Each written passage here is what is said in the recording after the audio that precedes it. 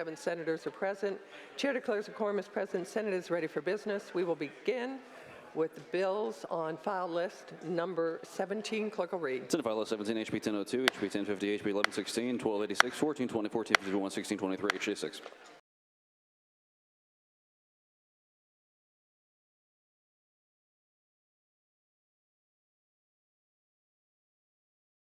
Senator J.D. 4, congratulating Jerry Zare.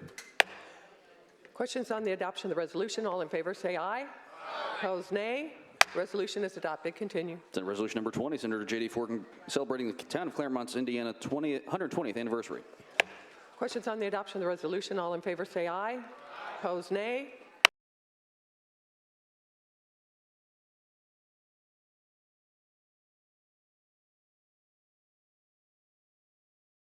President, pursuant to Senate Rule 97, the Senate Committee on Ethics met on... Is there any discussion? All in favor say aye. Aye. Opposed, nay. Committee report is adopted. We will now move to bills eligible for third reading. Rule 66B bill and joint resolution. Clerk will read. Senate Bill 178, Senator Koch. Madam President, please call Senate Bill 178 for the third time. Senator Koch calls Senate Bill 178. Clerk will read. Bill for enactment. Senator Koch to present the bill. Thank you, Madam President, members of the Senate. Senate Bill 178 relates to our existing sanctuary city laws in response to the Supreme Court case of City of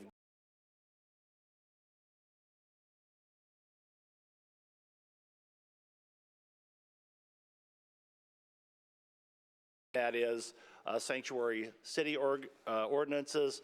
Current law gives standing to any person lawfully residing in the state of Indiana. The Supreme Court ruled that that was not proper standing, and so this bill corrects that. Be happy to answer any questions and would encourage your support. Discussion. The bill is placed on its passage. A machine is open.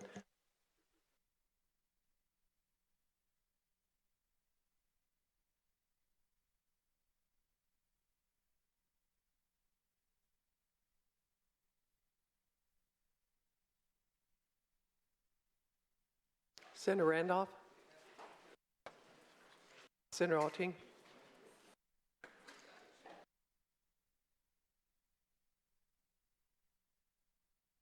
Have all senators voted?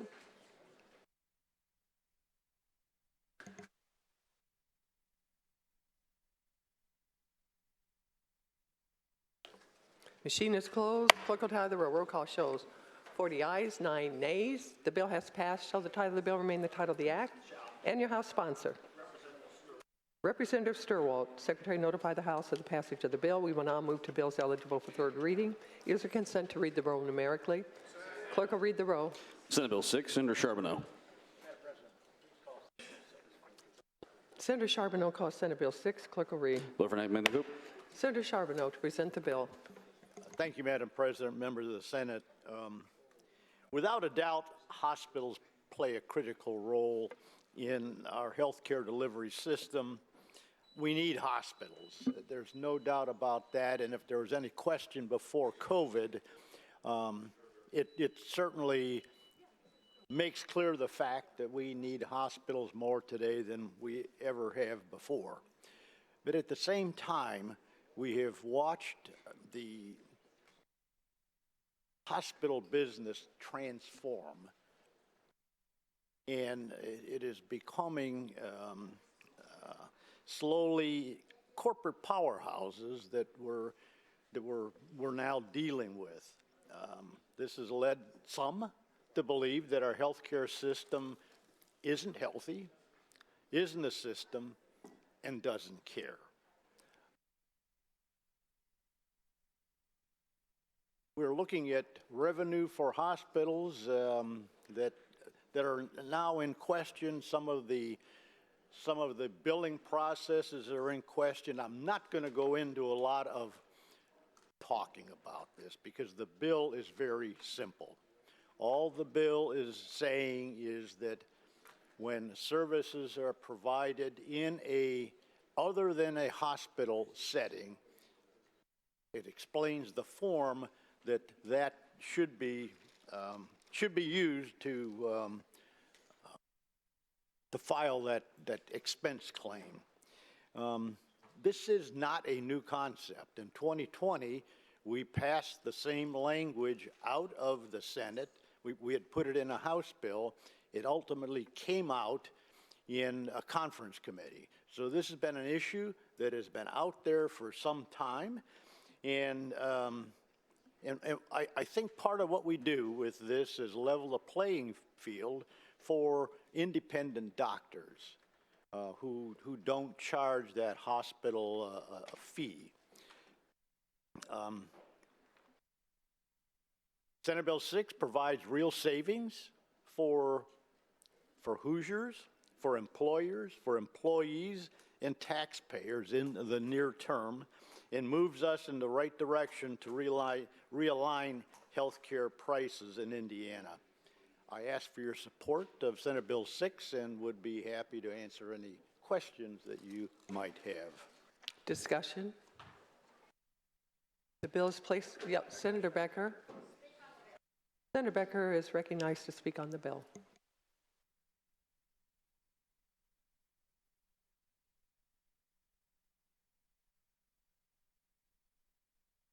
Thank you, Madam President, members of the Senate.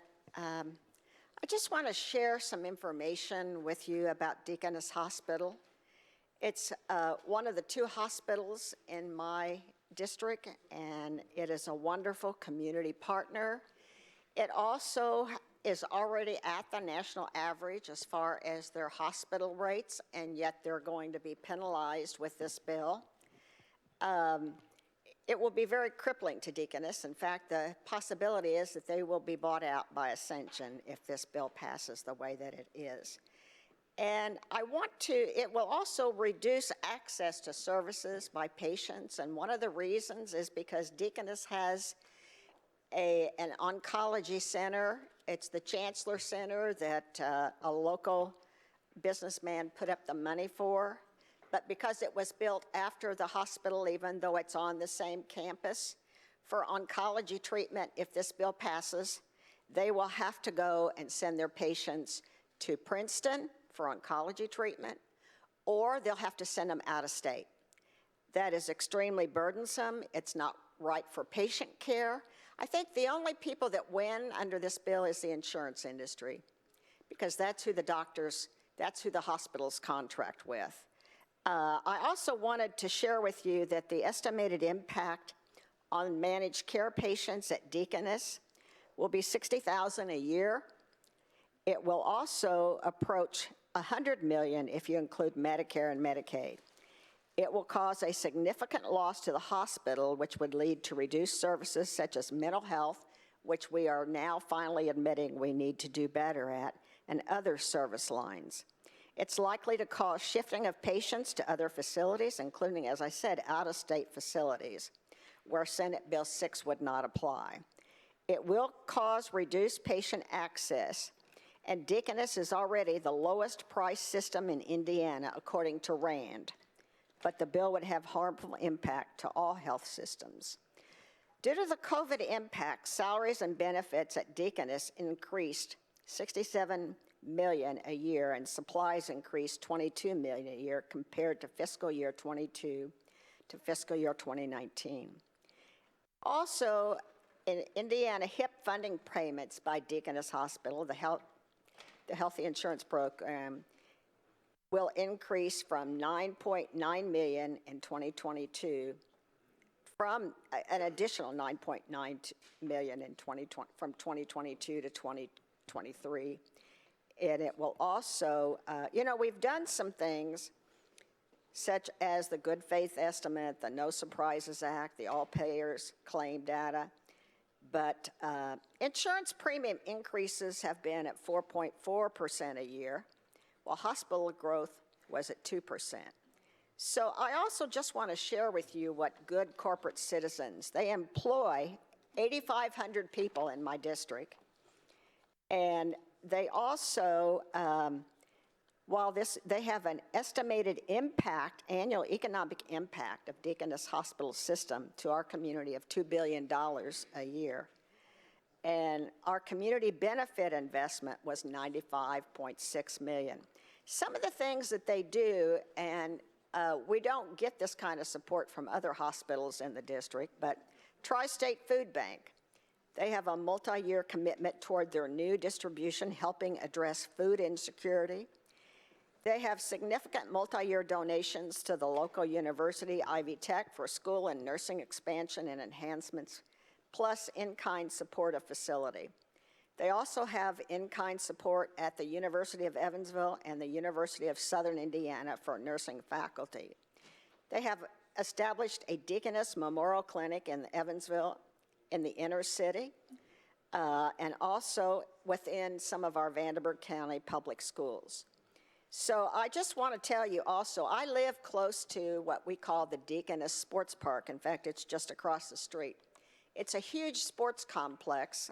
If any of your kids or grandkids play sports, soccer and all those various football, baseball, they've probably been there. But it's a beautiful facility that Deaconess donated to the community. And it has several hundred acres, and it has lakes, it has as I said, playing fields, and it also has a track that's just wonderful, and the public uses it all the time. I guess that for these reasons, I just cannot support Senate Bill 6. At the time it came out of health, we were told that the bill would not move, and I'm very disappointed that they have decided to go ahead and move it, but I cannot support it, and I hope you'll vote no as well. Further discussion? Senator Yoder. Senator Yoder to question. Senator Charbonneau, do you yield? Senator Yoder. Thank you, Madam President, members of the Senate. Senator Charbonneau, I so appreciate what you're trying to do. Our conversation in committee, do you remember the two words that we heard from several different hospitals throughout Indiana that said that Senate Bill 6 would have? Do you remember what those two words were? No. I think it was like devastating and catastrophic. And the concern is that in my district, they are in good faith working very hard and presented a plan on how they were going to get their pricing to the national average, and they're working in that direction. What words would you use when we heard this bill in committee? What words would you use to describe that conversation? I don't know, don't remember exactly the conversation you're talking about, but I want to get back to all this bill is doing is saying, please use the right form. And I understand that what hospitals are saying, and I would hope as we move through this process that we will be able to take into consideration everything that we've heard to this point in time. I can assure you it will be worked on over in the House, but again, the issue is the form, and I understand there's going to be a hit if it is done immediately. I have no problems with talking about how we move to the point where we should be. Your comment of your reassurance that it will continue to be worked on in the House, we hear that often, and I know that is true. We are at our halfway point today, and the bills we pass today will continue to be worked on in the House. And we will work on bills that come over from the House.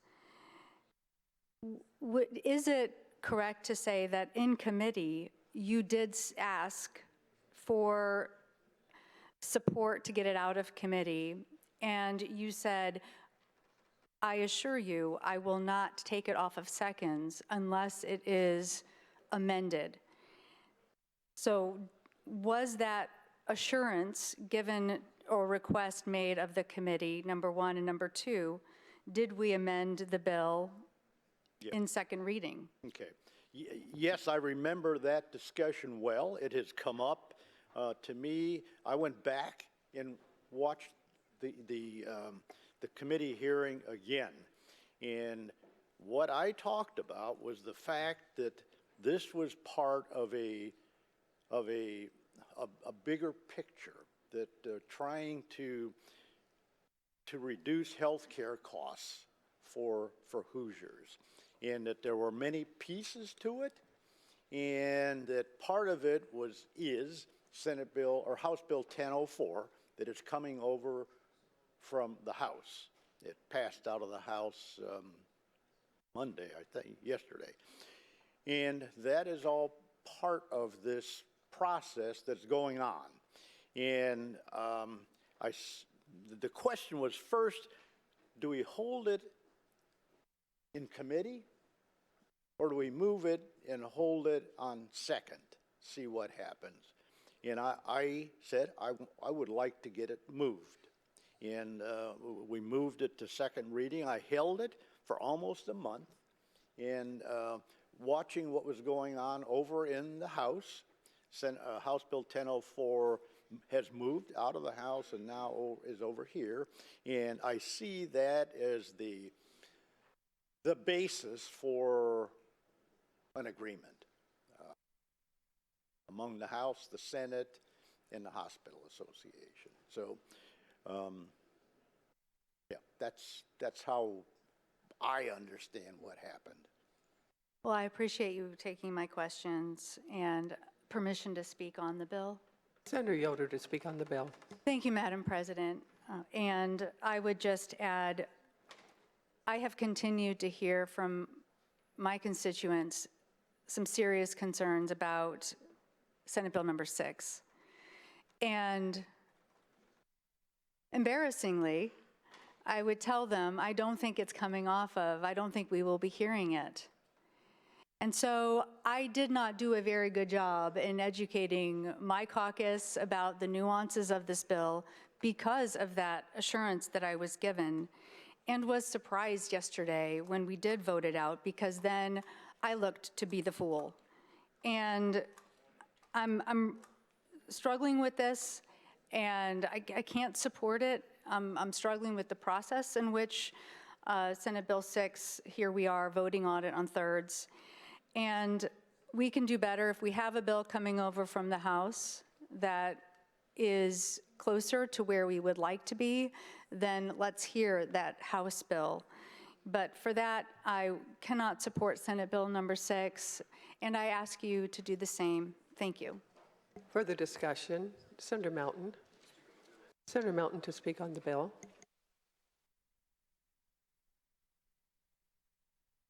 Thank you, Madam President, members of the Senate, and thank you, Senator Charbonneau. I know you've been working hard on this issue. I know there's been a lot of discussion and a lot of debate and dialogue from all parties, both the healthcare sector, insurance sector, and alike. I just wanted to kind of share my thoughts and feedback. Although I oppose the bill and support the efforts to lower overall health care for Hoosiers in the state of Indiana, I do believe Senate Bill 6 directly impacts almost half of the hospitals across Indiana and indirectly impacts all hospitals in the state by artificially lowering the reimbursement. Senate Bill 6 will lead to consolidation among hospitals and services, and I share that because of the most recent situation that's occurring in my district, where, and I had this conversation with Senator Bohacek and others about the Affordable Care Act and how there was a change in language federally that's going to impact safety net hospitals across the state. Methodist hospitals, as we know, in Gary and Maryville will have a shortage of about $16 million annually. And my concern is a threat that if this bill passes in its current shape and form, that it will continue kind of put us in a worse off position. Here's my suggestion, and again, this is all due respect to Senator Charbonneau. Let's look at other alternatives. Will lead to unintended consequences. Unlike this, the Indiana legislature should continue our efforts in looking for transparency, efforts across the healthcare continuum, assume its duties to prevent cost shifting through appropriate Medicaid reimbursement and incentive direct contracting relationships between healthcare providers and employers. Again, I understand the efforts and the work that we're trying to get done here. I believe that this will have some consequences for other hospitals in the state of Indiana, and especially through the lens of looking at the safety net hospitals, such as the one in my district that 83% of the customers or the clients that serve are on Medicaid and Medicare. So it's my hope that we'll work with what the House sends us over, and we're able to kind of put this one on the back burner today. So thank you. Further discussion? Senator Charbonneau, would you like to close? The bill is placed on its passage. The machine is open.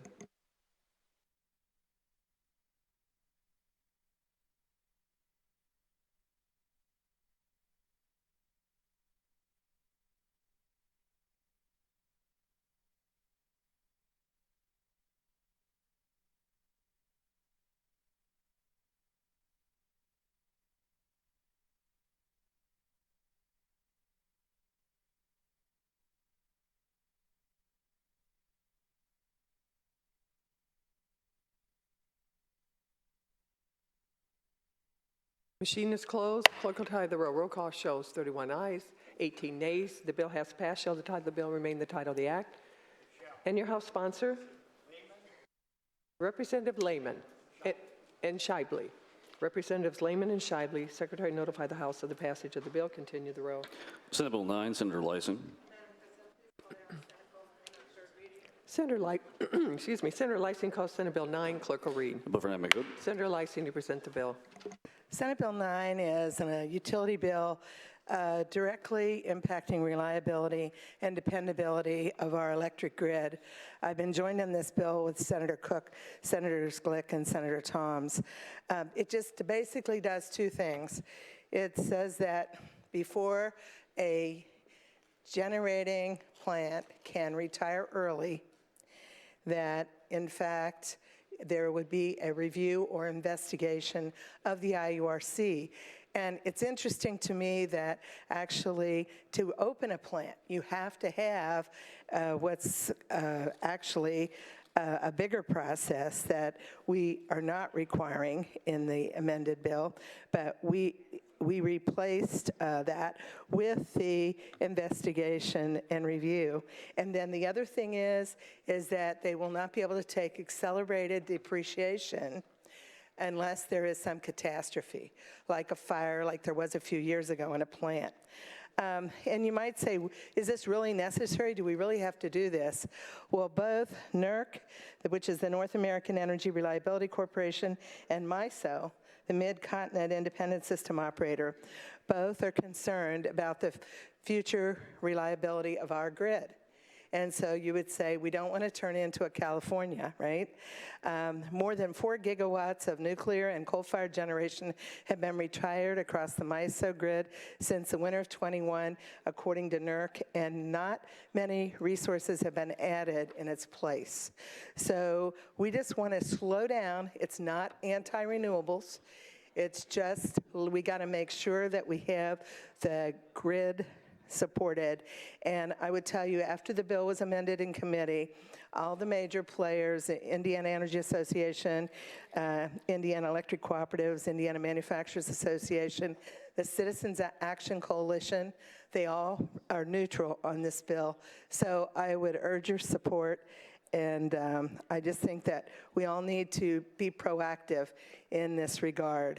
And actually, there was a letter submitted from the past head of our IURC from 2003 to 2013, and his statement was that he supported the legislation fully, and that the fundamental basis of the regulatory compact is to balance the interests of the public and the regulated entities.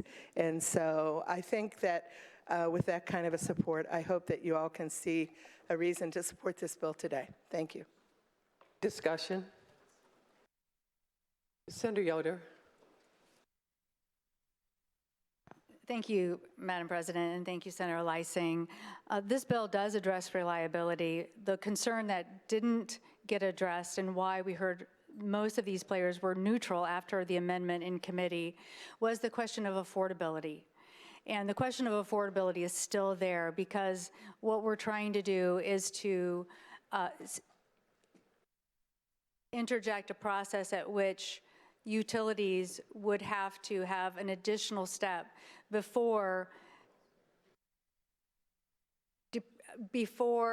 pulling away and, I guess, disinvesting in depreciating assets.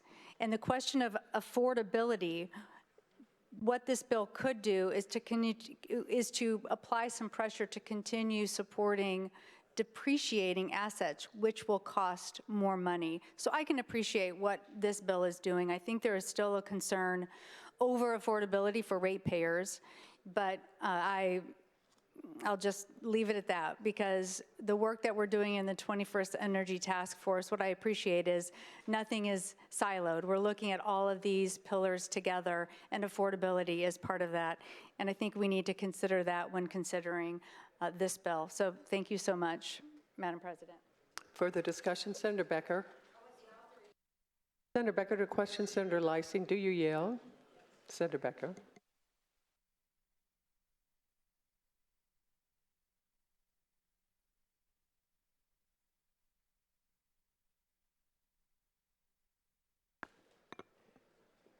Thank you, Senator Leising. The question I have is, years ago, Indiana had, in fact, it was eliminated the year I started in '82, but it was called CWIP, Construction Work in Progress. And I thought that that was something that CenterPoint or some of the other utilities were interested in, where they could charge as they're building. Is that correct? Yeah, but this bill does not deal specifically with that. Okay.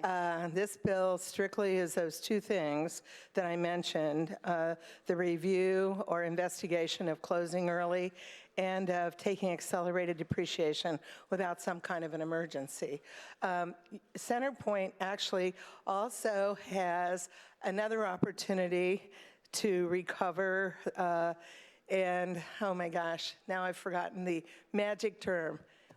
Senator Cook back there would know the answer, but we passed it only specifically for CenterPoint, and so they also have that to depend upon, you know. So I think that in the big scheme of things, this is a good bill, you know, to help, and I know that your electric rates have been really high.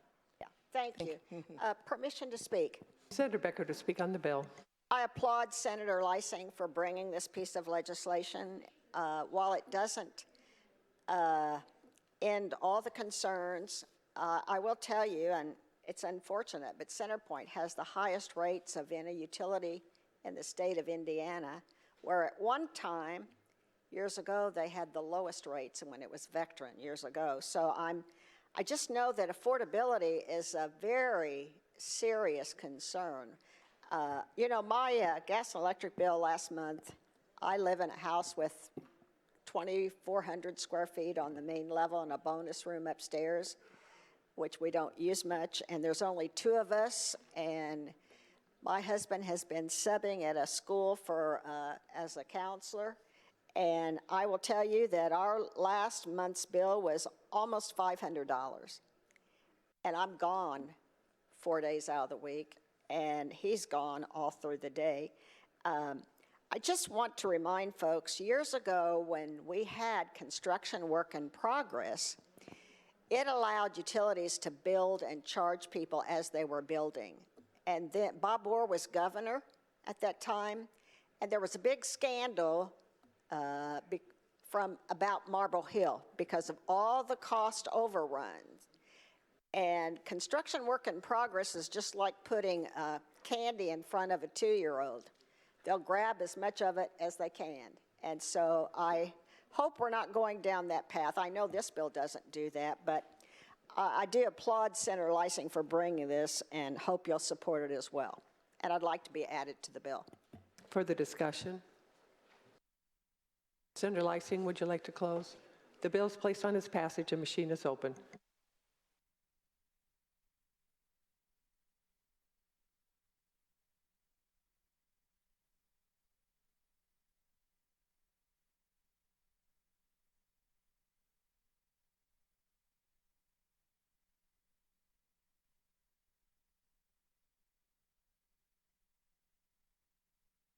Machine is closed. Clerk will tally the roll. Roll call shows 40 ayes, 9 nays. The bill has passed. Shall the title of the bill remain the title of the act? Yes. And your House sponsor? Representative Soliday. Secretary, notify the House of the passage of the bill. Continue the roll. Senate Bill 12, Senator Thomas. Madam President, please call. Senator Thomas calls Senate Bill 12. Clerk will read. Bill for inanimate goods. Senator Thomas to present the bill.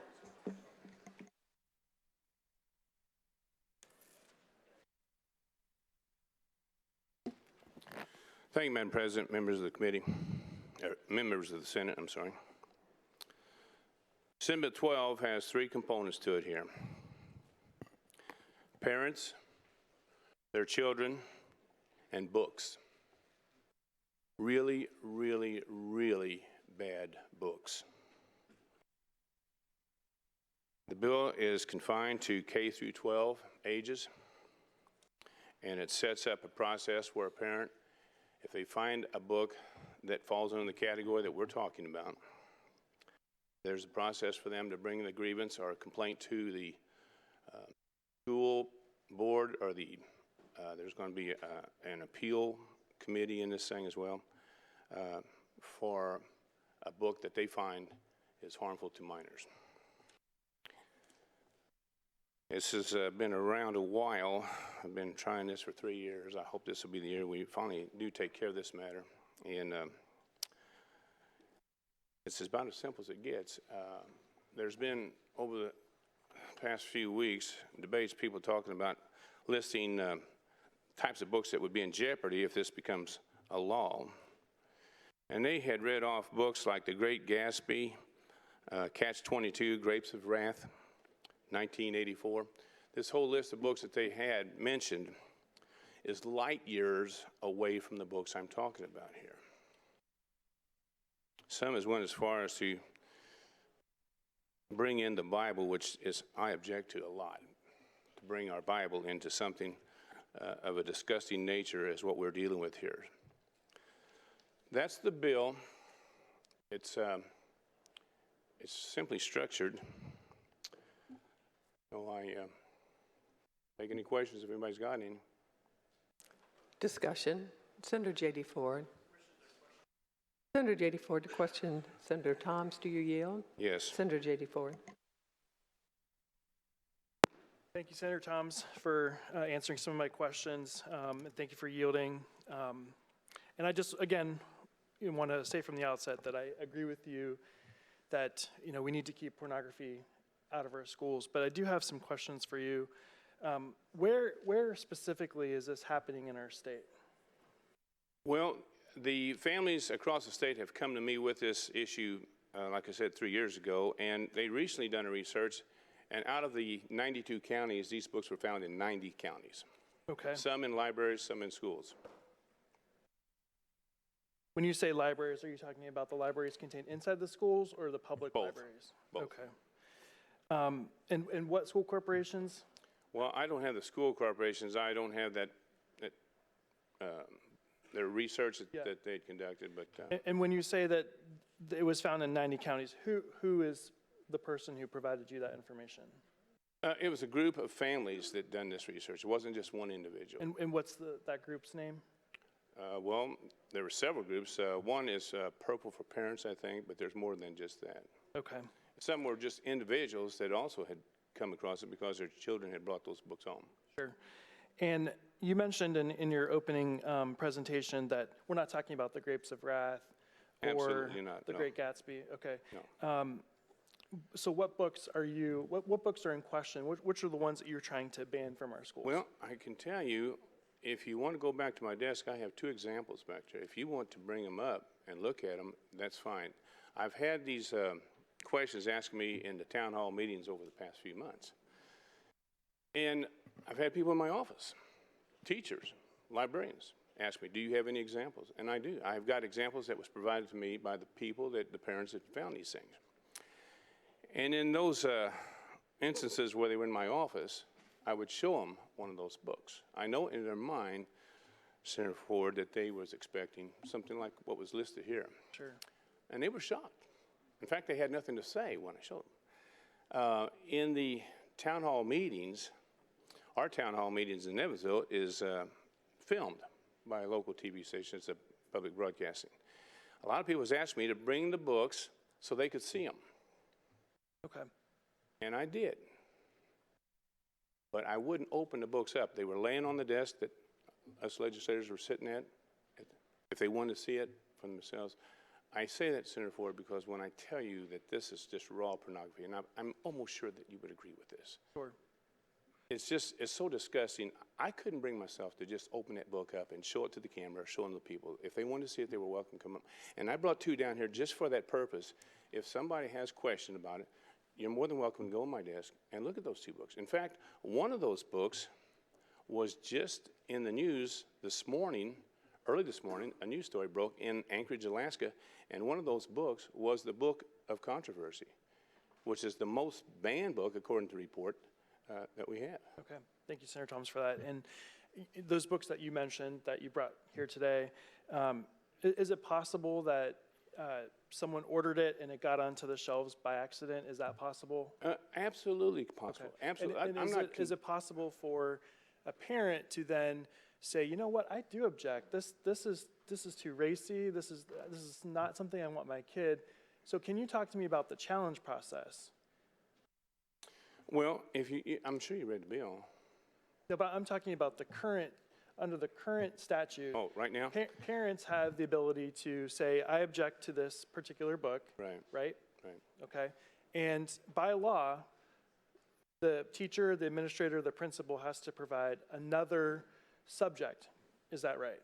Well, I don't know about that. I don't Okay. know. If you say, I don't think it's the case because. So I guess what I'm hearing. Well, just a moment. I want to sure, go clarify ahead. something you Yeah, said. Go ahead. By accident. That could be by accident.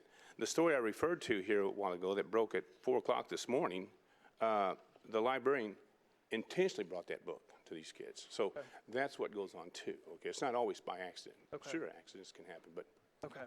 okay. Do you think LGBTQ books and material is harmful materials to our kids? That's a broad statement. But don't you think That's a what broad this bill- statement because if you're talking about maybe explaining a lifestyle is one thing. But the books I'm talking about, Senator Ford, if you go look, these books are just full-bore graphic pictures and illustrations, okay? And a child doesn't have, a small child wouldn't have time to, or be able even to maybe process what the structure is of maybe educating someone about a lifestyle. Sure. But certainly seeing these images. Well, I think, respectfully, I think the crux of this bill is who gets to determine what's inappropriate. And last year, when we heard this bill in the Senate Education Committee, we heard parents, particularly the Purple for Parents, testify that they believe that LGBTQ material is harmful to children, even though it doesn't really meet the definition that is contained within our current state about nudity, sexual contact, sexual excitement, that list, right? Right. So I guess my question again is, do you think that LGBTQ material is harmful to kids? You're asking for a personal, my personal opinion on something. Well, I don't I'm think asking that's the fair author of the bill. to ask the question. You seem to indicate that there would be a confusion or maybe fuzziness about the books I'm speaking of, Senator Ford. That's not the case. Okay. That's not the case, Okay. Senator Ford. We're not talking about something that has a value to it, that maybe explains something or is an educational point. These books have no value at all. There's nothing in these books that would benefit a child. In fact, and I think we all are intelligent enough, or at least we propose we are, that we can recognize what we see. But don't you think that having an objection to the book and then taking it straight to a felony is a little bit too much? Well, that's don't you the think law. there should be the process in place where, as a There is. parent- I think our law deals with that. If this was conducted outside the school building, I think our statute right now does cover that. There is a process for that. Okay, There's a but I'm process talking for about that. inside the school building. So, Well, so for example, that's what this bill does. It does set up a structure where somebody can bring a complaint. And if their complaint is denied because the authorities they brought it to didn't see it that way, then so be it. Then there is another process beyond that. okay, And at one point, then it ends. That's where it ends. okay. Would you agree with me that kids have more access to content on their phones than the books? I knew you knew that I was going to ask you that question.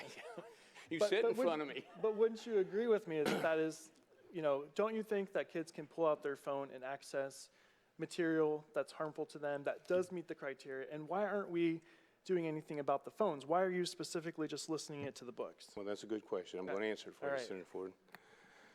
I can't do anything about the phones. I can't do anything about their internet, their computer. I can't do anything about the music they hear or the TV shows they watch, even the commercials on TV. I don't have any control on that. But parents have But control over that. Parents do. Parents do. If they want to put these phones in their kids' hand, that's their. But the child I'm talking about, the children I'm talking about, are going to school. They're being put in a building for several hours of the day, and they're subjected to what takes place in that classroom. Parents have no hand in that because they're at home or at work. That child is in the care of an adult.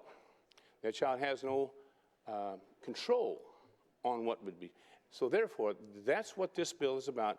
We're not getting into the electronic gadgets that we all carry, the cell phones or the computers. It's about books, and it's about books that are not appropriate for children. Okay. Hang on with me just for a second. I want to kind of take you through a process here. Who should be arrested for these books? Do you think it should be the librarian who purchased it, the paraprofessional who checked it out, the principal who signed off on it, the teacher that reads it to the class, the school board that passed the curriculum? Who should be the person who should be arrested? You want me to say all the above? Okay. No, All right. no. I think that's where the people in law enforcement or lawyers, I'm not a lawyer, as I said, that's where that portion would kick in if it come to that point. Okay. This here is just the initial starting point where if a child brings these books home, their parents or the parent sees these books and want to issue a complaint, that we're doing something that allows them to do it. And we've seen, and we got to be honest with ourselves, we've seen these reports on TV where there's a parent at a school board hearing trying to get their message across, and it turns into a big kerfuffle, right? Yeah. And nothing happens there. The parent might be hauled out, the school board goes on with their agenda, nothing comes of it. This here at least is setting up an ability for a legitimate complaint to be at least addressed and given consideration. And that's all this bill does. That's something but put in more than what it is doing. Okay, two more questions. And again, thank you for taking my questions. I just went through a whole list of folks that potentially could be charged with the felony under your bill, right? You're talking about charged by current law? Yes. Now, don't you think that this would have a chilling effect on those folks that I just listed? If those folks that you just listed, Senator Ford, is deliberately doing what this bill is about, I hope it does have a chilling effect. I hope it's enough of a chilling effect that they will come to their senses and have it upon themselves to see to it that the kids that's entrusted in their custody will do their best to protect their innocence. But where in your bill does it say that it's a repeated offense? I understand what you're saying is that if someone is intentionally knowing and does it over and over and over again, I get you. I'm with you. Would you be willing for that to be a chilling effect for that? But your bill doesn't say that. It could allow for a first time. And I think that's the part that a lot of people are struggling with, is it goes from complaint to felony. And I guess my last question to you is, are you familiar with the Department of Education's Gallup survey? No. Okay. I'll read it to you, and I'll just want to get your reaction to it. But our own Department of Education surveyed parents in our state. And one of the key findings that they say is that most parents know and approve of the subjects and topics taught at their child's school. Only 7% of parents say they don't approve of those subjects and topics taught to their child. And so I guess what I'm struggling with is that parents are involved. Parents do know what's going on. And if there is a book that they do not like or object to, they have a process in place already today by current law that says that they can get another assignment. And so, I guess I'm just kind of struggling that, that your bill just takes it straight from a complaint to a felony. No, not directly to a felony. No, there's a process that if the school or the school board or even the principal would determine that the book is in fact harmful, that's where it ends. And I don't believe that somebody would then go after to prosecute them because the problem was corrected and taken care of. I do want to say something about your survey. You say parents are involved and they know what's going on. That's not exactly true, and you know it, because a lot of parents don't know what their kids are witnessing or being experiencing in school. They don't. Now, we found out after we had the kids out of school and doing all their schoolwork at home, where parents seen some of the homework these kids was bringing, that they was dealing with, and that's how some of these parents became aware of it. So you can have surveys, but it pointed out what took place back in 2020, 2021, that parents didn't know. And as a result, when they found out, then they did bring their grievance to the school boards. We've seen this on TV. We've seen those newscasts. There was a lot of them. So a lot of parents did not know. And I believe there's probably a lot of parents right now that doesn't know everything what their kids are experiencing in school. I think that's a fair assumption. I really do. Okay. All right. Thank you, Madam President. Further discussion? Senator Pol? Senator Pol to question the author. Senator Thomas, do you yield? Sure. Senator Pol? Thank you, Madam President. Now, Senator Toms, when you brought this bill over to the Judiciary Committee, I didn't bring it over there. It was sent there. it's sent there. Yeah. But you had introduced the bill as an opportunity or as the intent to remove what you considered pornography from libraries, particularly school public libraries. Well, not what I consider. It's what our statute would call. Okay. And there was a number of people that showed up to testify. There was, yeah. In support from different organizations, that are involved in this area. Right. Is that safe to say? Sure. Now, do you recall during the testimony there being certain groups that were labeled or identified as perpetrating this material through the different libraries? Do you remember any of the names that they used? People, individuals, you say? Yes, the groups that testified, they had identified various organizations and I would call them political groups as perpetrating and essentially disseminating this information as part of an agenda. Do you remember I'm going to be honest with you, Senator Pol. I don't. Sincerely, I wasn't in the committee room the entire thing. I did step out. I'm not trying to deny that. I just didn't. I get you. I've got an important question about it, though, because Go ahead. Do you recall that they had stated, there were progressives that were, this was part of a progressive movement to pollute the minds of our youth and to sexualize the minds of our youth. Do you recall that? I didn't hear all of that. Honestly, I didn't hear that, but I take your word for it. I don't doubt it. I would think what I've read over the past 3 years with this bill that I've seen those kind of discussions come up, Senator Pol, but I'm not trying to be facetious here. Well, just to refresh your memory, there were words that were used like communist and progressive and essentially they were the problem, and they were the individuals that were putting this information into, or this material into the libraries. Okay. And for example, I've been called a progressive and a communist for standing up and asking for equity and equality, and even for supporting the labor unions. I know that's something that you and I share in common. I know you come from a labor union background, and something we support. And one of the things that came to mind is, obviously there is something that's there as it pertains to what the intent was behind this.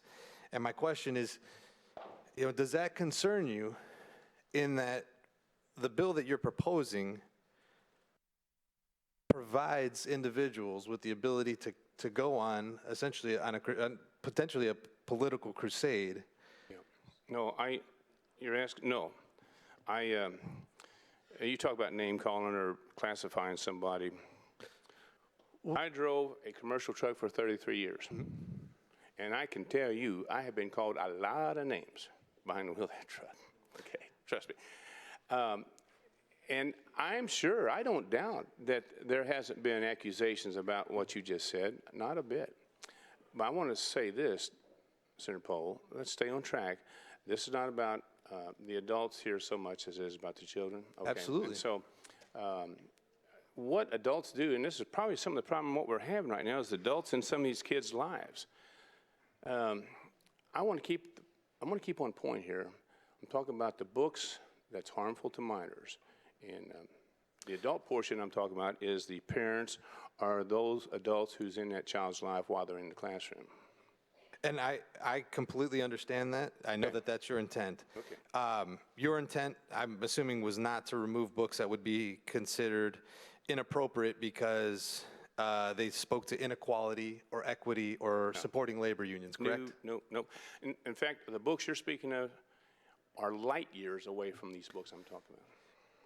But the standard that you have in your complaint process in the bill that you've called down lists simply inappropriate as the standard for which a parent can complain. Right. It does not list it as harmful to minors. It does not list it as obscene. It does not list it as pornography. It just says a parent can force a complaint process to go through based on an inappropriate book. Can you? That's true, and by virtue of that, the people that this complaint is brought to, and there's three groups in that, would make a decision whether that's a legitimate complaint. Just as as a Teamster union steward, a grievance could be brought forth, and through the process is determined whether it's a legitimate grievance or not. That's what we're dealing with here. If a parent feels that book they're talking about are books, they can bring that argument forward. That don't mean that automatically that makes that book what they claim it is. But your bill, your intent was to really hone in on pornographic material. That's right. But your bill does not limit it to pornographic material. It is anything that a parent deems is inappropriate. You understand that, right? And I guess we're going to go circle and circle on this here. I'm saying, though, if a parent were to bring a book that doesn't fall under the categories we're talking about, those adults that would listen to the complaint would make a ruling. So if I'm a parent with a lot of time on my hands and I've got a political axe to grind, I stand against any book that has been written by somebody on that supports the opposing party or supports a cause that I don't believe in. Yeah. What's to stop me from filing every single complaint I can on any book that is even in that genre of? Well, there's nothing probably stopping you from doing that, Senator Pol. But every time we have bills like this, somebody brings these scenarios, and absolutely we can dream up or present a scenario for a lot of the bills we have here. But I'm going to ask you politely to let's focus back to the books I'm talking about and trying to keep those books alone. Not classics, not literary classics, not child's books or even adult books that have books about cultures or other parts of the world. these books. And that's what we're dealing with here. And so if somebody brings a complaint about a book like you're talking about, I think it would get checked. You're talking about books that are harmful to minors, correct? Those books there. So books that are considered harmful to minors are already against the law to have in our libraries. You understand that, right? Well, apparently there's not a process for the parents to do anything about it. This is setting it up for the parents to bring an grievance about it. Yes, and That's what this as is we've talked about, it goes beyond your intent. You know, they could bring any, it's just inappropriate. But there's already a legal process that they can go through as well. They can file, they can already file charges. You would like them to bring an attorney in and file charges against the librarian or the school teacher right off the bat? Well, in removing the criminal defense, essentially, that is the potential. That would be the last. I think that'd be the last step in what we got here, because, again, read the bill here. It sets up a system, a process. That's what we're trying to do. Well, I don't think your bill sets up a process for the criminal side of it. It just removes the criminal defense. There's a process in which you have to go through, but a parent isn't required to go and file charge, or they're not required to go through the entire administrative process through the schools to file the criminal charges. They can go straight to filing criminal charges, correct? I think they can. I'm not a lawyer, but I think the way the statute is, if they want to do that, they would do it outside the classroom. They could do it in the classroom. Yeah, your bill does not require that they go through that process, and I think that's if that was your belief, it's something that you really should think about before you go forward with this bill. Well, we can still do some work on it. I mean, hopefully you get over to the House, and Senator Pol, if you got some suggestions on that, that's fine. I tell you, I welcome any kind of advice or suggestions you have. If we wind up at the end result keeping these books away from the little tykes from K through 12, that's what I'm after. So anything you have along those lines, I'm more than happy to work with you on. I appreciate that. I'm definitely going to take you at your word on that and take you up on that, because there is a lot of work that needs to be done on this. Because if your intent was to make sure that they went through that process before we could put librarians in jail, I am 100%, I would appreciate that as opposed to what we have in front of us. Ultimately, though, back to the original point, when it comes to criminal charges, there is already a law on the books that says that if an individual presents harmful material to a minor, disseminates harmful material to a minor, they will face a level 6 felony at the least, correct? And you're saying a parent would maybe hire an attorney and do that, is what you're suggesting? They already can. Now, okay, but you know something, Senator Pol, a lot of people don't have that kind of money. They don't. So if we set up something like this here, this might be for the working class person that don't have much, maybe just barely getting food on the table and keeping the lights on, but they want to protect their kids. So this here will allow them to have this process, and it won't cost them an arm and a leg in lawyer fees. So, Senator Thomas, did you say they didn't have the money? Maybe I misunderstood. They might not. I mean, it takes money to hire an attorney. Well, you don't need an attorney to file criminal charges. You just go to talk to the prosecutor and say, hey, I'd like to, or the police. You know, you make a police report and say, hey, I need to report that a librarian gave my kid this pornographic material. Okay. And they would make that determination as to, you know, whether or not they wanted to press charges. Would this bill stop them from being able to do that? No, this bill would not stop them from being able to do that. Okay, then we're not hurting them. Your bill goes the extra step of potentially removing the criminal defense of educational purposes. And I guess, if you could explain, what was the intent behind that, removing the educational purposes portion of it? If they try to argue it's educational, these books, Senator Pol, I challenge you to go look at one of the books and tell me how educational those books are.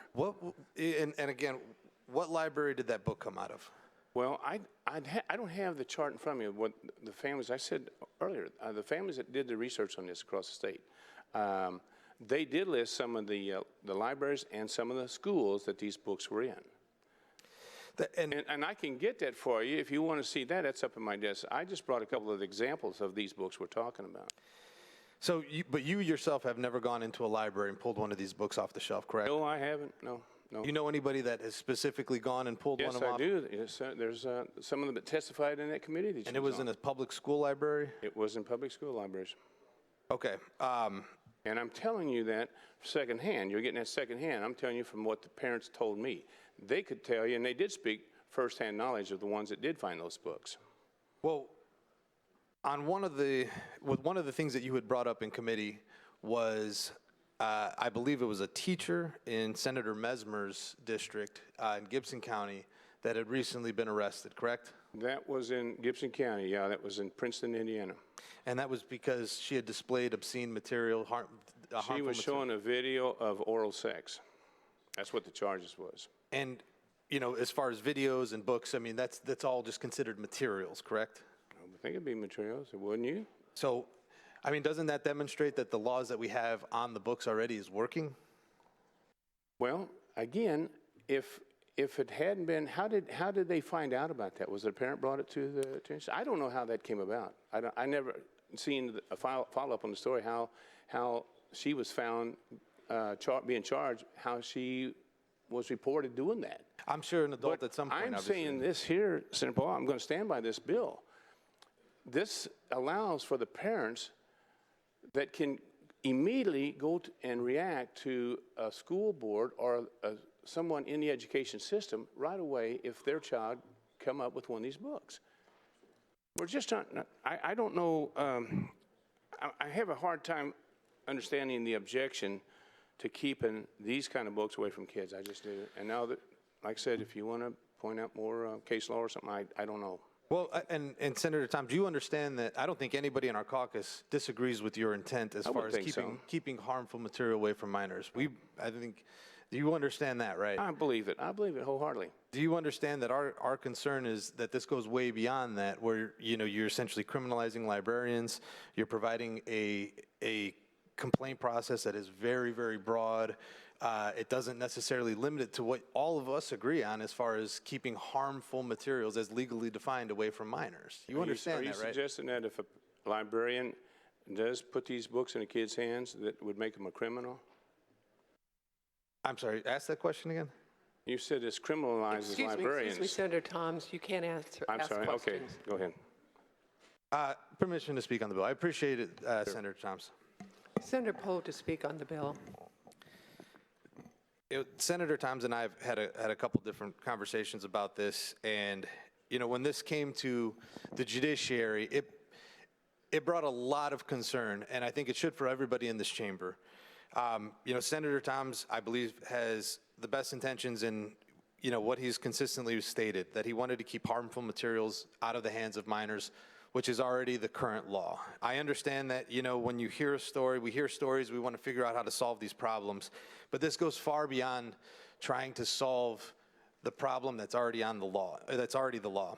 You know, with legislation, there's intent, and then there's reality and consequence. On this legislation, you had people that came to committee and alleged that they found books in libraries with no answers about what libraries they were found in, when they found them, who they spoke to, what decision was made, who made that decision, and what their reasoning was. Those were specific questions I had for individuals for that committee afterwards. They claimed that school boards weren't listening to them. You know, when I asked what school boards, I didn't really get an answer. So it just demonstrates that, you know, I completely agree with Senator Tom's intent of creating a process where if a teacher has, or if a parent or a community member has a complaint about harmful material to minors, they can take that complaint and have it be aired out in the public. You know, you have community standards, I get that portion of it. The problem, though, is we're removing a criminal defense. We're putting the cart before the horse.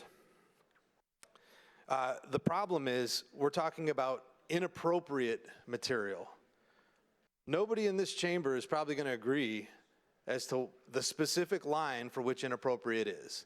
And if none of us can probably agree on that, then there's probably going to be a lot of consternation, disagreement through each community, through each school board, through each district, throughout the entire state.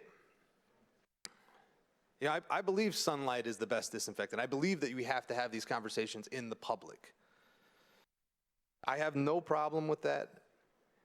You know, we have the ability for our community to determine their issues. We passed the law last year that gives community members and parents the ability to address their school board directly at public meetings. They're required to get public comment. But this goes far beyond that. I understand that Senator Thoms is probably not happy with the bill in its current formation. I doubt that anybody is really truly happy with this bill the way that it is. And for that reason, I think is exactly why we should be voting this one down. I think we have to if we want to figure out a way to provide a process, we really need to listen to our schools, we really need to listen to our libraries, because they're the ones that we're saddling with this. You know, this bill is woefully lacking objectivity. The idea that something is inappropriate is just not defined. It's not a standard. Now you're going to have folks that go on crusades, community to community, saying, "Hey, we got this book banned over here. We want you to pull it off the shelves over here." In a completely different community that individuals don't even live in. You're going to have schools and libraries that are already overworked, that are already understaffed, that are going to be inundated with complaints from people with a political agenda. We don't have to guess that this was going to happen. I appreciate Senator Tom saying that, you know, we come up with these hypotheticals. This is not a hypothetical. The individuals that came and testified specifically labeled progressives as the reason for this. That should tell you everything you need to know about what the agenda is here. This isn't about pornography. This isn't about harmful material to minors. If that were the case, we already have a law on that. And I'm not saying that this is Senator Tom's intent. But I'm saying that this will be used for ill purposes. This will be used to chill, as a chilling effect to libraries. Remove these books or we'll have you arrested. Remove these books or we'll inundate your school with complaints. I never thought as a member of this chamber I'd have to vote against putting librarians in jail. I never thought that that would be something that in this chamber we would be discussing. I mean, I think that's completely outrageous. As I'd stated, there's already laws on the books for individuals. The laws are working. We've got a teacher or a educator down in Gibson County that's currently facing charges for something that she went way out of line on. Not something in a library, not something that was, you know, provided to all children. She stepped out of bounds, and now she's facing the consequences. The law is already working. So the question is, why do we need this? Why do we need to start removing criminal defenses? You know, there's not a single case that has been brought to our attention that has demonstrated that a librarian has walked because of a criminal defense that was on the books. I'm going to repeat that. There's not a case that has been brought where librarians have walked because of the criminal defenses that are in our law that protected them. Those criminal defenses are there for a reason, and removing them is for only one reason: the chilling effect. That's about as un-American as it gets. We're going to chill you into doing what we want. This is about moving the cultural and political war to the libraries. This is about telling a librarian, if you don't get rid of those books, and I'm going to see if I can get you put in jail.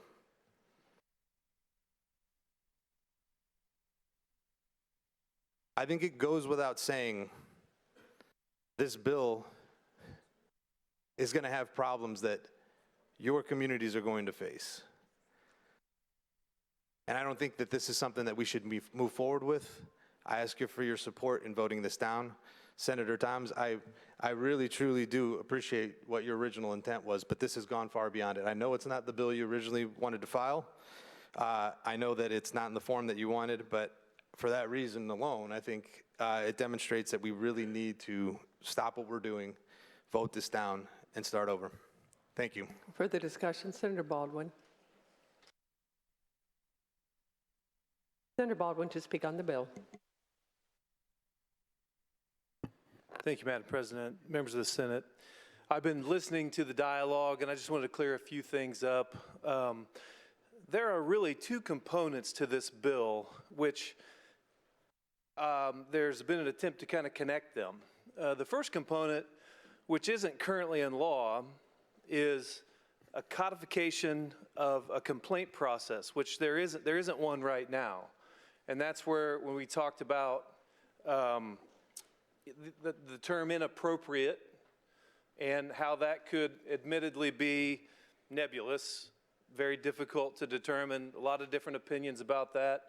And so there isn't currently a way in law. I would argue that a lot of schools have this in place, and many of your schools just don't have this problem right now.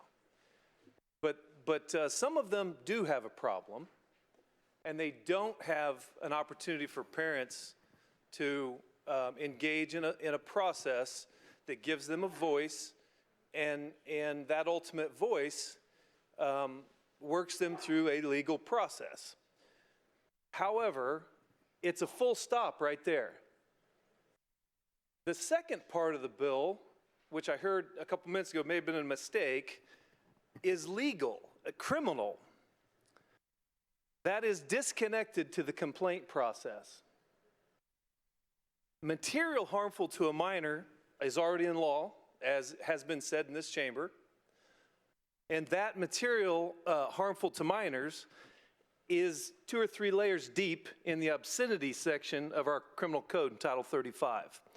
Already in law, disconnected from the complaint process. So if you are found to be in violation of the complaint process, that does not make you in violation of Indiana state law at all. And I'll go further on Indiana state law as it relates to material harmful to minors. It is a heavy lift, a heavy lift. So what's already described in law, this bill doesn't create a new law for material harmful to minors. Already there. What it does, and I'll correct a little bit of what I've heard in this chamber, is it provides it gets rid of the exclusion of libraries and schools, which are currently excluded. So what was said a few minutes ago was that it is against the law to have material harmful to minors in a library at a school. That's just not true.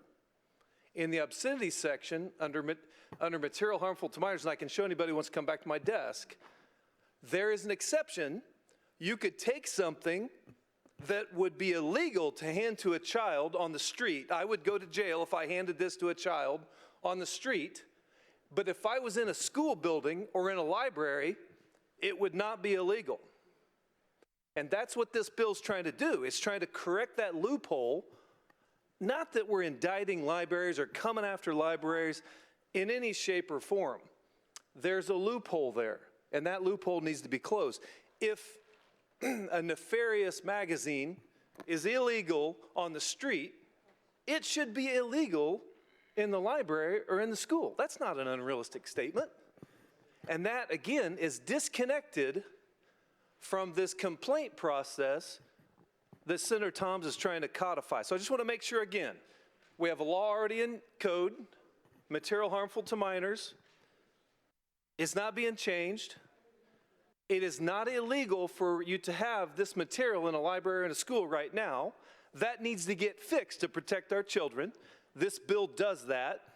This bill does not make it illegal or does not make you in jeopardy from a criminal standpoint if you go through the complaint process and it's found that you gave a book to a child that was inappropriate, was the term I heard earlier. That's a whole different system. And one last thing. The notion of being in violation of the Indiana law, material harmful to minors or obscenity, in the obscenity section, requires you to hand a material to a child knowingly and intentionally. You have to knowingly and intentionally do this. So that's a heavy lift, believe it or not. So I worry a little bit about what we really might accomplish here. It's still a tall lift. So I have to knowingly, intentionally hand a book to a minor.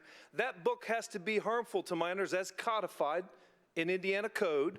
I have to convince a law enforcement officer to bring charges. And then I have to convince a prosecutor to file those charges. and then I got to convince an impartial magistrate or a jury of my peers that that was in fact illegal. Way different from the complaint process, which is just giving parents a voice. So just to make sure and clear that all up from a criminal perspective. Thank you, Madam President, members of the Senate. Further discussion, Senator Young. Senator Young to speak on the bill.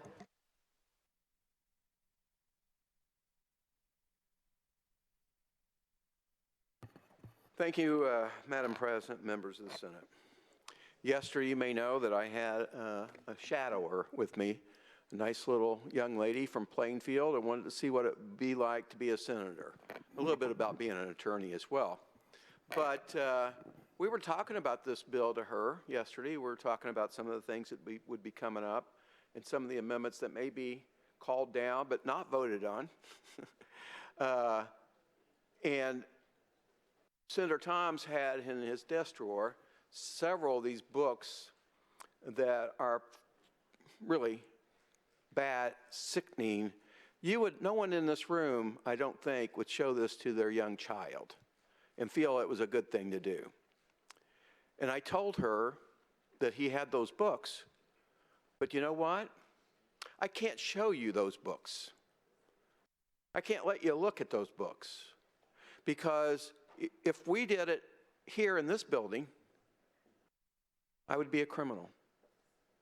Senator Thoms would be an accessory, because we gave matter that was harmful to a minor outside of the library of school setting, and I would be the criminal. But I told her, if you really wanted to see it, go to your school library. Maybe they're carrying it. There you can look at it, and there's no problem. It's what Senator Baldwin said. You can go to the school and the library or use it in the class for educational purposes, the way the law states today, for educational purposes. You can use that in the classroom because they have a defense. And there's nothing wrong with it, except the child could be hurt. That's what's wrong with it. The parents try to get these books out, but the most part, I think on the testimony, is school officials aren't giving them the chance to talk about it. And my amendment yesterday would have done that. It set up a way, and I think that the way it's amended, there's still that way to do that.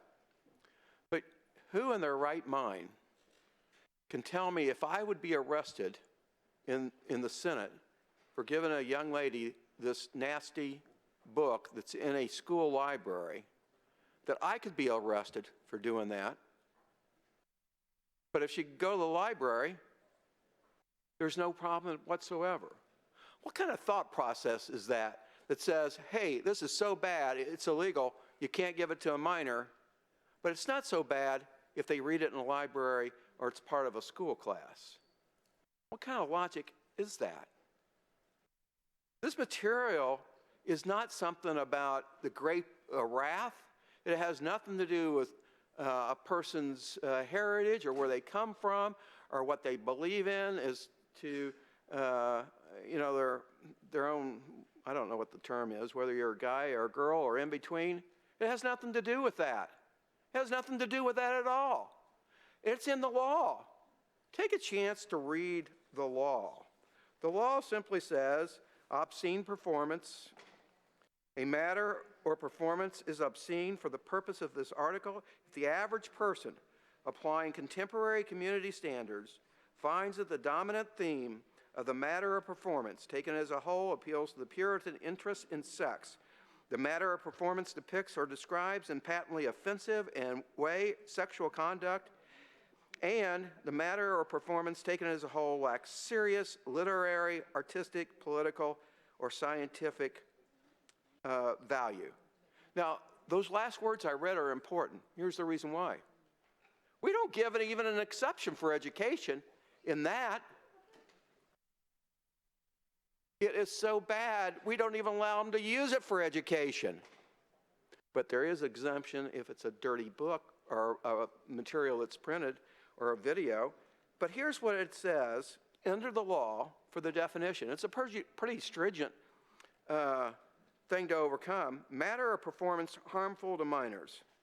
A matter of performance is harmful to minors for the purpose of this article if it describes or represents any form of nudity. Does that have anything to do with your sexuality, who you think you are or might be, or whether you're male or female? Nope. Nope. Doesn't mention that at all. It describes or represents any form, nudity, sexual conduct, sexual excitement, or sadomasochistic abuse. Does that have anything to do with what they're concerned about? No. This is pure smut they're talking about. Evilness. Is it patently considered as a whole? It appeals to the Puritan interest in sex of minors. Little kids. We're not talking about adults here. We're talking about little kids. Is it patently offensive to prevailing standards in the adult community as a whole with respect to what is suitable material for or performance before minors? And so they got a whole standard to overcome. What is the community value? And considered as a whole, it lacks serious literary, artistic, political, or scientific value for minors. Here it is again.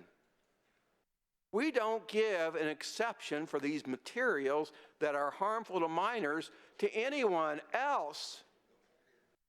But if you go to a school, they get this exemption for education. That's how they get that stuff to our kids, is because of that word, education. It's not in our law of what is harmful.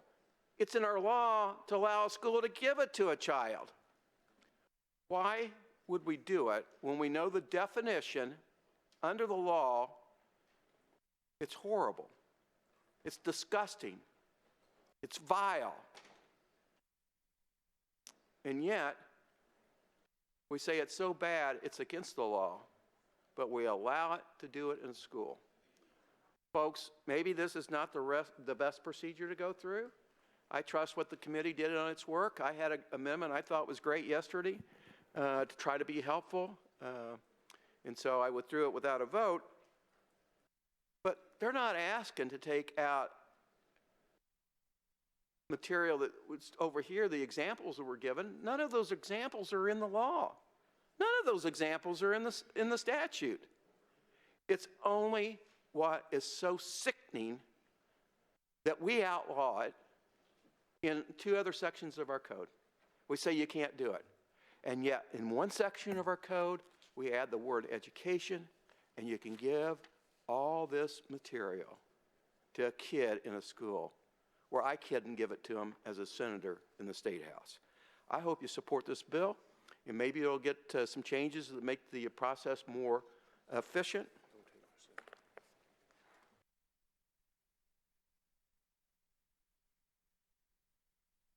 I wasn't taking your stuff. I'm not a thief. So anyway, I just say they may need to have some refinement. We're on the right road. We're trying to protect our kids. And I'd appreciate if you could vote for this bill. Further discussion, Senator Doriot. Speak on the bill. Senator Doriot to speak on the bill. Madam President, ladies and gentlemen of the Senate, I've got some books here. And leadership and I have decided that it is not even fit for me to show you what's in these books. They'll be at my desk. You can come and look at them. They're some of the same ones that Senator Toms has. The other evening, I was chatting with Madam President here, and she said, well, what are these? What is this? I've got some of these on my phone. I showed her the photos, and I think your response was, Lord Jesus, get that away from me. That's how bad it is. And not only are these books shouldn't be where they are, it's state-sponsored. These are libraries, school libraries that are paid for with our taxpayers' money. That raises it to a higher level. And everybody's been saying, what what, is this just one or two schools? Here's a list of schools where they were found.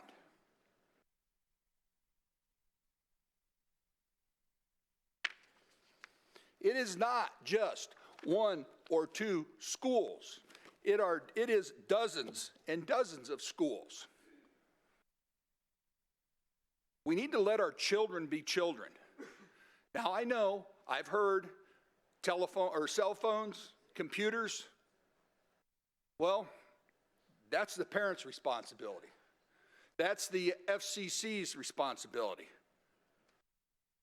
We can't do anything about it, but we can sure do something about it in schools that we have paid for with our taxes, that educate our children. I am almost ashamed I have to come up here and talk about something like this, that it's happening. It's the second year I've been on this bill with Senator Toms, and I'm glad I'm on it, and I hope you support this bill. And again, if you want to look at any of this material, it's on my desk. Thank you. Further discussion, Senator Taylor.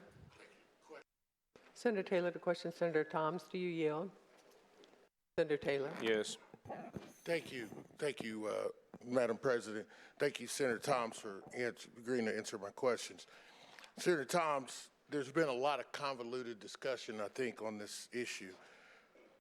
Let me make sure I understand your intent, though, because I want to make sure. Your intent is to get pornographic materials out of school libraries and public libraries where children under the age of 18 have access. We're not talking about public libraries in this bill.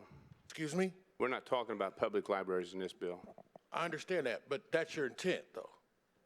No, the bill is, the intent is dealing with school libraries. Oh, okay, so you're okay That with language, public...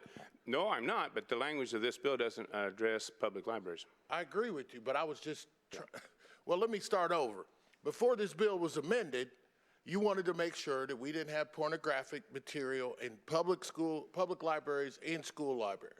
That was the initial, and I would like to add it today, but we don't have it that way. But the intent is to keep these books we're talking about out of kids' hands, K through 12. Right. Just so you understand that anybody who voted against your bill in committee say that they were against that purpose. Did anybody disagree with you that voted against your bill? I'm not sure what you're asking. Well, let me just ask you. Let me ask you a question. You mean the ones that voted against the bill? Yeah, I was in the committee. I voted against your bill in committee. Yeah. Did I say I was not in favor of the intent behind your bill? I don't know what you said. I don't know. Yeah, All right. I would think that I would think, like Senator Pol said, that he supports what we're trying to accomplish. Am I correct? All right. Okay, yeah. Was your intent to make the process criminal in nature if you were found through that process you created to not have abided by the law? Senator Taylor, my initial bill had nothing about criminal intent on it. It had that the intent of the bill was to keep these books, this material is harmful to minors, out of the kids' hand. Whatever the process we come up with it. Now, I would, just so before I get to my testimony on this, because some people who obviously, in my opinion, didn't read the bill, said that you didn't create a new criminal process.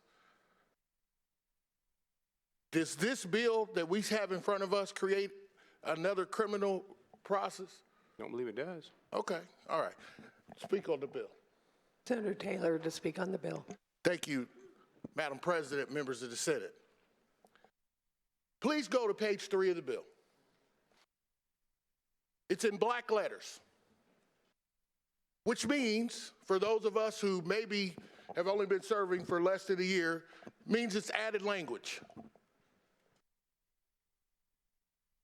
And if you're going to get up here and talk about the law, we might need to read it. And it says, and I quote, Section 6, a school corporation or charter school may not make available a book material that contains, and there are cited 2 criminal codes.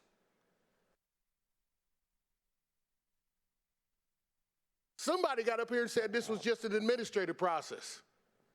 Then why cite the criminal code? Senator Toms has a noble idea, very noble. And he's supporting parents that I believe, for the most part, have sincere concerns. But see, what happens in this process that we go through as legislators is all of that intent that this man has gets convoluted through language. And then you got senators who say some of the senators are wrong because they don't know what the bill says. And then I'll get up here and I'll say, hey, there's a criminal code cited in the new language. It's bolded, so therefore it's new. And they'll say, Senator Taylor, you don't know what you're talking about. But it really doesn't matter to the 50 of us in here, because we're not school corporations, we're not librarians, and we're not teachers. We may have them in our family. We may know them. The real purpose is to start with this, Senator Toms. If the intent behind your bill was just that, and that's all the language is you created a new procedure, I would support your bill. But see, what Senator Toms did, trusting the people who support this language, is he let them have control of it.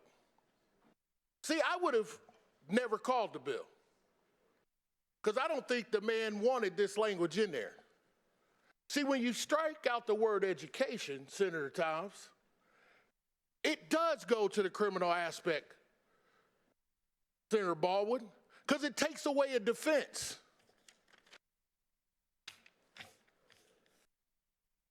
He takes away a criminal defense. So don't say this bill has nothing to do with criminal law. It speaks specifically to a defense that you have, which is on page 4, line 17, and he strikes the word or educational. Now, I could be wrong, because I can't see the fact that there's words or educational are struck out. So if people want to say Senator Taylor's wrong again, that's fine too. I'm just telling you to go to the bill. So when you are arguing that, hey, I provided this book or this piece of literature to the child because there was an educational purpose behind it,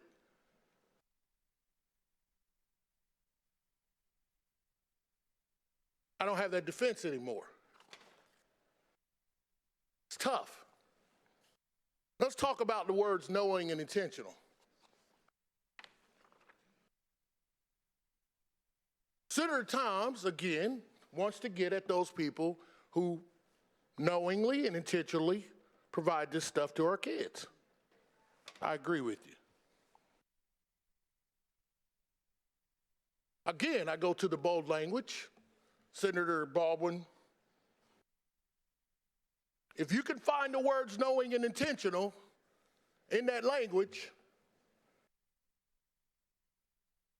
then I would agree with you. It's in code. It's not in this section of code, and it could have been put in here. There's a part of it that has to be knowing and intentional, but the piece being in the library, there's no intentional to it. If you hand it to somebody, you have to have known. But here's the point. I'm trying to make all these points to Senator Toms. You want to get this bill over 49-0, 48-0? Kill this mess today, because it ain't even what you want. And I know it. You don't need to keep this language going because that's the process. We can amend the bill. See, this half a loaf stuff, we're going to get to another half a loaf bill later on. The other senator's going to have the same kind of discussion. This is not what I want, but I think it's something that we keep playing around the edges of it. But here's a question that I want all of us to think about, is where we're headed.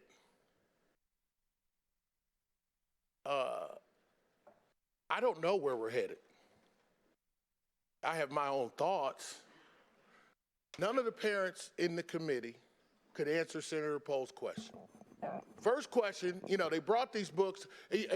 One interesting part about one of the parents that testified brought up this book called The Hate You Give.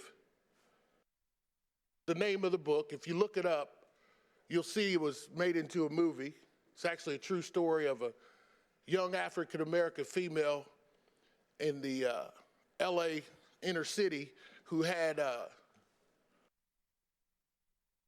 experience of seeing her friend shot by a police officer, her dad being an ex-Crip in the gang, had turned his life around, and the story was how she turned her life around and actually helped provide assistance to the police to take down a couple other people, and she got really ostracized. And the end of the movie was a scene where the police officer was Gary arrest the father of this girl, and her little brother standing there holding a gun, pointing it at the police officer.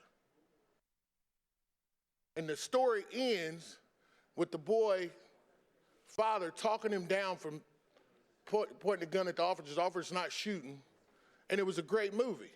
But this was a book that a relative of mine was a co-producer of, and I didn't even know she was going to have it. So all I could do is infer from the intent behind this person, who was one of the people who supported this bill, is that she wants to ban books like that because they used the N-word, because they talked about drugs, because they talked about, where are we going here? That book and that movie was an inspiration to young black men in the entire country. And her idea was it shouldn't be in public school or public school libraries. Now, if there were depictions of young girls and boys having sex and doing all this other stuff, I might agree with her. But there was not one, Senator Thomas. There was not one picture of obscene or matters, but she wanted that book banned because of the use of the N-word out of her own mouth. This is where we're headed. So, Senator Thomas, you're a good man. And I believe that your heart is pure when it comes to this legislation. But the last time I remember being let's understand, teachers and librarians are not going to read down like Senator Young does and read every bill and be able to break down the code, what obscene material is and material harm for a minor. They're just going to default to, I'm not going to do it. But I want you to think about this. There was a picture that was depicted at the Indiana State Museum this past summer of the brutally battered face of Emmett Till. And some of you have experienced seeing that picture. And in the State Museum, because there were children there, you had to take that cover and you had to move it up like this, and then it would fall down because they didn't want it depicted to the face of children. How do you think the media got a hold of the battered face of Emmett Till? His mother decided that instead of hiding his face like the funeral director said, she said, I want the world to know what they did to my baby. And she had an open casket at the funeral in Chicago. Brutal, ugly, just deplorable thing. When you look at his face, it will be encrypted into your mind. But that depiction was educational. It was her choice as a mother to say, no, I won't let America get away with the fact that these men brutally murdered my son. I'm going to show them directly what his face looks like. That's where we're headed, people. The pictures of slaves who were on slave ships with whelps on their backs, and that picture of the two men hanging from the Grant County Courthouse from a tree, That's where we're headed next. Don't believe, support what this man wants to do. Support him, and I do too. But don't go so far as to pass this legislation that would allow, and it would make teachers decide that the picture of Emmett Till, the picture of those men hanging from that tree in Marion, the picture of slaves on slave ships and their backs being beaten with welts on them, I'd rather not go through the process of having a parent say that that was obscene. I'd rather not show it to all children. That is where we're headed. This bill gets us a long way there, and it's a bad piece of legislation. Let's get to the intent what this man wanted, and I will support anything that you bring forward that gets us there, Senator Thomas, but this is not it. Further discussion? Yes, Senator Qaddoura. Senator Qaddoura, to question the author. Do you yield, Senator Thomas? Yes. Senator Qaddoura. Thank you, Senator Thomas. I appreciate it. A couple of questions. Page 1 of the bill, it talks about the appeal committee consisting of the principal, a parent or guardian, and a certified librarian. Who gets to pick the parent or the guardian? Can you repeat that? I didn't hear you. If you look at page 1, it talks about the appeal committee. And the appeal committee is made of the school principal, a parent or guardian, and a certified librarian. Who picks the parent in that bill? I don't know. I don't know that answer that question. No, I appreciate it. I'm just seeking clarity. Yes, I don't know. I appreciate it. Thank you. I don't know. Second question I have, at the end of the bolded new section of page 3, you lay out the process of a parent going to the librarian, then the appeal committee, then the school corporation. If you look at page 3, line 17 and 18, that's where that section stops. What are the consequences if this process is not followed? Or what is the outcome of this? Senator Qaddoura, I would say probably answer your question on that one would be that code that references, that 35 code. Okay. So, so the code that is references is just defining the harmful material, but the line that I'm looking at, a parent goes through the librarian, then goes to the appeal committee, then goes to the school corporation, then the bill stops. So there's no consequence, and I'm just trying to figure out what is the consequence if you reach the school corporation and they said, we either deny, or we keep the book, or we submit a written consent, comment. That code doesn't reference what the school does after that. So my question is, what is the consequence after that point? Well, I guess it would depend on what their finding was. If they deny it, then that's where it ends, and so. So, but at that point, the parent would not have any remedies. Once they deny it, that's the end of the process. At that point, then the parent, if they wanted to, maybe hire an attorney. Then they can go through the. I'm not I appreciate not a lawyer here, but my final question, Senator Thomas, is on page 4. For colleges and universities, if you look at line 17 specifically on page 4, the word educational is stricken out. So it removes the defense for educational purposes. It kept the word scientific. Yeah. Is there a distinction for colleges and universities? What is the distinction between scientific and educational? Well, I guess in scientific, my own opinion on this would be talking about the life sciences, that we would typically hear in science classes. Educational could be a broad term that they could use as a defense, claiming, well, yeah, they're pornographic, but they're also educational for these kids to learn about this kind of activity that they could conduct. Thank you for that explanation. So to confirm, by striking that language out, what we're saying is we're narrowing the defense, criminal defense, that universities and colleges cannot use. We're not dealing with university colleges with this bill. But it said the matter was disseminated, or the performance was performed. It strikes out educational. Then the next section includes that the matter was disseminated, displayed, and it references colleges, universities, or college library. In what you're referring to, it says it is a defense to a prosecution under action on line 14, and then it stipulates colleges, libraries, universities, they're not part of this bill. That's I the defense of appreciate that. Okay. My final question, as far as schools, does this bill include an order by which a parent can go first through the administrative process or to hire a lawyer and file for criminal charges? Well, Senator, I believe that's what we're doing here. It starts out here with the appeal committee, and then it also has the, what's it referred to as the governing body. So those are the groups that you would go through. That's what this, I say this is a process that sets up. I appreciate you.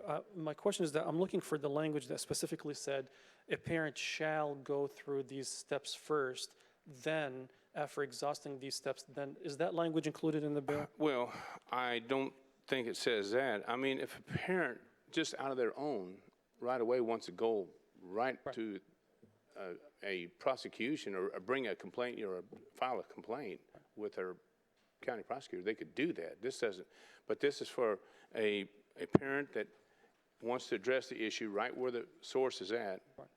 And that's what we're doing here. So possibly, and again, I'm just looking at the language of the bill, possibly a parent can directly go and to hire a lawyer, file for criminal charges. I would think so. I don't know, but this. I would think so. Great. Thank you, Senator. But that's just my opinion. I understand. Okay. Thank you, Senator. Sure. Mr. President, if I may speak on the bill. Senator Qaddoura is recognized to speak on the bill. Thank you, Mr. President, members of the Senate. I'll start with the things that I agree on with Senator Toms. This bill came to us before, and it passed. I opposed it in the past. But I want to be very clear. I don't think that any of my colleagues, Republican or Democrat, in this chamber is supportive of handing pornography to kids. I want to say it one more time. I don't think any Republican or Democrat or a decent human being would be okay with handing pornography to minors. But that's not what my understanding of what this bill does. The intent, I fully respect and understand the intent. I'm a parent. I have 2 daughters. I firmly believe that as parents, we have the main responsibility of raising and guiding our kids and helping them navigate through whatever challenges they go through. But what the bill does is something different. This bill basically said that if you are a parent and you have issues with a book, then you can directly go and file for criminal charges by taking that criminal defense away from librarians in schools and for teachers. There's no order set in this bill. Let me remind you, last session, I made the argument on the Senate floor to establish an administrative process. And I specifically said, you can go to your teacher, complain about a book if you don't like it. If a teacher doesn't respond, you go to the chair of the department. If the chair of the department doesn't respond, go to the principal. If the principal does not respond, go to the superintendent. If the superintendent does not respond, go to the school board.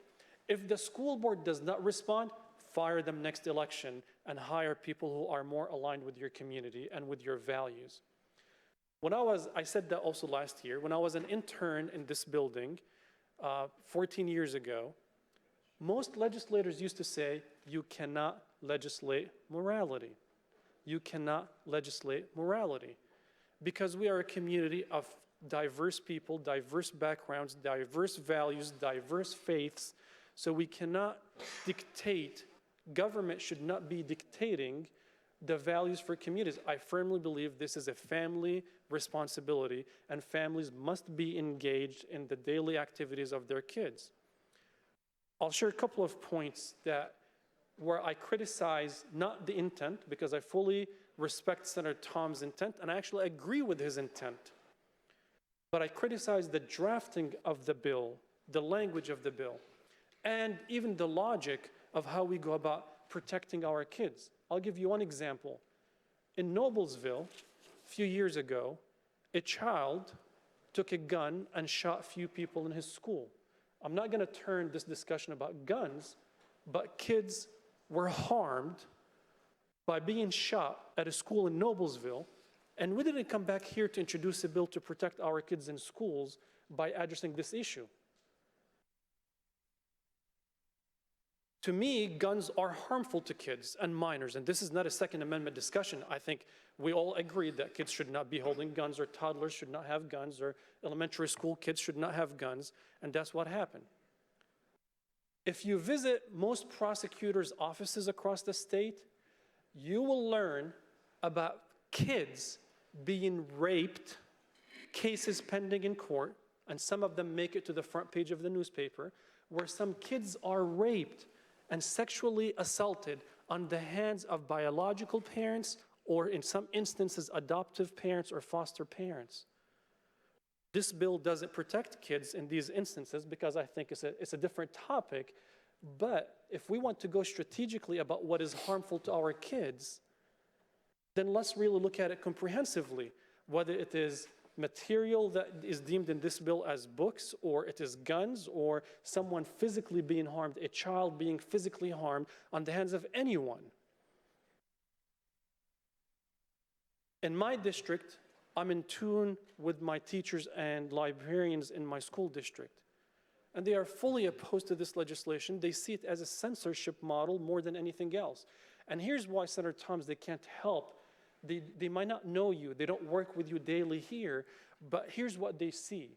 They watch TV, and they see a national movement pushing for these pieces of legislation across the country. They see people traveling from one state to another state to make similar cases. So immediately they dismiss our intent as a General Assembly of trying to do something good, and then they frame it as being a political maneuver.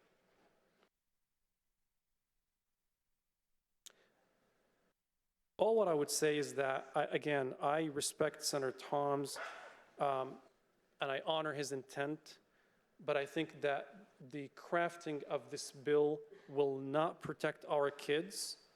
I know that some points were made about cell phones and TV and all kinds of stuff. Matter of fact, one of my Republican colleagues joked with me and said, do you think kids even read books nowadays? It's all about everything is online. So in a way, I would say I think this is more about parental engagement, parental guidance, parental supervision that is guided at home, not government. I don't want government, I don't want big government to be stepping in the houses of families to tell them how to live and how to raise their kids. I hope that none of my words will ever be construed by anyone, because I was very clear that all of us, Democrats and Republicans, are opposed to kids having access to pornography or harmful material. So I hope that you can, if this bill is withdrawn today, again, I will commit always to work with Senator Thomas on coming up with better language. I liked Senator Mike Young's amendment yesterday that he withdrew. I had some concerns about some of the sections of his amendment, but it laid out a better administrative process that would really engage everyone in that topic. So I urge you not to support this bill. Thank you, Senator Thomas. Is there further discussion on the bill? Senator Hunley.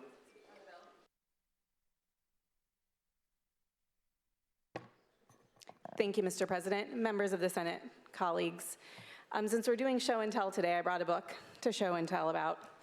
As you know, I was a high school English teacher, and I'm going to show you a book that I knowingly and intentionally shared with juniors in high school. We're talking 17-year-olds, some of them 18, some 16, but mostly 17-year-olds.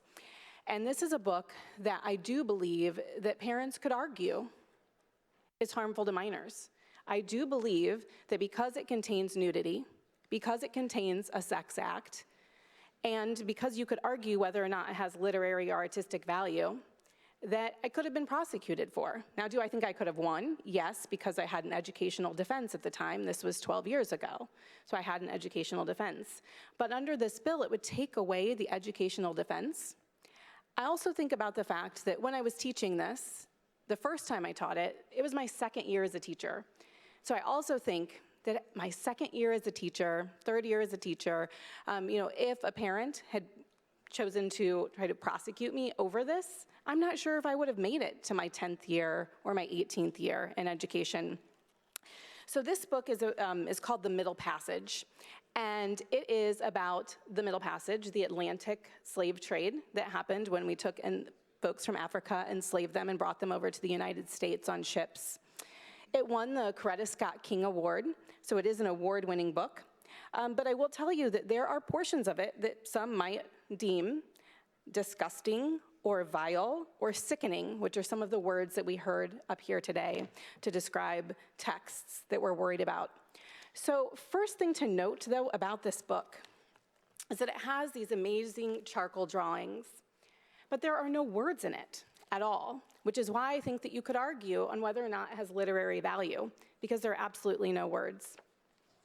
But there's a page in here where it does depict a woman who is topless. You can see her breast, you can see her nipples, you can see them here on this page. However, and I would argue about taking it in full context, I think that if we look at this book as a whole, it has value, but again, a parent may not see it that way. A parent may see this as truly obscene. There is a scene in here where someone is being forcibly kissed. That could be considered a sex act. But that happened. It's history. And when I taught this book, and we did a lot of reading, up until this point before we looked at this text, we looked at poems, we looked at all sorts of things. But one of the things that I did is I had the students just journal. I set a timer for 20 minutes, and I had them just journal. What do you notice? What questions do you have? They had some writing prompts to do along with it. It was a class of over 30 high schoolers, and you could hear a pin drop in that room as kids were reading through this book. And again, I say reading because they were just looking at these pictures. Again, we're talking about 17-year-olds, but this book has nudity. It has scenes in it that could be considered obscene. And I worry that underneath what we currently have here in this legislation, that a teacher could be prosecuted for that. And again, I would argue that I don't think that it meets the full standard, under the law on being obscene, but someone could argue that it does. I do think that it meets whatever standard we're creating about being deemed inappropriate, because that's undefined. And so I do think that a parent could take this through the complaint process of being inappropriate, which, as we talked about here, we're looking at two separate pieces of this bill: the complaint process, something deemed inappropriate, and then, our other process of taking materials that are harmful to minors and making sure that those are not in our schools. I agree, Senator Thoms. As a teacher and as a school principal, I do not want pornography in our school buildings. I do not. And in fact, I didn't get to see the books yet that were on your desk, but I looked at some of the other books that are around the room. And one of the books in question, it is 18 and over is who it's recommended for. It's not even recommended to be in our school buildings, although I will remind you that high schoolers, especially those seniors, some of them are 18. And so if it were in a media center, in a building where we have 18 and 9-year-olds still in K-12 education, I could see why it might be on a shelf available to those students who are technically adults. I could see that. One of the other books is actually deemed for 14 to 17-year-olds is who it's considered appropriate for. It's actually got a starred review on Booklist, and it's won 2 awards. And so, again, when we think about what's deemed inappropriate, when we think about not legislating morality, we know that every community has a different standard, which is why I think that it's really important that the communities themselves are the ones who are determining what's deemed appropriate and what's not. And I understand that in this complaint process, it sort of sets that up, right? We have this committee of 3 people who will deem what's appropriate and what's not. But here's what I'm going to tell you, also in practice. Through my church, we've been volunteering to help out an area charter school. And one of the things that our church group has been doing was helping to sort through the donations that have come in to support their library. Now, most schools are very fortunate if they have a librarian who actually is certified in library sciences and is a certified teacher and has a 4-year degree. Those schools, though, I will tell you, are becoming fewer and fewer and farther between. In most media centers, we have either a parent volunteer helping to check out books, or we have a media assistant. So these are folks who maybe have a 2-year degree, but who are earning less than $15 an hour to help kids check out books. And so at this particular school, they had a media assistant. And the media assistant brought to the volunteers a list of books. And she said, okay, as you're sorting through books to put on the shelves, make sure that you don't have any books that are on this list. And it include the old standards that we've been saying today, 1984, Slaughterhouse-Five, Tom Sawyer, all these things. And she has this list, and she says, make sure that none of these books get put on our shelves. And they ask, well, why? Well, they're banned. These are on the banned book list. Well, what list? Well, one of those lists, it was on Facebook, but it was this list of these books that are banned. None of those books are technically banned here in the state of Indiana, but tell that to the media assistant who is just trying to protect her job and who is just trying to protect the fact that she doesn't have the emotional time or energy to defend every single book that is on her shelf. And so that's what I'm worried about, is that the way that this is written, and again, I agree, I do not want pornography in our libraries. I mean, my daughters are both in middle school, right? I do not want them reading pornography, looking at pornography, you know, digging into sex acts in books at school, but I don't think that that's happening. I really don't. And in the areas where they are, I think that the complaint process that we already have in place is working. I do think it's working. You know, as a principal, I had a parent come and complain to me about 2 of the books that we were using in our school building, and we ensured that we had a conversation around them, and that we made sure that they were put in an area, on a shelving system where only students of a certain age could access them, right? And so I think that these systems that we have in place really, really are working. As a parent, I also value parent voice. I welcome parents' input. I welcome parents challenging texts. I think that that is an important part of the democratic process. But it's this process that we've outlined that I'm concerned about. And I would like to see us work on this in a different way to ensure that it really does get at the intention of what we're looking at. I've also been sitting here wondering, why did we use the phrase inappropriate instead of saying pornographic? Why didn't we just say straight out, we don't want pornographic texts? And so I think that that inappropriate word, and maybe this is the English teacher in me who's like obsessed with nuance of language, but that inappropriate word is just so nebulous. And so that's really concerning to me. And so I want us to really think about the example that I gave here today. You know, that these books are going to be the first to go, the first that are deemed inappropriate, right? They're the books that depict LGBTQ issues or, you know, people of color, Black folks, Jewish people. These books are significantly more likely to be banned. We know that. We've seen that across the nation. These are books that deal with tough historical issues: the Holocaust, slavery, Jim Crow, Vietnam War, the American Wars, Civil Wars. These are our books that are going to be in danger if this legislation is allowed to stand the way that it's written. And then we also have to think about our books that are dealing with tough modern issues, you know, racism and sexism and mental illness and suicide and even assault. These books are more likely to be axed. We know this because we're seeing it. But tough books like this are already being scrutinized without the need of legislation. They're already being scrutinized. And librarians are thinking twice before they put them on their shelves. They're thinking about their community. They're talking with parents about it. They're talking with their school administrators and, when necessary, their school boards. Right? We know that. But these books also have something real to offer children, especially books like I shared today, The Middle Passage. It's especially important in a state where so many of our kids are falling behind academically that we need to be engaging kids and building a lifelong love for reading. You know, seeing this book, we know that there are 17-year-olds who struggle to read still, but being able to engage in a text like this made them know that they can think critically about a text. They can have great, deep discussions about a text. They can learn something about a text that is accessible to them. But I fear that the books like this would be some of the first to go. And so being able to see yourself in a book, being able to connect with the character, being able to understand and that they've overcome strife and break down barriers, that is so essential for our students. Reading is a refuge for many kids. It was for me when I was that age. And all of us, I would hope, do it from time to time. Sometimes reading bills isn't a refuge, but maybe, hopefully, you'll get to engage in joyful reading as well.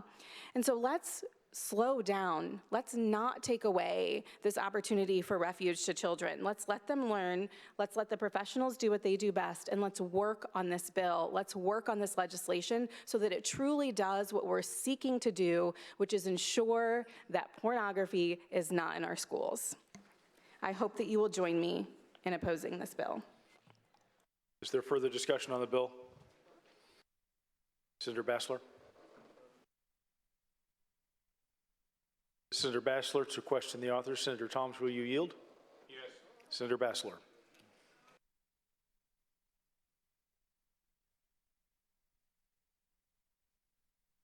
Thank you, Mr. President and fellow senators.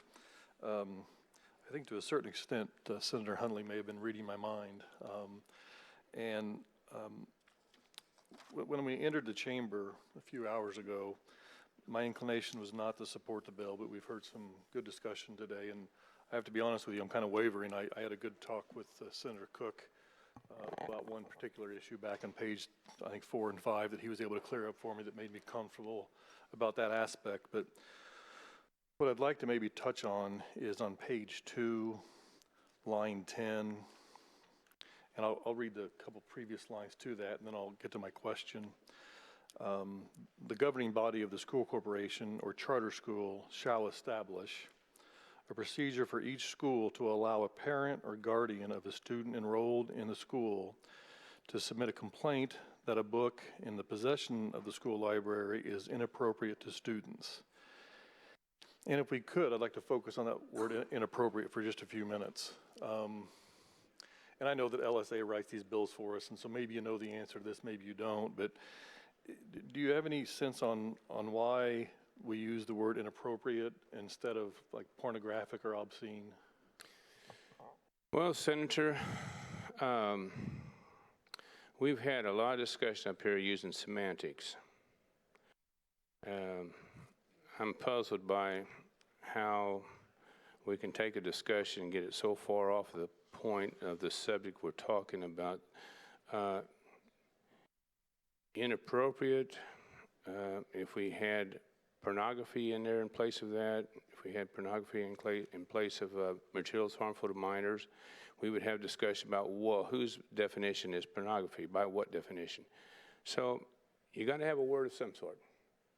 You just got to have a word of some sort. Right. And I guarantee you, no matter what we have, somebody's going to pick the feathers off. Well, I don't doubt that somebody would, but I wouldn't. I mean, if it would have said pornographic, I wouldn't have. Okay.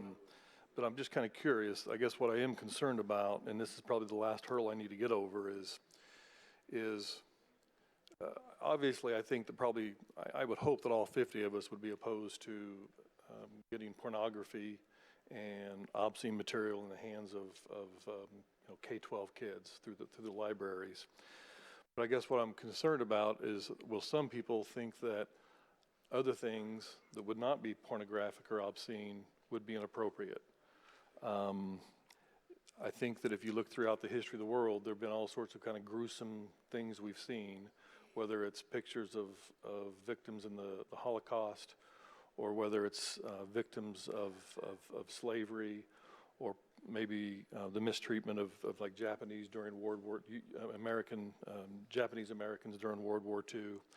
And I guess I'm just concerned that a parent might think that a picture of, I think Senator Taylor mentioned 2 African Americans hanging from a tree might not be appropriate. And boy, those are tough things to see, especially depending upon what age. High school, probably okay. Middle school, maybe.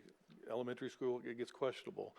And I guess I'm just concerned, and I'd like to ask you to address, what are your thoughts about the situations where parents might think that things beyond pornography and beyond obscene material would be inappropriate? Can you help me understand that a little bit, or give me your thoughts on that's why the process is set up like it is, because if a parent deems something that we would not call pornography, if something other than that, these 2 entities here, the school corporation, or the governing body of the school corporation, or this appeals committee, they would make that decision.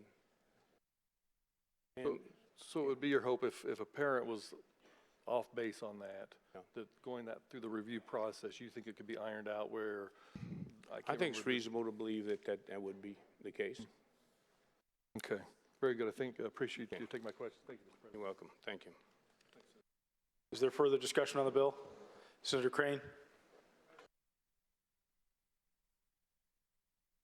Senator Crane is recognized to speak.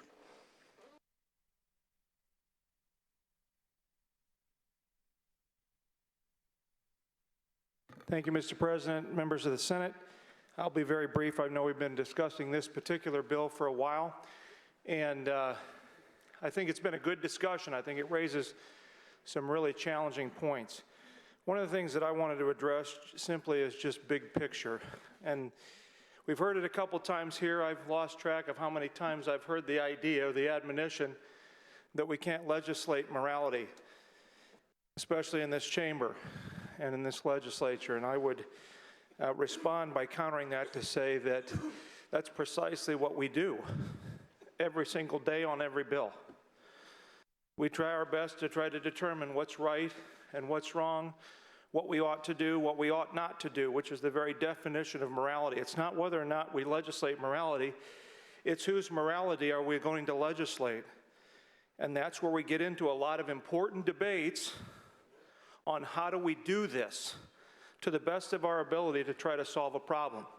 In my estimation, the role of government is to promote the good by guarding against the bad, which I think is precisely what Senator Toms is attempting to do here. And we think about our most vulnerable, which is our kids. We want to do everything that we can as parents, as adults, as government, to try to protect our most vulnerable.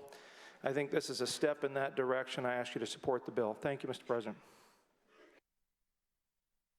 Is there further discussion on the bill? Senator Alting?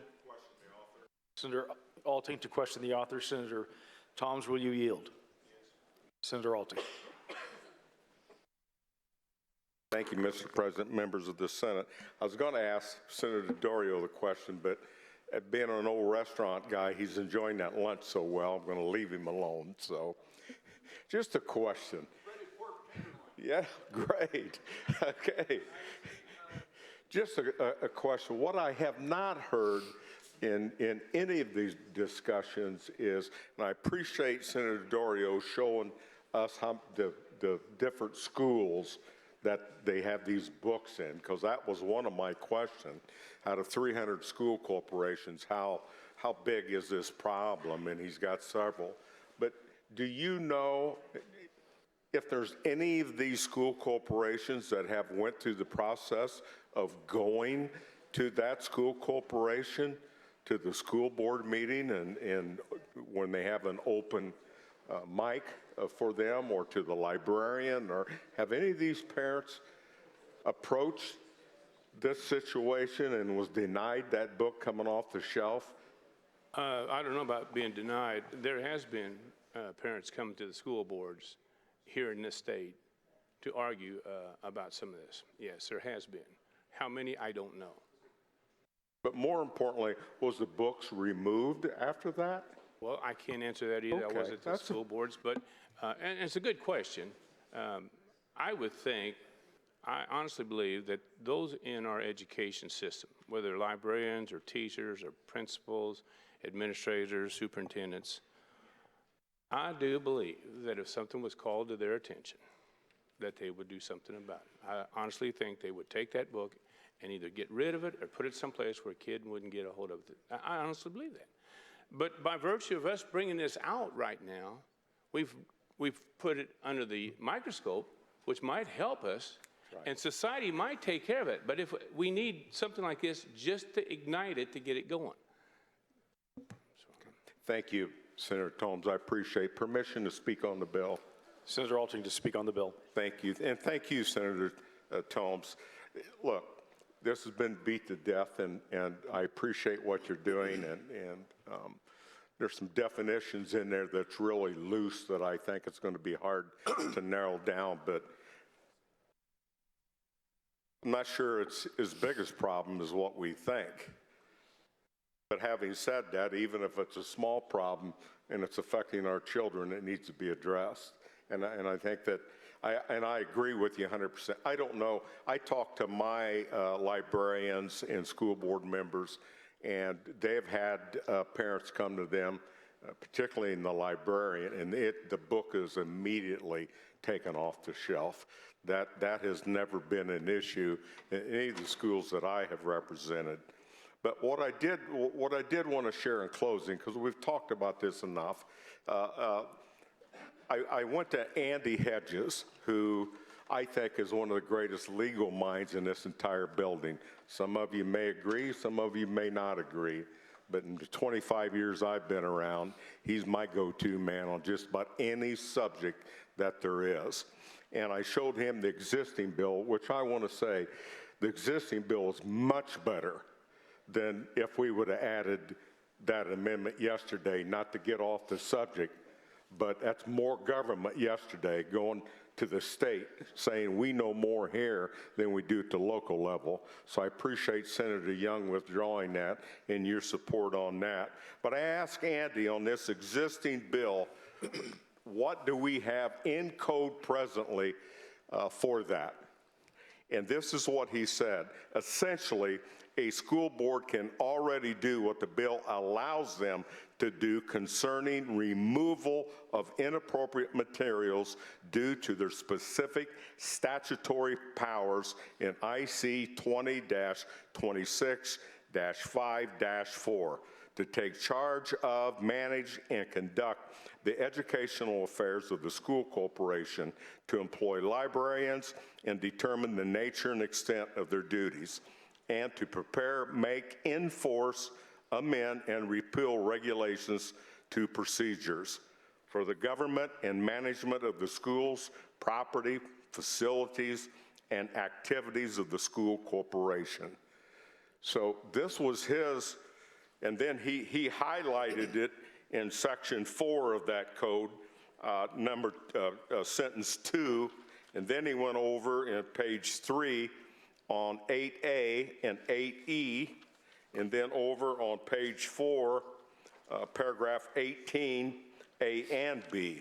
So I'm not an attorney, and I'm very proud of that. No offense, Senator Brown, I love you to pieces, and other attorneys in here, but I just kind of put a common sense hat on. And I'm not sure there's a need for this bill, but I do thank you, because it is a much better bill today than what it could have been yesterday. And I thank you for all of your hard work on this, Senator Tomes.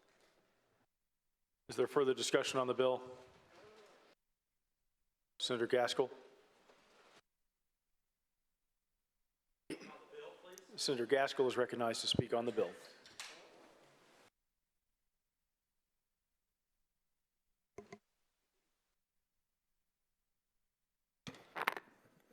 Thank you, Mr. President, members of the Senate. I think it was John Adams that said, "Facts are stubborn things."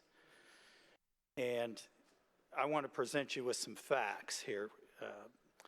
But first, let me give just a quick analogy. I think what we're trying to do in arguing and debating this bill, let's liken it to a house. Senator Toms is not trying to build a new house. He's trying to enclose the open porch on the house. And I thank you, Senator Toms, for your tenacity in bringing this bill. You have been a pit bull on this, and it's for a good cause, and I just applaud you for keeping after it and running all the way through the tape. So let's look at some things that I think are somewhat straw man arguments today. For instance, Senator Hunley showed us that book and said that it wouldn't pass muster with the law. If you look at matter that is harmful to minors, the definition in existing code, the existing house, there are 4 categories or 4 criteria that have to be met. You can't just meet 1 or 2 of those criteria. So the first criteria, it describes or represents in any form nudity, sexual conduct, sexual excitement, or sadomasochistic abuse. That's just one. But if you look at the other criteria, number 2, considered as a whole, it appeals to the interest in sex of minors. It fails that definition. It also fails the third criteria, that it's patently offensive to prevailing standards in the adult community as a whole with respect to what is suitable matter for performance before minors. And number 4, considered as a whole, it lacks serious literary, artistic, political, or scientific value for minors. So that book that she showed us is okay. It would have to meet all 4 of these criteria for the law to apply. Further, we heard one of the minority mention here that we can't dictate morality, but I would submit to you that today we are dictating immorality. You have to send your kids to school, and many people, the overwhelming majority, send them to a public school. And there are materials in these libraries that are patently immoral, and you can't go to school and protect your kid from that every day. So again, I think that another thing that I heard was that if we're going to address this, we have to have a comprehensive solution. We could never pass a bill if it had to be perfect and if it had to address every problem that we know. Senator Toms has got a laser focus on a particular problem, and I think he's got a good solution to it. I think the appeal procedure for parents to settle this at the local level without us dictating is a great addition to his bill. And the transparency that is provided by the schools having to publish their card catalog on their website, let's be transparent so every parent knows what's in that school and that library. You can't go there every day with your child, but it sure helps to know what's in that library. So we heard it said from the other side that it was vague. There was no list of books. There were no specific schools mentioned. And in fact, in committee, there were, and Senator Doriot pointed that out to us in his testimony. So this is a great bill. It's good for kids, and I would urge you all to support Senator Tom's bill. Is there further discussion on the bill? Senator Toms, do you wish to close? I do. Senator Toms. Thank you, Mr. President. Well, ladies and gentlemen, I don't have anything real profound to say here, but I'm going to just tell you, since I'm not an attorney either, I have had a little college, not enough to hurt me. I'm going to speak to you as just a parent. This, we've heard so much, and this is an example of how far off track we can get. We listened to the storyline of a movie and different scenarios that was brought up that's a far reach from what we're trying to accomplish here. I think that probably the book that Senator Hunley had was a very worthwhile book. I don't think there was anything wrong with that. It's something that people and kids would probably enjoy learning about. I chose not to bring those books that I got on my desk up here because they are so grossly raw pornography. And Senator Taylor, look at me hard if you want, but I'm just telling you, I dearly hope that there's no one in this room that would have some fuzziness about those books. And we talk about you can't legislate morality. I don't intend to do that. But is it so hurtful to maybe nurture morality? Is that so awful to do that? Is that something so bad? I ask. We heard so much about the librarians. I'm not after librarians, folks. I'm after teachers. They're good people. They do good work. I wish I could have heard as much emphasis sometimes about the children as I heard about the librarians and the teachers. That would have been nice, because that's what I'm interested in, is our kids. You know, babies grow up to be little children, and little children grow up to be adults. And when you're an adult, this world can sometimes be a cold, cruel place to be in. Life can deal you some hard cards to play. Sometimes you may find yourself out of aces. But those years of being a child, they're short in nature to the whole scheme of life for an adult. Just a few years, just a few short years of being a child. Marge and I, we raised 3 youngins, and I remember our firstborn when she got on school bus for the first time to go off to school. I guarantee you that sight brought tears to my eyes. Her daddy cried because I knew she was going off to be with other people, different kids, different adults in her life. I wasn't going to be able to keep her in that protected world we had her for 6 years. I'm just saying to everybody here, these little kids, we bring them up here sometimes. These little tykes, we've had them up here for different occasions, different representations of what they're involved with. I'm just saying these little kids ought to be a little child as long as we can stretch it out. That's what I'm trying to do, is prolong it as long as we can. Because when you hit that adulthood and you're up against a bad day, maybe it'd be nice before you close your eyes at night that you can reflect back to a time when you was a child, maybe with mom and dad, something you did, vacation, a birthday party, something just kind of lighten the load a little bit before you close your eyes and go to sleep. I don't think these little kids need to be exposed to this kind of stuff and take away their innocence as quickly as we can. I think we need to try to preserve it. That's what I'm trying to do here, folks. It's just the right thing to do. If you choose to vote against it, that's your choice. It's your call. It's all in your hands. You vote how you see fit.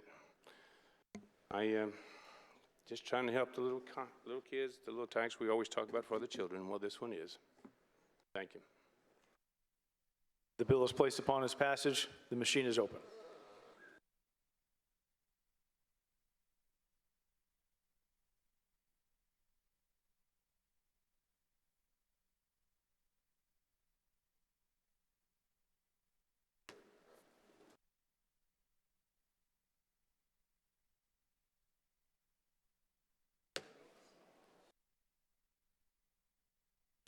The machine is closed.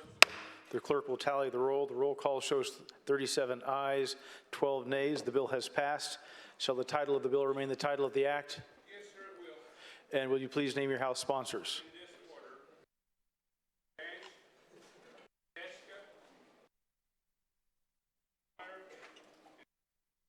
Cash, Tesca, McGuire, and Speedy. The Secretary will inform the House of the passage of the bill. Please continue the roll. Senate Bill 72, Senator Leising. Senator Leising has called down Senate Bill 72 for the 3rd time. The clerk will read. The bill for enactment goods and education. Senator Leising is recognized to present the bill. Mr. President, members of the Senate, this is a cursive bill, but it's not a mandate. So for those of you that worry about mandates, this bill just does one thing.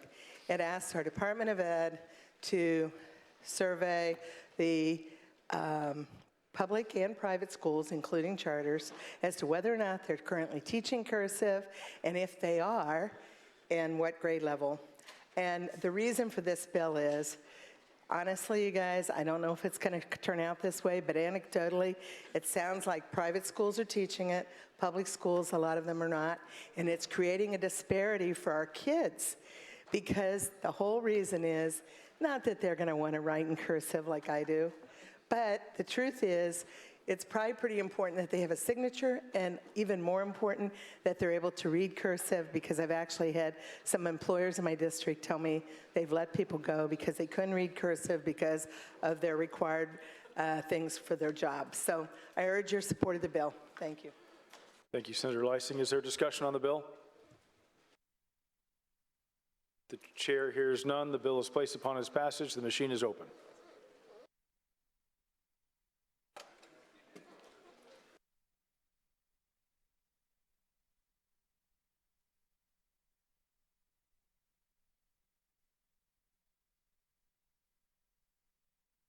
Senator Becker, Senator Ford.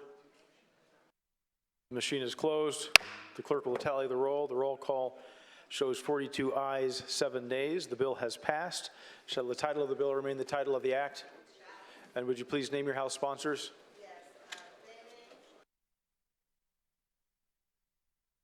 Baining, Davis, Clinker, and Smith. The Secretary will inform the House of the passage of the bill. Please continue the roll. Senate Bill 100, Senator Raatz. Senator Raatz calls Senate Bill 100 for the third time. The clerk will read. The bill for economic goods or leakage. Senator Raatz is recognized to present the bill. Thank you, Mr. President, members of the Senate. Senate Bill 100 is a very said matters bill. There are 3 items to it. 2 of them deal with the accrediting body being vetted by the State Board of Ed to accredit non-public schools in the state of Indiana. Also requires schools that seek accreditation by the state board. Actually, we limit them to 6 months in order to accomplish this. I spent a lot of time with the state board and the department on this issue, and basically goes to both sides because of the work that they have to do to be prepared for accreditation. And so they have to cross their T's and dot their I's, and the state board also has 6 months to act to either accredit or deny the requests. The other issue in this bill requires the Department of Ed and the State Board of Ed to complete a new diploma structure and have it in place and ready to utilize by the 24-25 school year. This new diploma structure will align better with grad pathways, with flexibility, especially with work-based learning opportunities. And then the third piece in the bill, in 21, in House Bill 1008, we, the legislature, set aside $150 million for learning loss mitigation. About 50% of, when I wrote this, about 50% of those funds were obligated but not spent. This would add another year to ensure that those that have the money don't spend it frivolously just to spend it. It'll give them an opportunity to spend it wisely. And with that, I appreciate your support for the bill. Is there discussion on the bill? The bill is placed upon its passage. The machine is open.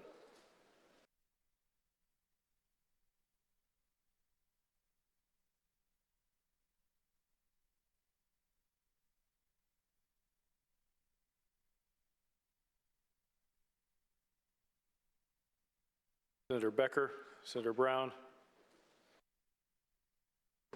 The machine is closed.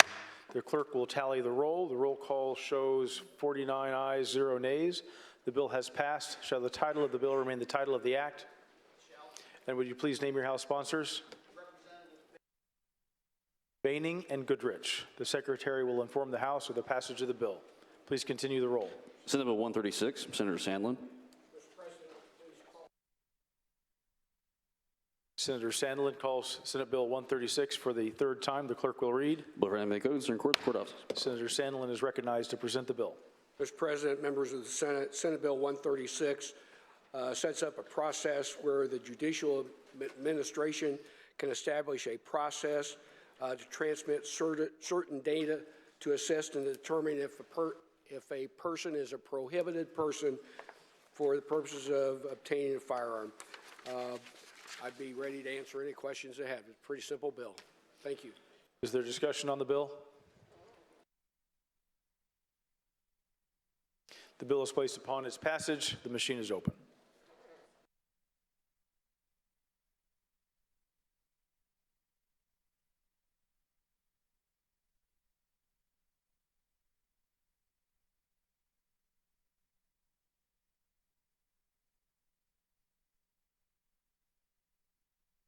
The machine is closed. The clerk will tally the roll. The roll call shows 49 ayes, 0 nays. The bill has passed. Shall the title of the bill remain the title of the act? And Senator Sandlin, will you please name your House sponsors? Bartels and Jeter. Thank you. The Secretary will inform the House of the passage of the bill. Continue the roll. Senate Bill 155, Senator Niemeyer.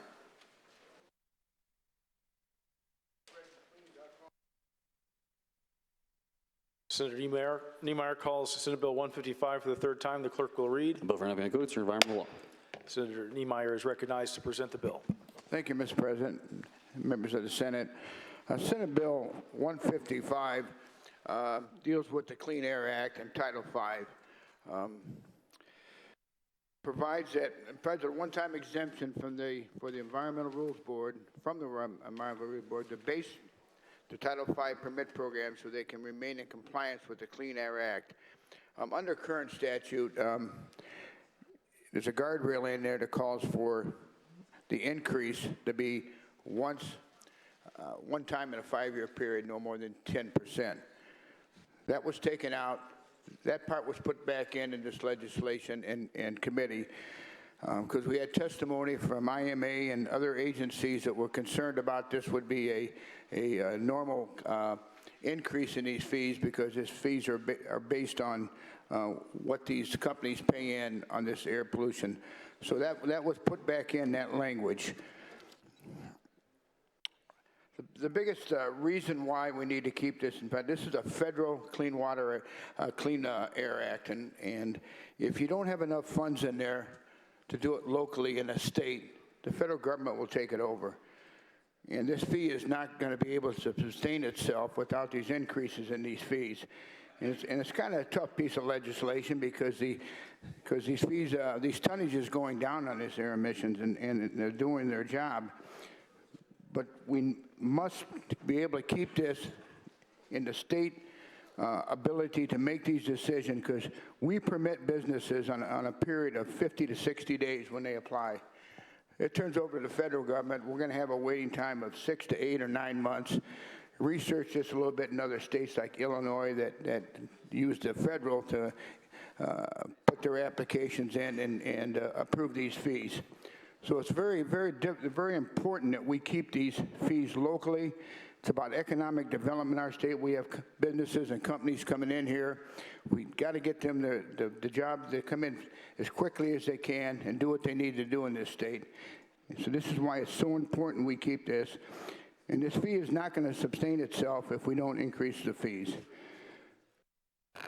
When we first brought this bill up, there was the biggest issue was the guardrails that could be in this bill to make sure that they couldn't increase these fees every year. And we worked on an amendment for a couple of weeks and put the 5-year 10% back in.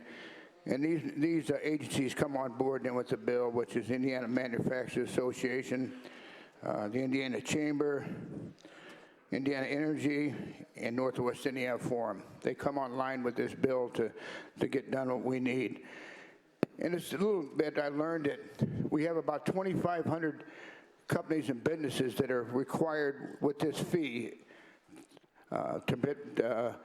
But of these 2,500, this only is going to affect 1,100 of them, of the big producers.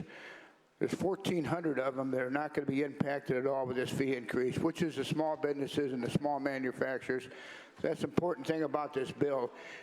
It does not affect all of them. The small people are taken out. The bigger companies that can sustain this increase a little easier, of course, are going to have to be paying the extra fee in this. So it's a bill I think we need to make sure we keep in-house.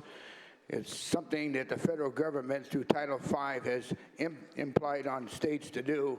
If you don't do it, you lose it. So that's what the bill does, and I appreciate your support. Is there discussion on the bill? The chair sees none. The bill is placed upon its passage. The machine is open.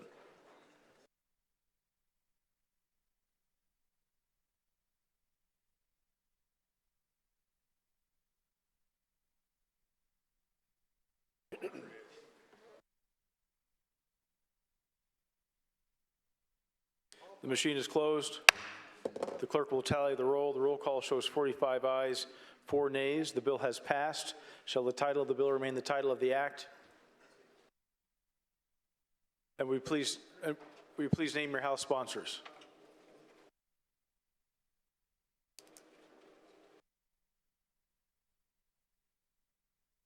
Representatives Morrison and Slater.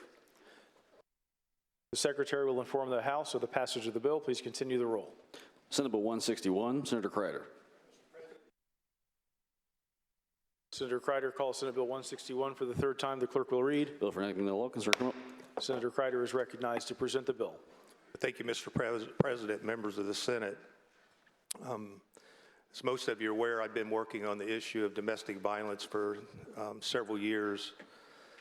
Last session, Senate Bill 79 enhanced the penalty for violation of protective order. And over the interim, I began to see news stories about an incident that occurred in my district, western part of Hancock County, involving a lady named Millie Park, who had sought out a protective order, had done all the things that we would expect a person that finds themselves in a unusual domestic situation that they need to try to escape from. She could not figure out why incidents kept happening at places where she had visited. She'd go to her daughter's house and some incident would occur. And so she finally decided she was going to flee that situation, and she ended up at a gas station at 600 West and US 40 in Hancock County. Got out to let her dog exercise, and the next thing she knows, she's under attack by the person that she has the protective order against. And the attack was especially brutal. Probably should have taken her life, except for the fact that a friend of mine, a deputy named Nick Ernst in Hancock County, happened to be there on the scene pumping gas in his patrol vehicle. And he was able to run to her assistance, and she made it through that attack, thankfully, but not without severe scars and injuries. She held up her hand as she testified in committee, and you know, her hand is probably permanently disfigured. She has scars starting at her neck all the way down the front of her, and so in that investigation, they found out that the reason this guy kept showing up was he had placed a tracking device on her vehicle, and he knew where she was at. And so we decided there's something we need to look at. And I didn't know Senator Brown and Senator Mike Young were also filing bills on this issue. None of us had spoken to each other about the issue. And so I received an email from an attorney in Greenfield who was asking me also to look at the issue. She has stated that she was seeing these trackers showing up in her divorce cases and domestic situations where the individual who was trying to get out of that marriage was being tracked and followed, and she really expressed concern about what we could do as a state. And so we put together a bill that looks at and is amended. I appreciate Senator Freeman's work on the bill as well. As amended yesterday, it looks at how we can provide instructions that judges can give to the person subject to the tracking order to clearly state that they're not allowed to use this device in obtaining information about the location of the victim.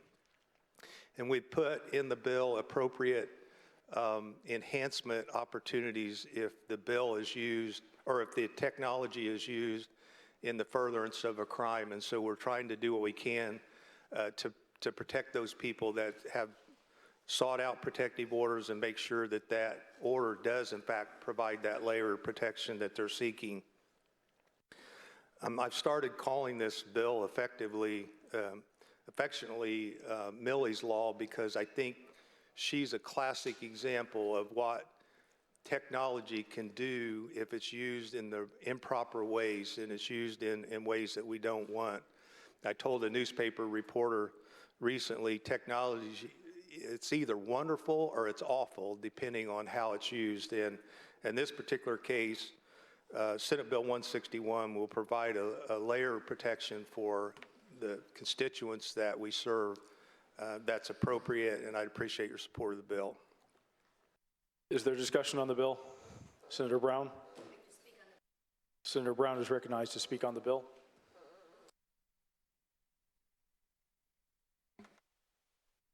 Mr. President, members of the Senate. Yes, Senator Crider referenced that there were other bills moving as well that address this issue, and it is a very important issue. But I do have to say, and I appreciate all of the senators in the committee and afterwards who are working on this, but I do still have some concerns. We address the issues of, for example, motor vehicle manufacturers who install some kind of GPS tracking from the outset. We also, in the amendments that we passed yesterday, address the issue of businesses that put trackers on equipment so that they can recover it if it doesn't return in a timely fashion. But my concern is the issue with family members. Ms. Parks was heroic in her testimony, but she did everything right. She had protective orders, and they were repeatedly and violently ignored. But you have to think about when we had testimony from the Domestic Violence Coalition people that this is used a lot. A man was killed because his ex-girlfriend put an air tag on his car. But the problem is that the exemption in the bill right now for family members is broad. And so my concern is moving forward is that if a husband and wife are still able, without consent, to track each other, and maybe they have a slightly acrimonious marriage and they're moving into divorce, but not yet, then that's covered under this. So I appreciate all the work has gone into this. I think this is very important because we know that this is how a lot of violence starts and it escalates.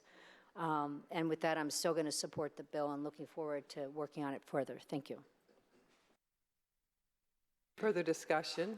Yes, Senator Taylor. Senator Taylor, to question Senator Crider, do you yield?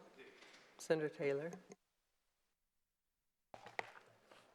Thank you, Madam President. Thank you, Senator Crider, for willing to answer my questions. I still think you would have been a better bill if you'd accepted my colleague's amendment, but I have a question for you. Okay. So let's talk about this property, this exemption.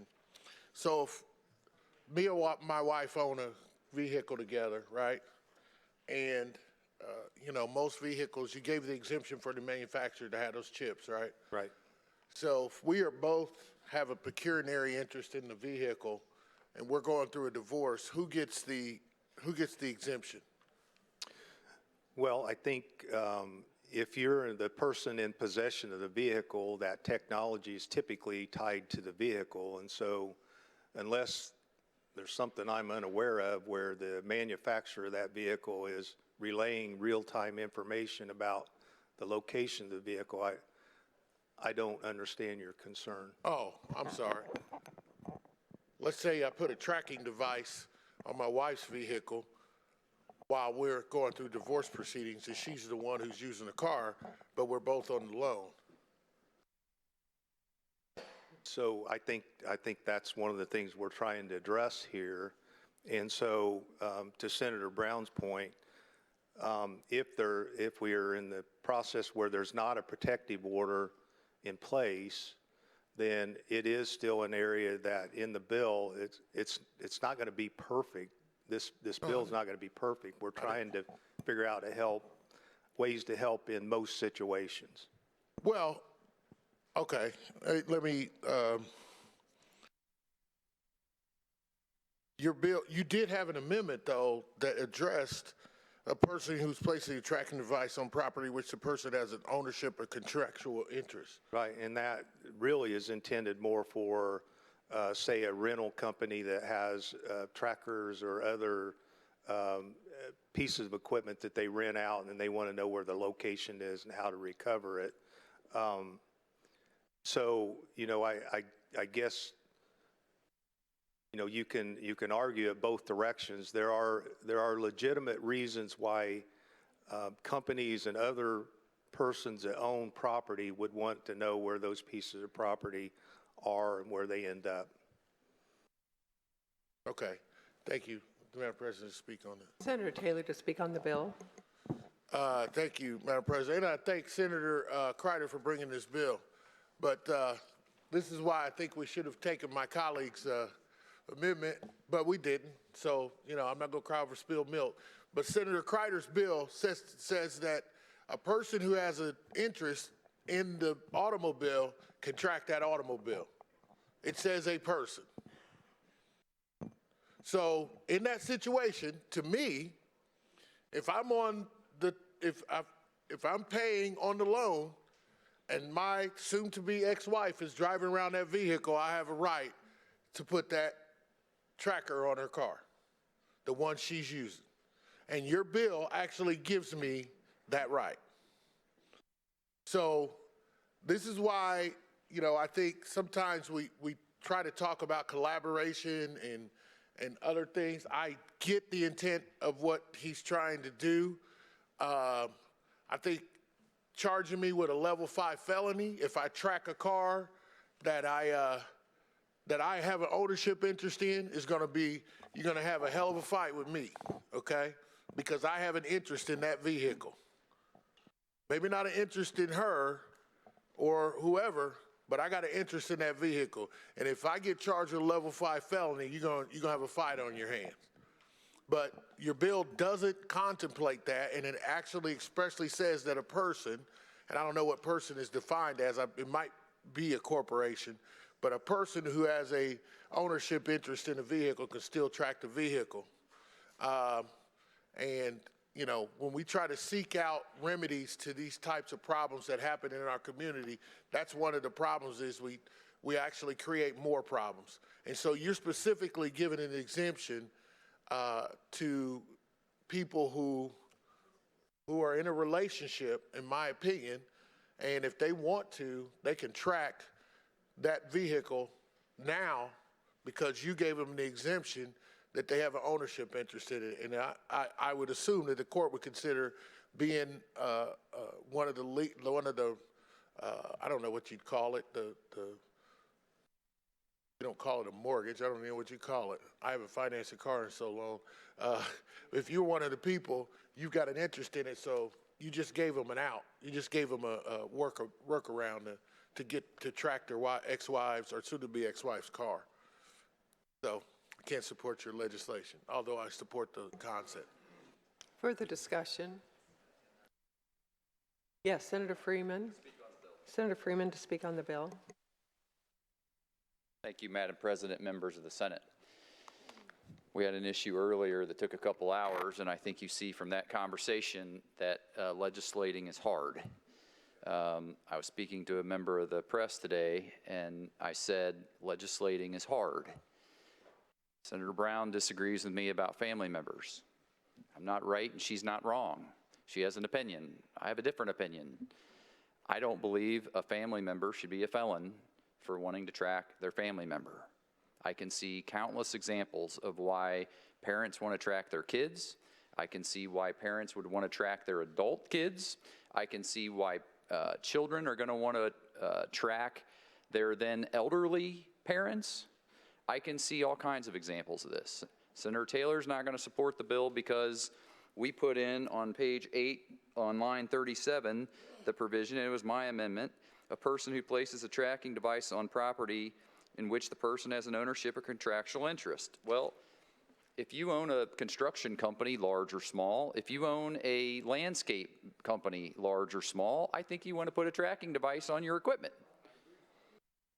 By the way, if I own a car, I should be able to track whatever I want. Now, if Senator Taylor's concern is that then husband and wife, boyfriend, girlfriend, whoever that is, breaks up or hits issues in their relationship and there's domestic violence there, then I would take you to page 9 and I would take you to lines 27 through 29.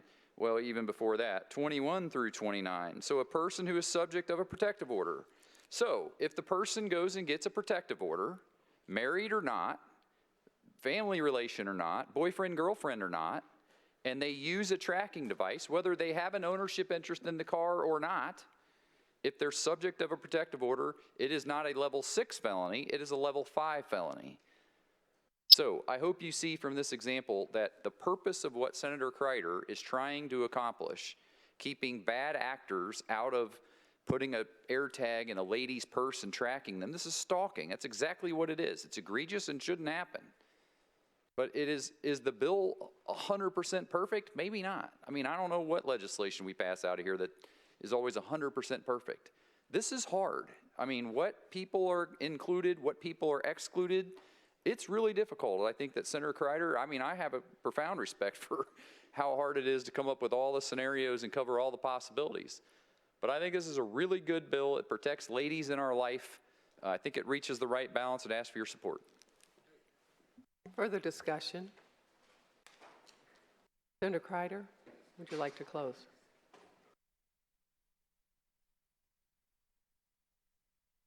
Thank you, Madam President and members of the Senate. And to further Senator Freeman's discussion, I refer you to page 9, starting at line 13.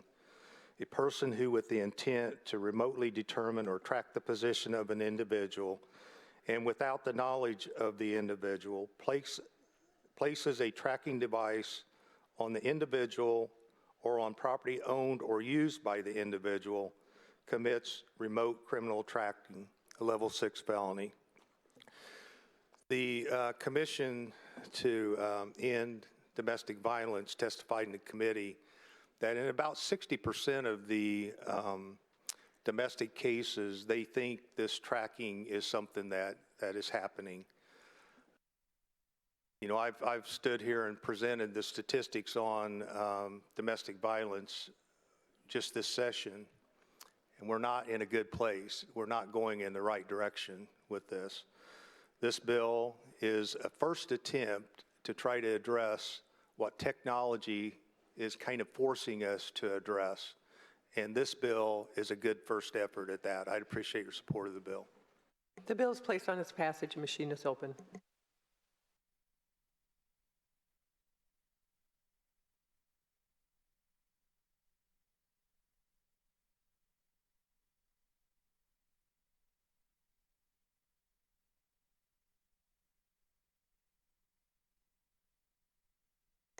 Machine is closed. Clerk will tally the roll. Roll call shows 49 ayes, 0 nays. The bill has passed. Shall the title of the bill remain the title of the act?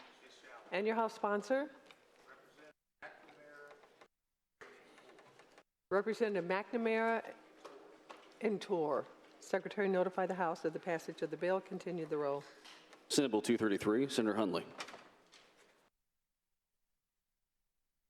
Senator Hunley calls Senate Bill 233. Clerk will read. Senator Hunley to present the bill.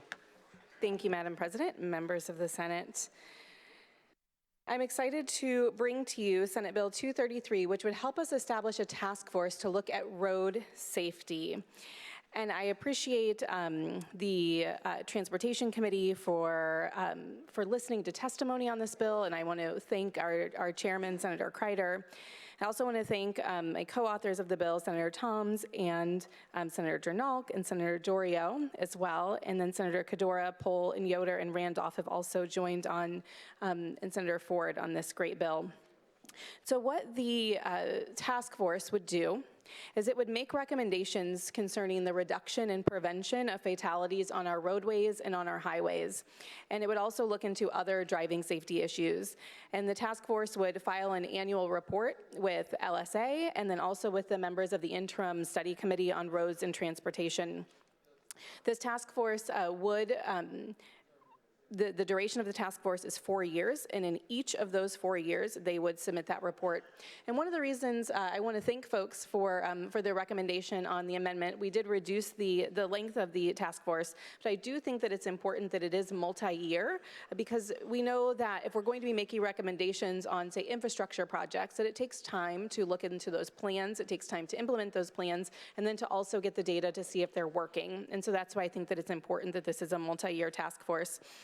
Some of the topics that the task force would look into are preventing those fatalities on our roadways and highways, look at the successes that other Vision Zero task forces around the country and around the world have done, and then also increase community engagement and outreach efforts, and then look at those high-risk areas on our roadways and on our highways. We know that in one of our other states that implemented this Vision Zero approach, which the goal is to get to 0 fatalities on our roadways and highways, they found that 50% of their fatal crashes were happening on 5% of their roadways. So by digging into that data, they were able to make sure that they took a very targeted approach to those infrastructure projects and to road funding. Everyone did get a memo from me, and so thank you so much for indulging in that. I sent it last week, but one of the pieces that it pointed out, and it had a map of all of those fatal crashes. Excuse me, it's getting a little loud. Oh. Excuse me, Senator. On the memo, what you will notice is that there was a map of the state of Indiana, and it showed all of the fatal crashes that have happened from 2015 to 2019, so over a 4-year period. And what really struck me about this is that this is not an urban issue. This is not a rural issue. This is a statewide issue that we have children, we have families, we have parents who are dying on our roadways, and we really can do work to prevent it. There were 945 fatal crashes last year, 945 fatalities where families now have one less person around their dinner table because of a crash. And so I want to thank the folks from who came to testify in support of this bill. We had many constituents, including one from my area, a parent, a mother whose daughter Hannah was killed actually in their school crosswalk, walking in the crosswalk with her mother with a crossing guard, and was fatally struck by a car. In Hannah's neighborhood, one of the things that their neighbors have worked really hard to do is put in pedestrian safety, and they were able to get the first leading pedestrian interval installed here in Indianapolis. And what that means is that pedestrians get a 5-second head start to cross the street before cars are allowed to turn left. And that is one technique that has been proven to reduce fatalities. And so they were able to get that, of course, too late, but were able to get that to protect other children. And so I do want to thank Cassandra for coming in to testify. The Build Indiana Council, the Indy Chamber, AARP, the Indiana Public Health Association, our construction workers, and more testified in support of this bill. So I am happy to answer any questions, but I do hope that you will support our efforts to reduce fatalities on our roadways. Thank you. Discussion. Senator Qaddoura. Senator Qaddoura to speak on the bill. Thank you, Madam President, members of the Senate. I'll be very brief. I want to thank Senator Hunley for introducing her bill, and this is her first bill, I think, to pass the Senate this session. So congratulations. In my district in 2021, a cyclist was struck by a vehicle off of 86th Street on the Monon Trail.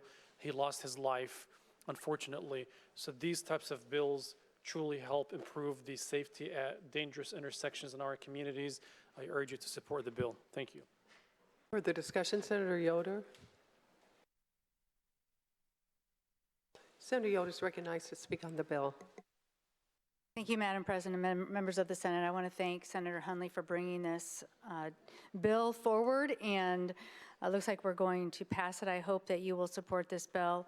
Having just read and personally witnessed, or not witnessed, but experienced in a friend from high school, going the right way and having someone enter an interstate going the wrong way. And there was an article just this week in the Indy Star, and since they own all the newspapers, maybe it was in your local newspaper, it was in my local newspaper, about how states are looking at what can be done on entering interstates going the wrong way. And states are now able to apply for grant money to address some of the alarms, the lights, to end these fatalities. And I would just ask that the task force sort of put a little note that money is available to states to address this. But thank you so much, Senator Hunley.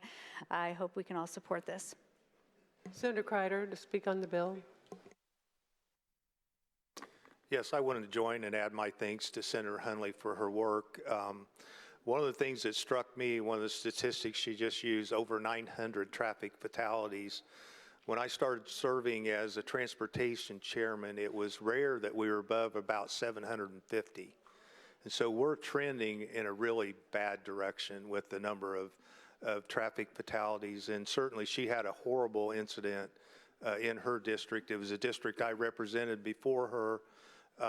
And, you know, if you talk to those parents, they're impacted in a really significant way. And so, unfortunately, the pedestrian fatalities around Marion County have gone in the wrong direction in a huge way.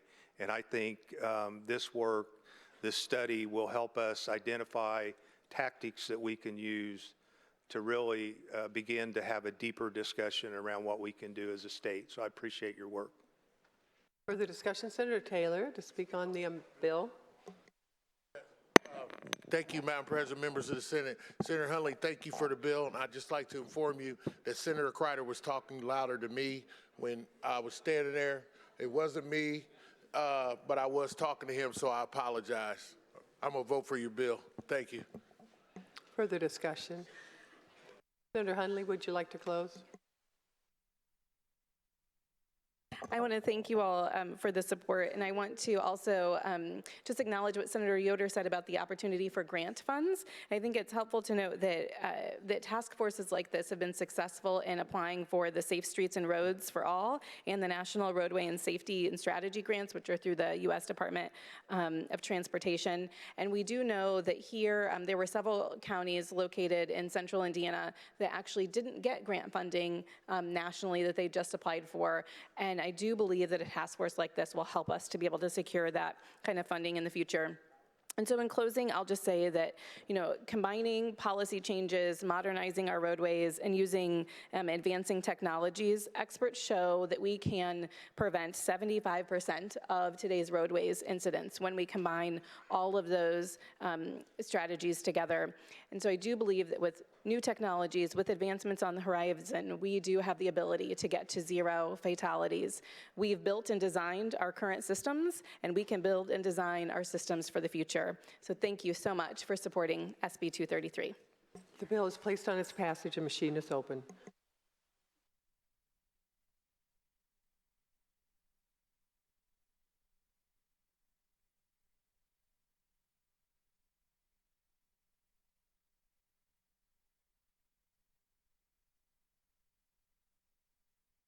Senator Bohacek. Oh, excuse me, Senator. Okay, machine is closed. Clerk will tally the roll. Roll call shows 42 ayes, 7 nays. The bill has passed. Shall the title of the bill remain the title of the act? And your House sponsor? I have 5. 4.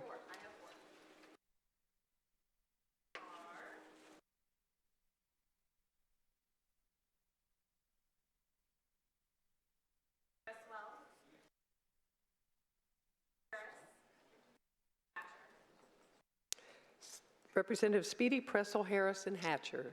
Secretary notify the House of the passage of the bill. Continue the roll.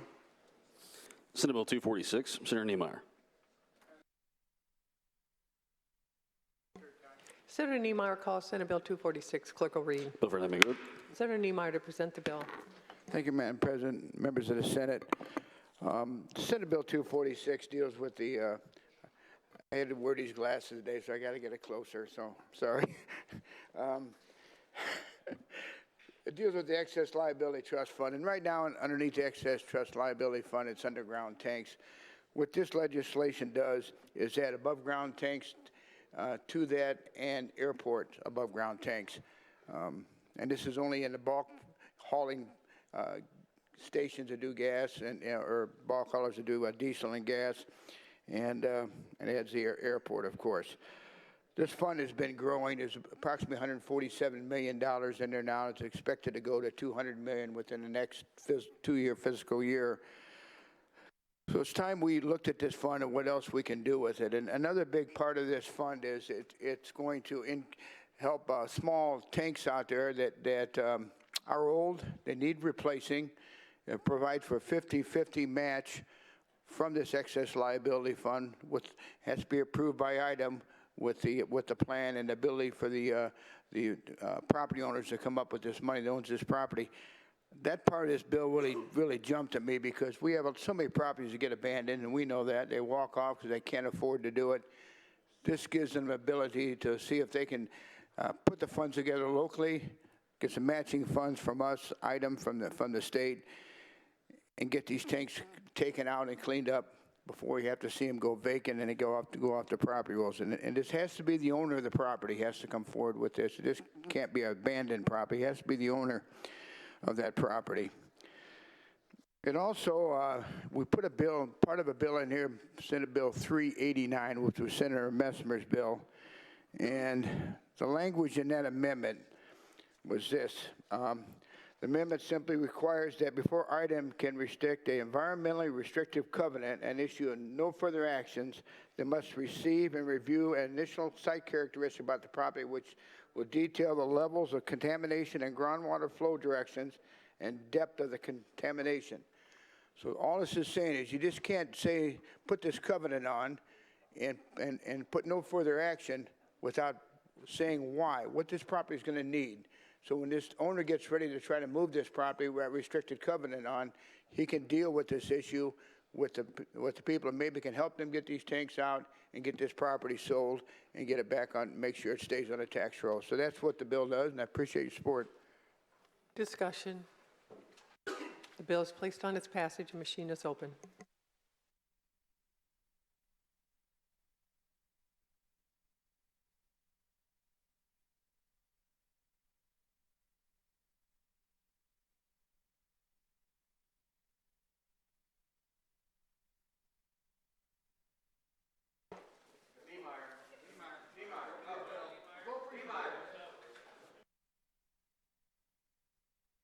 Machine is closed. Clerk will tally the roll. Roll call shows 49 ayes, 0 nays. The bill has passed. Shall the title of the bill remain the title of the act? And your House sponsor? Representative Slager and Morrison. Secretary notify the House of the passage of the bill. Continue the roll. Senate Bill 268, Senator Garten. Madam President, please call down Senate Bill 268. Senator Garten calls Senate Bill 268. Clerk will read. Bill for action. Senator Garten to present the bill. Thank you, Madam President and members of the Senate. As of today, the state of Indiana has approximately $1.1 billion invested in public pension dollars with the Chinese Communist Party. As I talked with constituents all around the state, they're startled, appalled, and most have no clue how or why this is happening. To date, the exact number is $1.027 billion invested in what is called defined benefit assets. Overall, Communist Chinese Party interests make up about 2.25 of MPER's exposure across all plans. In addition to the defined benefit plans, MPERS also manages what's referred to as defined contribution plans. These defined contribution plans contain approximately $63.4 million invested in Communist Chinese Party interests. I'll be referencing a number of source documents today. The first one is one that I distributed to all members on your desk. It's titled China, the Risk to Corporate America. This is a 2019 FBI report that explicitly states the many risks China poses to our United States of America. I would encourage all members to take a few minutes and read through this report. There's a section on tactics China uses to target U.S. businesses and their employees. It's important to state the obvious here. These are Hoosier businesses and Hoosier employees. There's a section on insider threat risks, ideology, cyber techniques, social engineering, and the list goes on and on. According to this report, China is the world's leader in infringement on intellectual property and, quote, does not play by the same rules. This same report estimates that annual cost to the U.S. economy of counterfeit goods, pirated software, and theft of trade secrets is as much as $600 billion. It's important again to state the obvious. The great state of Indiana is a large part of the U.S. economy, and this direct action against our economy is likely costing Hoosier businesses billions of dollars of damage annually. I would like to draw your attention to the bottom right-hand corner of this 2019 report. China's strategic goals is that section. Talent recruitment programs, mergers and acquisitions, academic collaborations, front companies, joint ventures, research partnerships, non-traditional collectors, legal and regulatory environment. These are all pathways that they are infiltrating our economy, our businesses, and our nation. The next report I'd like to highlight is a 2022 annual report to Congress from the U.S.-China Economic and Security Review Commission. This report's approximately 100 pages in length, so forgive me for not providing a hard copy to all members, but I'm happy to share that link with anyone interested. The titles of the different sections alone will paint a picture of what we're up against. I would like to take a moment and highlight specifically Chapter 3, Section 2, titled China's Cyber Capabilities, Warfare, Espionage, and Implications for the United States. Let me say that again. Warfare, espionage, and implications for the United States. That word warfare is not one any of us should take lightly. Make no mistake, we as a state and as a nation are in direct daily conflict with the Communist Chinese Party.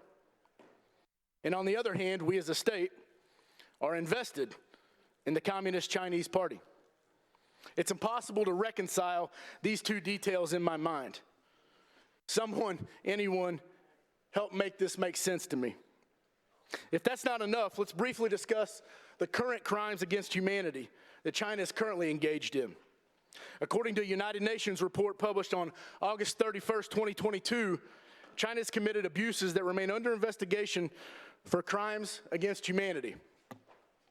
In the report, the High Commission details widespread abuses, including the targeting of cultural and religious practices, family separation, arbitrary arrests, detentions, rape, torture, and enforced disappearances, which are likely state-sponsored murders. One example specifically that stood out in my research has taken place in the northwestern region of Xinjiang. There, the Communist Chinese government has imprisoned more than 10% of an entire population of Uyghurs in Chinese government internment camps, conveniently referred to by the CCP as re-education camps. For education's sake, the Uyghurs population is a mostly Muslim, Turkic-speaking ethnic group. It's important to note that the other 90% of the population is subject to intense surveillance, religious restrictions, forced labor, and even forced sterilizations.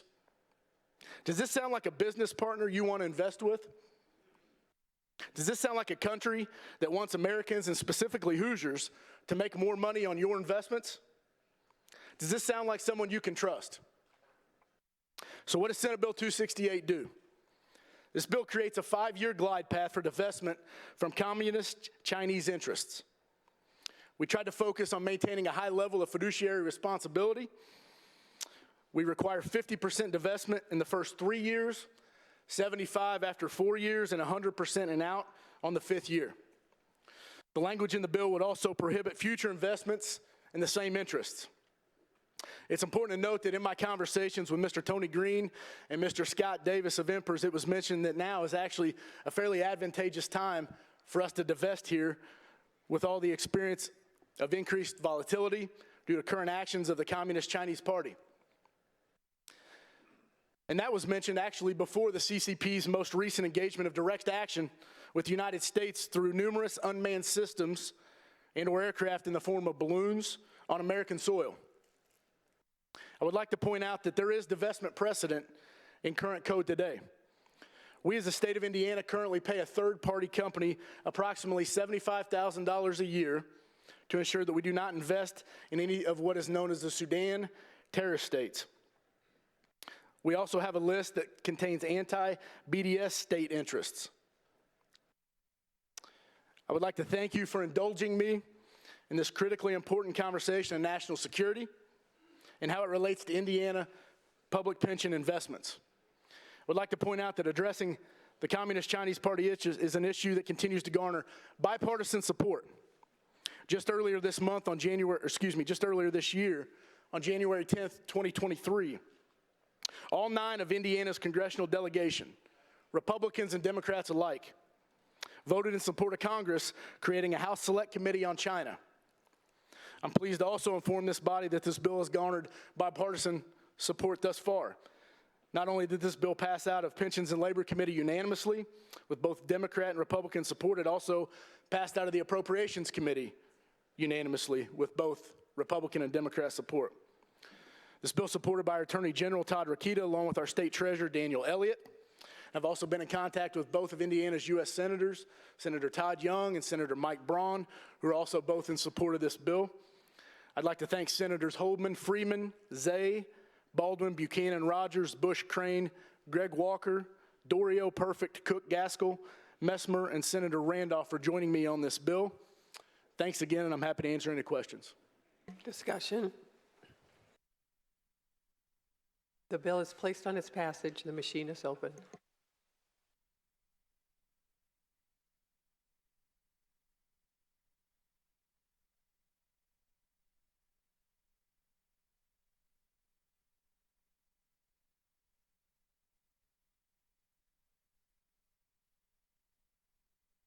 Senator Pol. Senator Bohacek.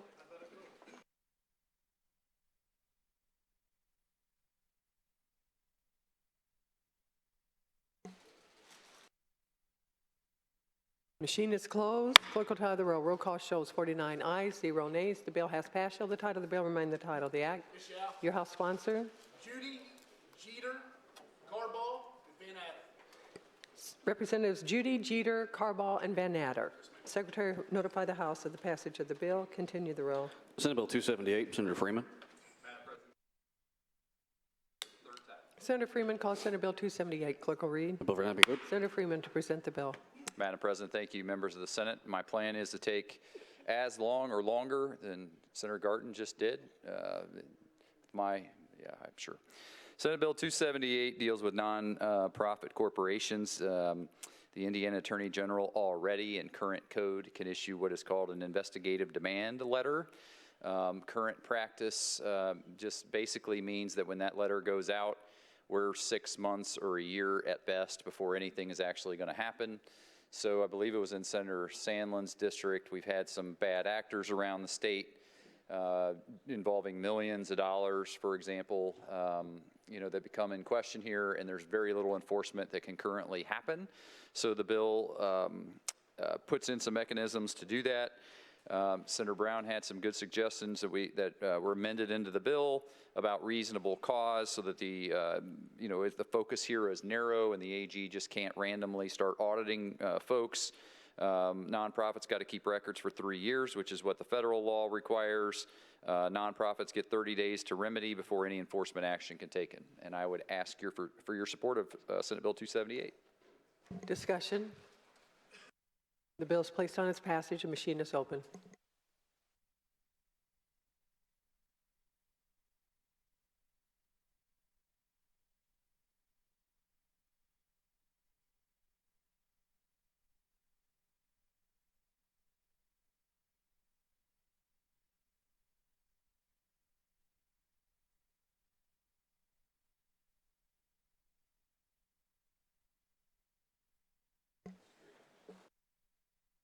Machine is closed. Clerk will tally the roll. Roll call shows 49 ayes, 0 nays. The bill has passed. Shall the title of the bill remain the title of the act? And your House sponsor? Representative Jeter. Secretary, notify the House of the passage of the bill. Continue the roll. Senate Bill 284, Senator Freeman. Senator Freeman calls Senate Bill 284. Clerk will read. The bill for Senator Freeman to present the bill. Madam President, thank you, members of the Senate. Maybe I'll get through the next two in the time that Senator Garten took, and we'll give him that good accomplishment. This is Senator Taylor's favorite bill of the session, I'm sure. We've been at this task for a few years. I'm proud of where Senate Bill 284 is. I may not make it out of the chamber with Senator Garten here close, but that's okay. We'll have fun with that. The Indiana Prosecuting Attorneys Council have obviously member prosecutors. When a prosecutor is non-compliant, the procedure would be that there would be a 3 prosecutor panel from the north, central, and southern parts of the state. It requires that the prosecutors on this panel would have at least 12 years of experience. It has to be bipartisan, at least no more than 2 members from the same political party. So my hope is that no prosecutor can claim this is in any way unfair or unreasonable, that it's very calculated to only get at a non-compliant prosecutor and give a method to prosecute those crimes that are on the books. Proud of where the bill is. I think it's a good step forward for the state of Indiana. I would ask for your support of Senate Bill 284. Discussion. Senator Taylor. Senator Taylor to speak on the bill. Thank you, Madam President, members of the Senate. Yes, Senator Freeman, this is our yearly duel at the microphone in regards to a statement that the Marion County prosecutor made that he was not going to enforce sole possession charges for small amounts of marijuana. I put together a meeting for Senator Freeman and myself to meet with this prosecutor. Senator Freeman was gracious enough to agree to meet, but a meeting conflict came up, so I met with the prosecutor on my own. Just so you have information, just so you don't think that this bill, I don't know how it's even going to be enforced, is that the Marion County prosecutor has prosecuted over 150 cases where the sole charge was possession of marijuana. Just so you know that he is serious about prosecuting marijuana charges, he has also supported enhancements for people who commit another crime and also have possession as a subsequent charge. What I find interesting about this piece of legislation, and when it comes up every year, is the same people who want to support it, I ask them the same question. Have you met with the prosecutor that you said would not comply? This year was a different answer. I got to give the author credit. He creatively came up with this scenario where the prosecuting attorney counsel said, hey, we're neutral on the bill now. He gave them a seat at the table. Said, now we'll have 3 special prosecutors to look at this. What I can't wait to see is how it's implemented. Because here's what's not in the bill. What if you have a prosecutor who refuses to prosecute people who carry a gun as a prohibited person without a permit? Do you want, now, I don't speak for anybody else's other jurisdictions, but my Marion County prosecutor would pursue that wholeheartedly because we've got a problem with gun possession in Marion County. What if the prosecutor in your county said, you know what, we're going to take this opportunity to make sure that we teach people about the law of the state of Indiana? Who's going to file the charge, or who's going to file the case to bring that against your prosecutor? Is it going to be me? Somebody who lives outside of your county? It might be. See, we don't always think about these things. We always think of them in a vacuum. But as I warn my colleagues as they go down this path of voting in favor of this bill, this one day it might be your prosecutor who gets charged, and one day it won't be, continue to be a hunt after my prosecutor here in Marion County for making a statement of public policy for which he was reelected yet again to be the prosecutor of Marion County, to say that he's going to make a public policy decision on cracking down on marijuana and not put people in jail for small possession. So you've beat me up well enough. Now you got the prosecuting attorney's counsel. Go forth and do what you want to do on this legislation. But just remember, if your prosecutors in your counties that you represent, if I ever hear of them making a blanket statement that they're not going to enforce the law, I may be the first person to file and ask that your prosecutor be requested to go in front of this panel to see if they should be charged. Discussion. Senator Crider to speak on the bill.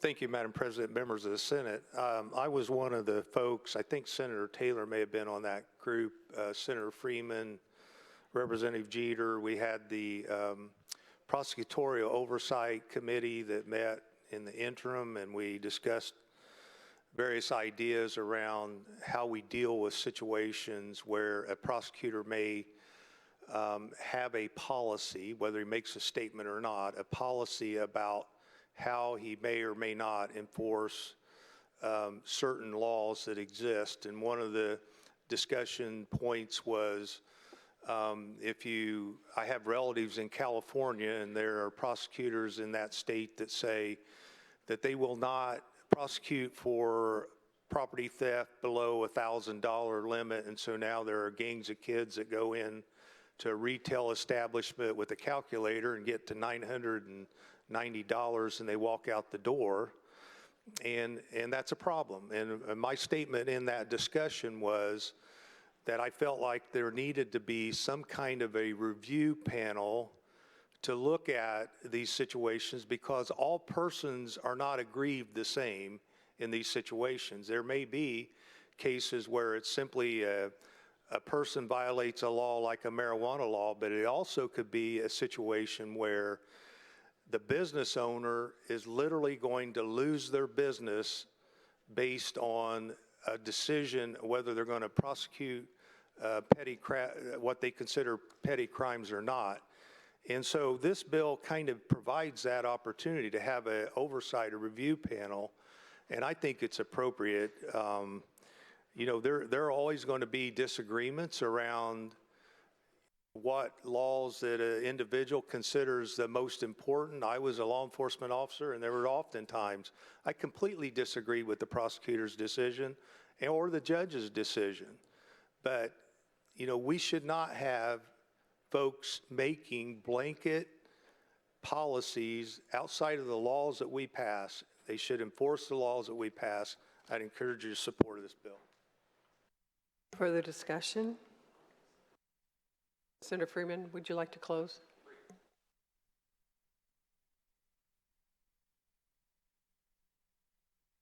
Thank you, Madam President, members of the Senate. You know, the things that we have to legislate around here, when somebody runs for prosecutor, I never dreamed the situation of where a prosecutor just won't do what they're charged to do. But Senator Taylor's right. I'm very concerned about blanket statements, and I'm very concerned that when a prosecutor says that he believes he is a check on the General Assembly, I think that should give all of us a moment of pause. One of the greatest jobs and things of my life was being a deputy prosecutor and carrying out the laws in this state. But if I were a deputy prosecutor and believed that the legislature was wrong, I might pick up the mantle and run for the legislature, because this is where laws are made.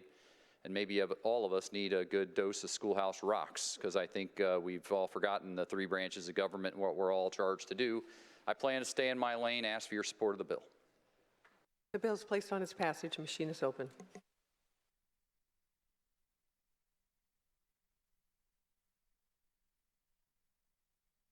Yes, Senator Young to explain his vote.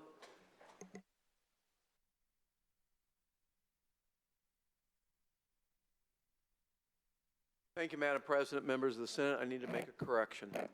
This bill had nothing to do with the Marion County prosecutor. When this bill was started, Terry Creary was the prosecutor, and he was prosecuting the laws of the state of Indiana, and he didn't exclude any laws.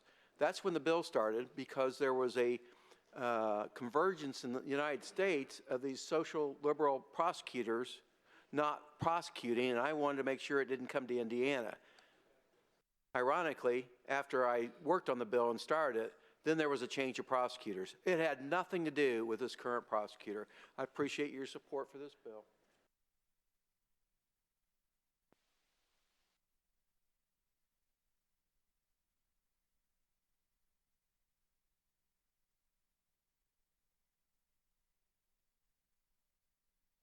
Machine is closed. Clerk will tally the roll. Roll call shows 40 ayes, 9 nays. The bill has passed. Shall the title of the bill remain the title of the act? Your House sponsors. Representative Sturwald, Secretary, notify the House of the passage of the bill. Continue the roll. Senate Bill 286, Senator Freeman. Madam President, please call. Senator Freeman calls Senate Bill 286. Clerk will read. Senator Freeman to present the bill. Madam President, thank you. Members of the Senate. First, let me give credit to Senator Pol. A bill from Senator Pol is in 286, which does two things. First, currently, if you're on pretrial home detention, somebody does not get credit for that amount of time. So if they're sentenced and then have to serve a sentence, they do not get that credit time added at the end of their sentence. This bill would add that, and Senator Pol deserves the credit for that, because that was his bill that was adopted into this. The second thing the bill does is it started out as, and let me give credit here to Senator Raatz. Jeff Raatz had a tragedy occur in his district this past year. He called me, asked me what could be done about it, and I said, Jeff, if you want to really get at it, we got to get at habitual offenders. Folks, we have a problem with folks that are doing this over and over and over again, and somehow, some way, we have to send a message to those people. A first-time offender or second-time offender, that's one thing we can deal with. It's the people that are on their 10th page of criminal history that are a problem for all of us, and we got to figure out a way to deal with that. And the way this bill deals with that is, so if you're a habitual offender, and that means that you've been convicted of 3 separate felonies within 10 years, yes, I said that right, 3 times in 10 years you've committed a felony. You have to be really bad at what you're doing or really articulate or something about what you're doing. This would enhance their sentence from 6 to 20 years to 8 to 25 years, and it would enhance for a level 6 or a level 5 habitual, which currently is 2 to 6, would add it to 3 to 10. We have to add some time to these people's sentence. I think we would solve or help take a step at solving our overall criminal problem if we focused on these habitual offenders, and that's what the bill does. I ask for your support. Discussion. The bill is placed on its passage. The machine is open.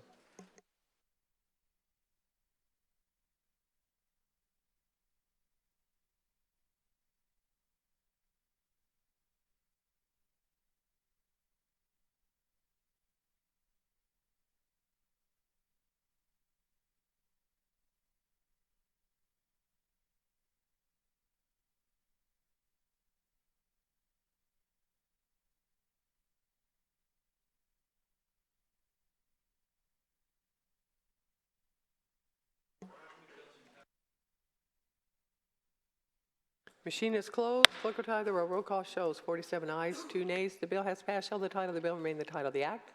And your House sponsor? Representative Sturwald. Secretary notify the House of the passage of the bill. Continue the roll. Senate Bill 318, Senator Zay. Senator Zay calls Senate Bill 318. Clerk will read. Bill for name. Senator Zay to present the bill. Thank you very much, Madam President, members of the Senate. I'm proud to bring before you Senate Bill 318. We've been working on drug cost along with health care in this body for a number of years, and the bill I have before you is actually already in statute. We had to revise who was doing the audit to take a look in that black box of what goes on between the insurance company, the pharmacy benefit manager, and the pharmaceutical cost. This bill simply does the audit and sees what is going on with spread pricing, rebates, and those things in the state plans. And it moves the audit to the Attorney General. For that, I'd appreciate your support of the bill, and I'd be happy to take any questions. Discussion. Bill is placed on its passage. The machine is open.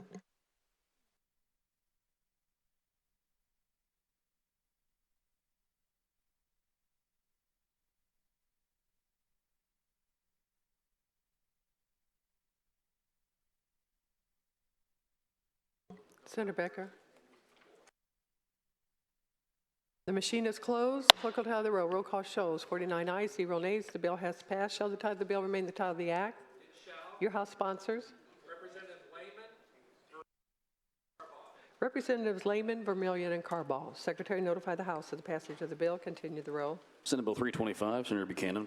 Madam President, please call down Senate Bill 325 for the 3rd time. Senator Buchanan calls Senate Bill 325. Clerk will read. Bill for name. Senator Buchanan to present the bill. Thank you, Madam President, members of the Senate. Senate Bill 325 simply amends and clarifies what can be counted for an individual's homestead deduction on their property taxes. Current law says it's 1 acre of land, 1 house, and 1 garage, and we're simply amending that to saying with your property taxes, if you claim the homestead deduction, it is 1 acre of land plus your home and additional buildings, improvements, or structures on that land. Happy to answer any questions. Appreciate your support. Discussion. The bill is placed on its passage. A machine is open.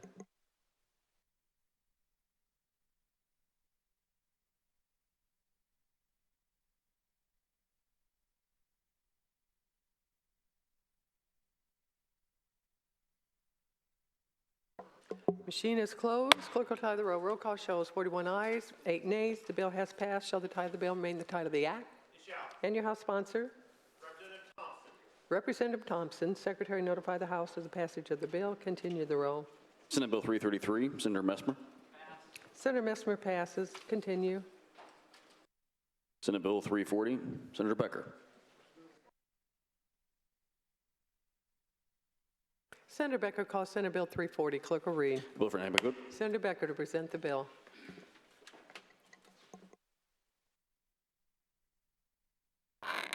Thank you, Madam President, members of the Senate. Senate Bill 340 is the Indiana Imagination Library program.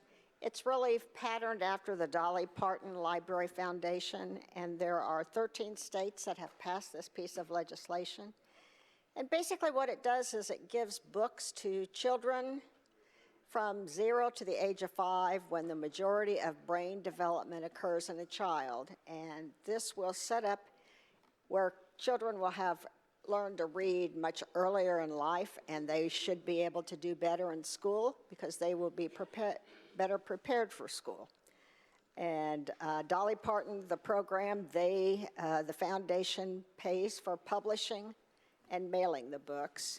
And I would appreciate your support. I'm happy to answer any questions. Discussion. Bill is placed on its passage. The machine is open. Senator Qaddoura is excused.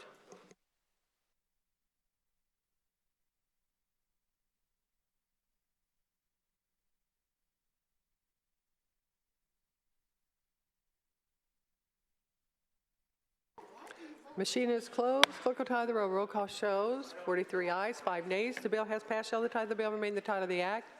And your House sponsor? I'm sorry, I can't hear.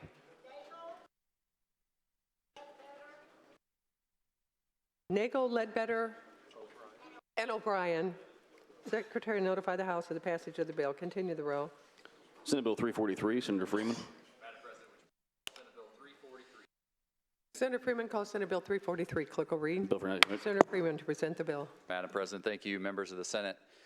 The bill does 5 things. First of all, and probably most important, our law enforcement officers today are faced with the prospect of they get out of their car and it's one thing to deal with a handgun. It's obviously a tragedy and not a good situation. But today, with the advent of technology through what is called a SEER, people can literally print off on their 3D printer a thing that will turn a certain handgun into a 30-round machine gun and be able to rattle off rounds in seconds. The bill would provide a law to outlaw that. Secondly, the bill takes care of what is called organized retail theft, which has become a huge problem in the state of Indiana, modeled somewhat after our theft statute. There is a difference for, we took an amendment, I believe it was Senator Pol's, but an amendment about that when you're stealing something, that's theft, but when you're stealing it to resell it or to get it to somebody else, that has become a huge problem for us and is contained in the bill. I must admit the third item is a mistake of mine. Last year I've done some expungement work for several years in this chamber, and for the first time we allowed for an automatic expungement of an arrest record. And that has become an administrative nightmare for many of our prosecutors. They don't have the technology, they don't have the database to keep track of all of this and then to petition the court for that filing from the prosecutor. So this bill eliminates that and takes us back to the way the law had been forever, which is that a defendant has to petition for an expungement in order to get it after their year runs. Fourth, we allow schools to look at expunged records. We currently allow prisons, jails, things like that. We allow folks to know who they're hiring. I think we should know who we're hiring in schools and make sure that we're putting proper people in front of our kids. And finally, Senator Toms had a sheriff call, had a situation where it's obviously illegal for a jailer or a corrections officer to have sex with an inmate. Well, our law didn't cover the situation where there was all kinds of things leading up to that was not covered, and the bill addresses that situation to make that explicitly illegal. With that, I would ask for your support of Senate Bill 343. Discussion. The bill's, Senator Taylor. Senator Taylor to question Senator Freeman. Do you yield? Yes, Mr. President. Senator Taylor. Thank you, Madam President. Senator Freeman, where's the portion on the part about organized retail theft? Hang tight 1 second. That page 6.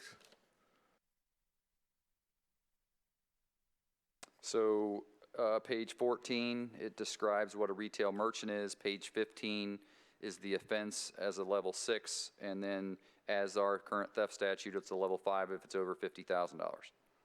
So, Top of page 15. were you around when we went through the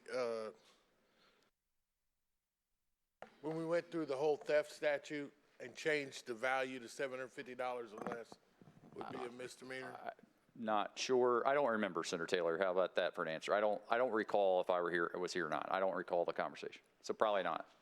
Okay. If that was in 1006, that was before my time. That was before your time? Yes. Okay. So you do know that when we allowed prosecutors to determine whether or not it was a felony or a misdemeanor charge, that disproportionately it would negatively affect people of color before we changed the law, right? Did you know that?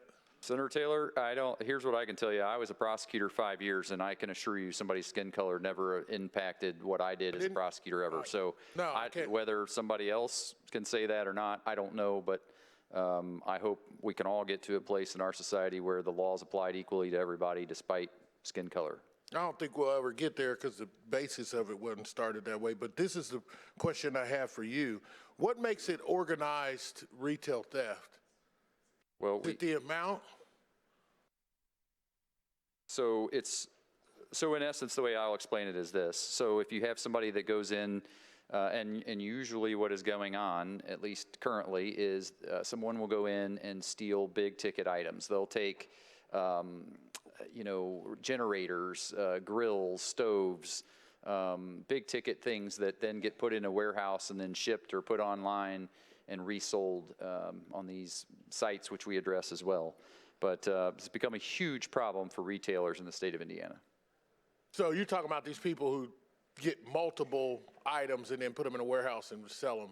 Yes, it is a huge issue. So why does your bill treat the same thing if a person steals a 50-inch TV out of Walmart that's worth $150, if they intend to resell that, they are considered to be the same level as this organized group that you were talking about. You do realize that under your bill? I do, and I remember very vividly in committee, and your colleague, Senator Pol, who I respect Senator Pol greatly, and he had a very good point, which was, Senator Freeman, don't make somebody who's stealing something, we gotta nail down what you're really after here. And I took that to heart and went to work with Andy Hedges and LSA, and we tried to coalesce around it with the intent. I mean, it's going to be hard for a prosecutor to prove, but if somebody steals something with the intent to resell it, I don't see the difference between whether that's 10 items, 1 item, something worth $100 or something worth 50 grand. I mean, you shouldn't steal. Let's not steal anything at all. Let's start there.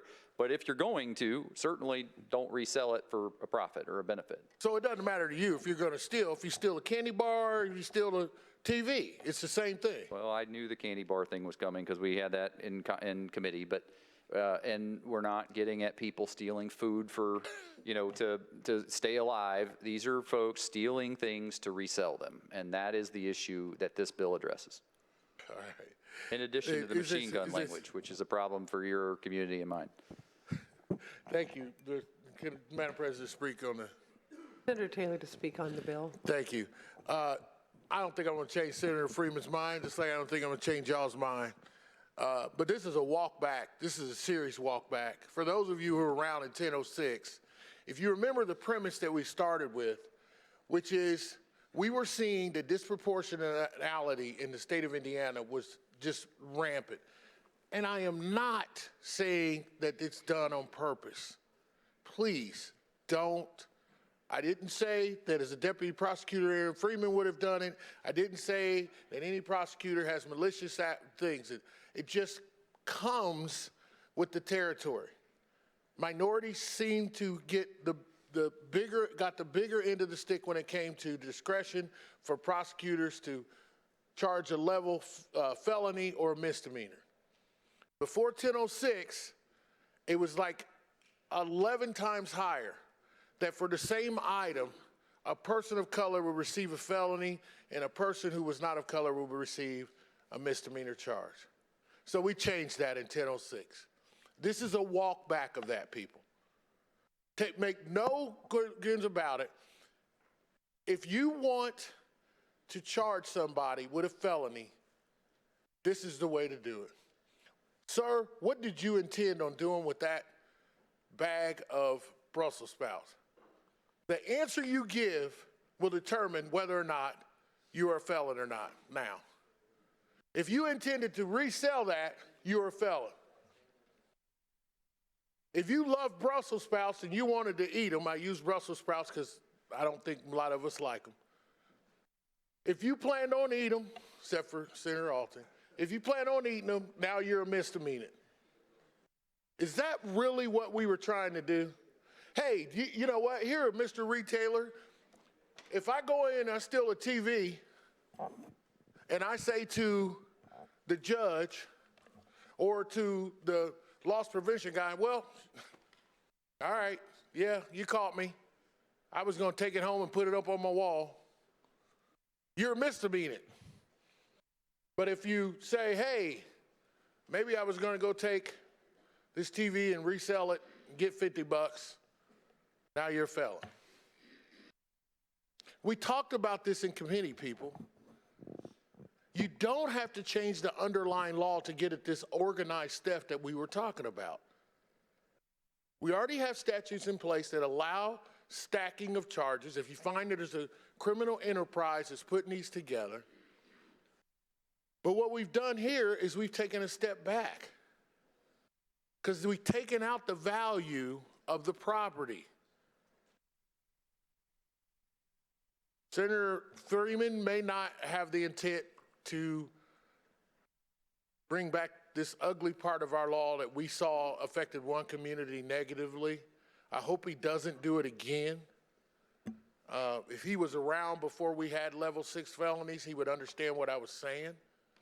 This is not going to effectively change organized theft because you don't have to be organized to do it. The only part you have to say is that I plan to resell. If you're going to use it for consumption. So what do you think?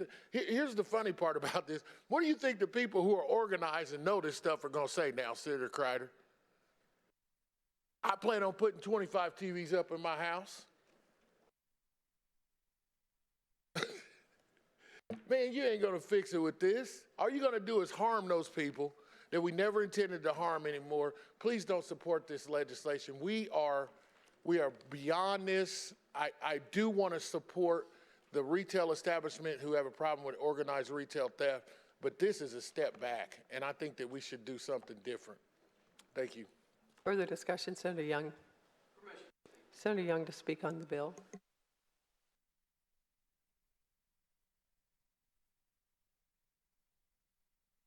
Thank you, Madam President, members of the Senate. The way the bill was originally introduced to Senator Taylor, you might find this ironic. I called Senator Freeman. I said, what are you, crazy? Seriously? You're going to do this? And we had a little conversation. He told me about his amendment he had. I support his amendment. And that's why I didn't offer my amendment the other day to take care of it. I think we have a good theft law already, the way we have it designed, so we don't make felons out of little kids or people that steal something because they're hungry, or their family's hungry, and they don't spend it over $750. This bill is a little bit different. It says if you steal something, and then you're going to turn around and sell it for a profit, not to feed your family, not to feed yourself, not being a kid that's 18 and does something stupid, and we have all done something stupid, this doesn't make a felon out of them. But if they're going to be in the business of selling a product that they steal, I don't have a problem with making them a felon because they're hurting people. They not only hurt the retailer who loses the money, they hurt you and I because they have to get that money back some way and they raise the prices. Why do I want them to steal these big things? And a lot of these retail thefts are not candy bars and they're not bread, it's not meat. It's mechanical items. It's machinery that they steal from these big retailers, the home do-it stores. And I think the prices are already too high. I don't want to pay more. But if we can't say that a person who's doing this, to be in the business of doing it, to sell and to make a profit, we can't say that person's a felon, then we have a pretty poor system that we treat them as the same as somebody who may take something that, you know, a kid was stupid or somebody was hungry, and say they're the same as the person who was trying to feed themselves or feed their family. These people are doing it for profit, and they're taken from small business people who can barely make it a lot of times. The bigger stores can probably handle some of this, but if you got a mom and pop retail, you're killing them. You're absolutely killing them. And to say that we shouldn't make them a felon doesn't make sense to me. I support Senator Freeman's bill the way he amended it. I'm glad he listened. I don't know if I was the only one that mentioned something to him, but he did listen, and he made the bill a lot better. It's more in line with our theft laws we have today that's current with the $50,000 level to move it up to $5 million. I just ask you to support this bill. Is it really right that somebody who's doing this to make a profit is different than somebody who's doing it to try to feed their family or themselves, or some little kid that made a stupid error? I'd ask you to support this bill. Further discussion? Yes, Senator Sandlin. Senator Sandlin to speak on the bill. Thank you, Madam President, members of the Senate. You know, retail theft has been going on for a lot of years. You know, we did, as Senator Taylor pointed out in the legislature, change the law and try to focus on those that were committing thefts but weren't part of that organized group. And what we've seen as the organized groups moved into the space to take advantage of the change in the statute. And so today we have organized retail theft rings that virtually travel all over the country. You know, I've worked on those both in my public sector life and my private sector life. I've worked with retail security organizations that have worked to identify these people. And this is a different class of folks that are there to absolutely make a profit on what they're doing. It's a business to them, and it's a lot different than the person that might, as an individual, go in and steal something out of a store. And I think that we have to continue to make sure that they're differentiated, and I think that this statute change allows for that. And I know somebody said something about we had discussion in committee. It was pretty extensive. I'd call your attention to page 26, where it passed out of committee 7-1. I'd appreciate your support on the bill. Further discussion? Senator Freeman, would you like to close? Bill is placed on its passage. Machine is open.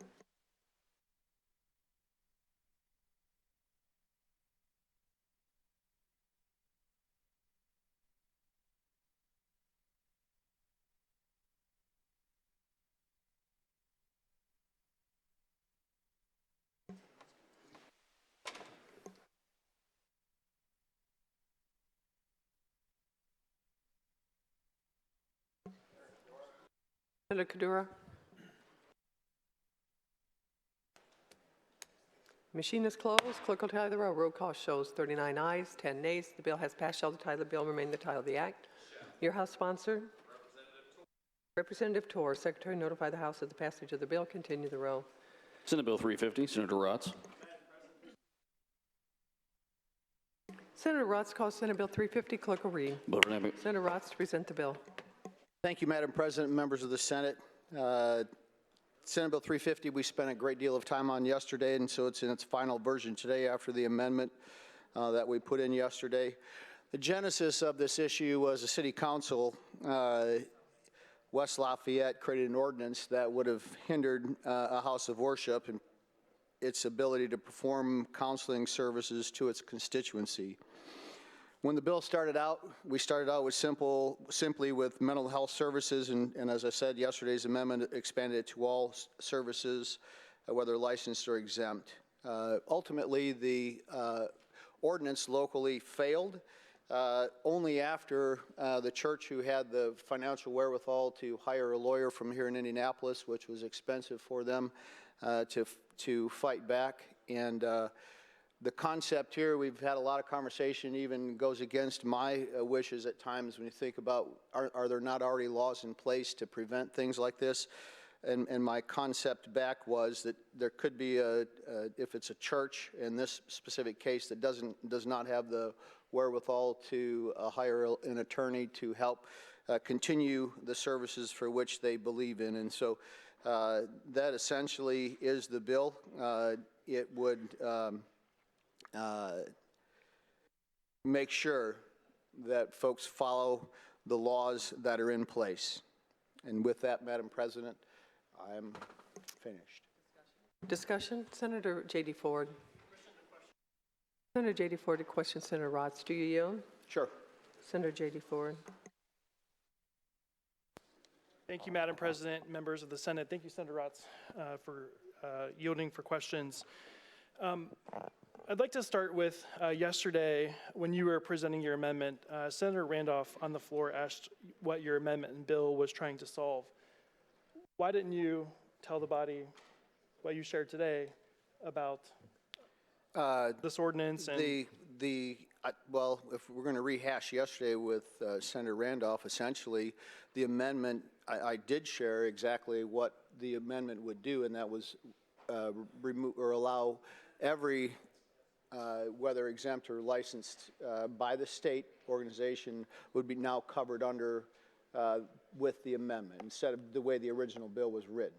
Okay. So we, as you recall, Senator Randolph and I talked a little bit about the summary that was in the underlying bill, and that was would be antiquated or no longer in place after we accepted the amendment. All right, thank you, Senator Raatz. And did I hear you correctly in your presentation of the bill today that you brought this because one pastor in one city was upset that he couldn't practice forms of conversion therapy? Is that? No, that's not what I said. You're adding the conversion therapy to it, but that's what he was trying to do. Well, I would disagree with that. The way the ordinance was written, it was written for conversion therapy. The ordinance that West Lafayette had written. So, so are you saying that this particular pastor is not practicing forms of conversion therapy? Senator Ford, I'm not saying that they did not practice that. What I can tell you, in which I know, go ahead and finish your questioning and then I'll finish up. Yeah, if I may, I'm going to read you a quote that Pastor Vyers put out to the community, and I'd like to get your reaction to that. He said, quote, "Faith Biblical Counseling Ministries, FBCM, has never practiced conversion therapy or ever used that term. However, because the legislators define conversion therapy broadly as any practices or treatments that seek to change an individual's sexual orientation or gender identity, including efforts to change gender expressions or to eliminate or reduce sexual or romantic attractions or feelings towards individuals by the same gender, we could possibly be accused of doing some of those things," end quote. Sure. And Senator Ford, I can't speak to the last piece that you mentioned there.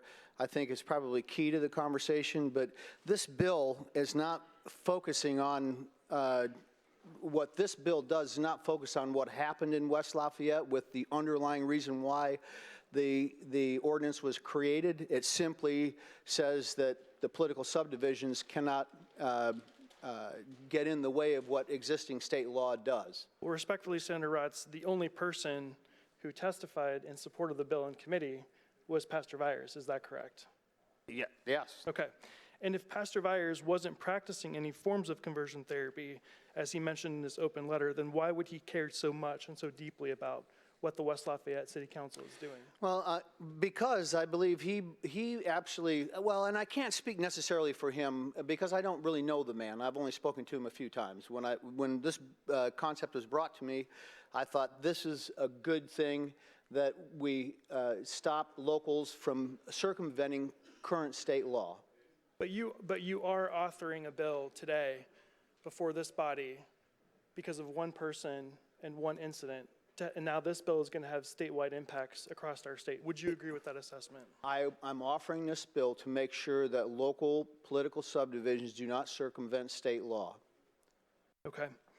And are you aware that pretty much every major health and mental health organization has come out against forms of reparative therapy or conversion therapy or any efforts to change sexual orientation or gender identity. Are you aware of those? This bill, Senator Ford, does not, I know that's the concept why they did it in West Lafayette, but that's not what this bill does. Let me share with you, though, how that ordinance was written. The ordinance said, back to your comments, the ordinance that failed said exactly this, that if you were licensed, we urge you not to perform these services. But if you're exempt, we forbid you to do it. And under state law, the language is absolutely clear that that should not happen. And so that's why I'm coming back and saying, regardless of the underlying situation, we can't allow political subdivisions to go in and create ordinances that would prohibit, whether it's a house of worship, whether it's an economic activity, something that somebody doesn't like, that's not acceptable. And so we can talk about the American Pediatric Association. I don't know exactly which one you're talking about. I'm not in disagreement with what they say. I agree that they have that out there. But the premise of the bill. The genesis of the bill. The genesis of the bill is to make sure that local political subdivisions don't regulate what the state sanctioned. Okay. That's simply it. Okay. And I think if you, the reason I point out the way the ordinance was written, it was pinpointed at that church. Okay. Now, if I am regulated, if I have, let's say, for example, there was some talk about a massage therapist yesterday. I'm licensed by the state to do that profession, right? Sure. Do you think that those folks now have to come to their licensing agency to be able to change how they want to do things at the local level? I'm not necessarily following your line of questioning. If you're licensed, I can't speak for the licensing organization, what parameters an individual that performs massage therapy, what parameters they live by. Okay. Let's say, for example, that it's determined that a specific, I'll save and just speak on the bill, if I could, Madam President. Senator J.D. Ford to speak on the bill. Thank you, Madam President, members of the Senate. I think this bill is being sold to us as just preventing locals from, regulating these services. But the only person who testified in committee was this one pastor in West Lafayette who has a beef. He was upset that West Lafayette took the action that they did. But isn't that the reason why we elect local leaders? And aren't they close to the people that they are serving? And shouldn't they be able to set policy for their community? But this bill, once again, takes away local control, much like the puppy bill earlier this session. And I want to just say a few things. Yesterday, I had an amendment that I thought was reasonable, and this body shot it down, but I wanted to just, say that if you are going to do this practice, then the IPLA should have some sort of standard to regulate it. But we do have unlicensed folks that are performing these services. And if we don't want the local control, then the IPLA, which is a state agency, would fall into that jurisdiction. Unfortunately, that was denied. But I want to leave you with a quote from someone who went through this quote-unquote therapy, and this person writes, quote, "My sessions at Faith Baptist Church were the most hurtful, damaging, and humiliating experiences of my life. I was forced to divulge any and all sexual thoughts and keep them in a journal. I was interrogated. All of this was performed by an unlicensed therapist and observed by 3 therapists in training. It has taken years to overcome the shame and the self-loathing these sessions caused, and I'm still not there yet." So this bill, although brought to us, seems pretty surface level, that's trying to tackle an issue, has much farther reaching implications, and for those reasons, I would ask for you to defeat the bill. Thank you. For the discussion, Senator Pol. Senator Pol, to question the author, do you yield? Senator Raatz. Senator Pol.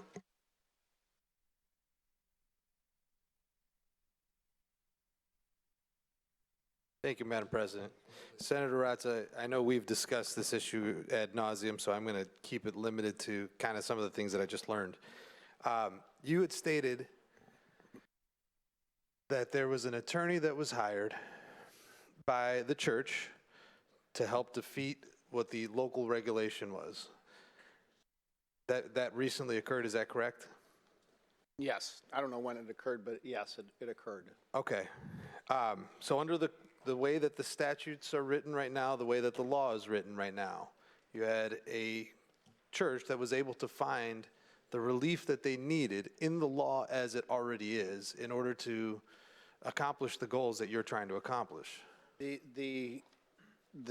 exists in law today, yes. The reason why that they purported it was that it was unconstitutional that a political subdivision had the ability, or government, let's use the word government, had the ability to prevent them from practicing. So, but I mean, it begs the question, why do we need this law if there's already a legal method for them? Because as I mentioned earlier in my testimony, a great question, I mentioned it in my testimony earlier, that this specific organization had the financial wherewithal to hire an expensive attorney to fight for their purposes. Yep. And as you all know, you guys are expensive. And so I'm not. Yeah, sorry. I work for a city. So. There's a lot of you in the room. I better be quiet. But nonetheless, that's what they did in order to continue to do what they believe is their right to counsel folks, the counseling ministry as a church. So where in your bill does it say that you don't require an attorney?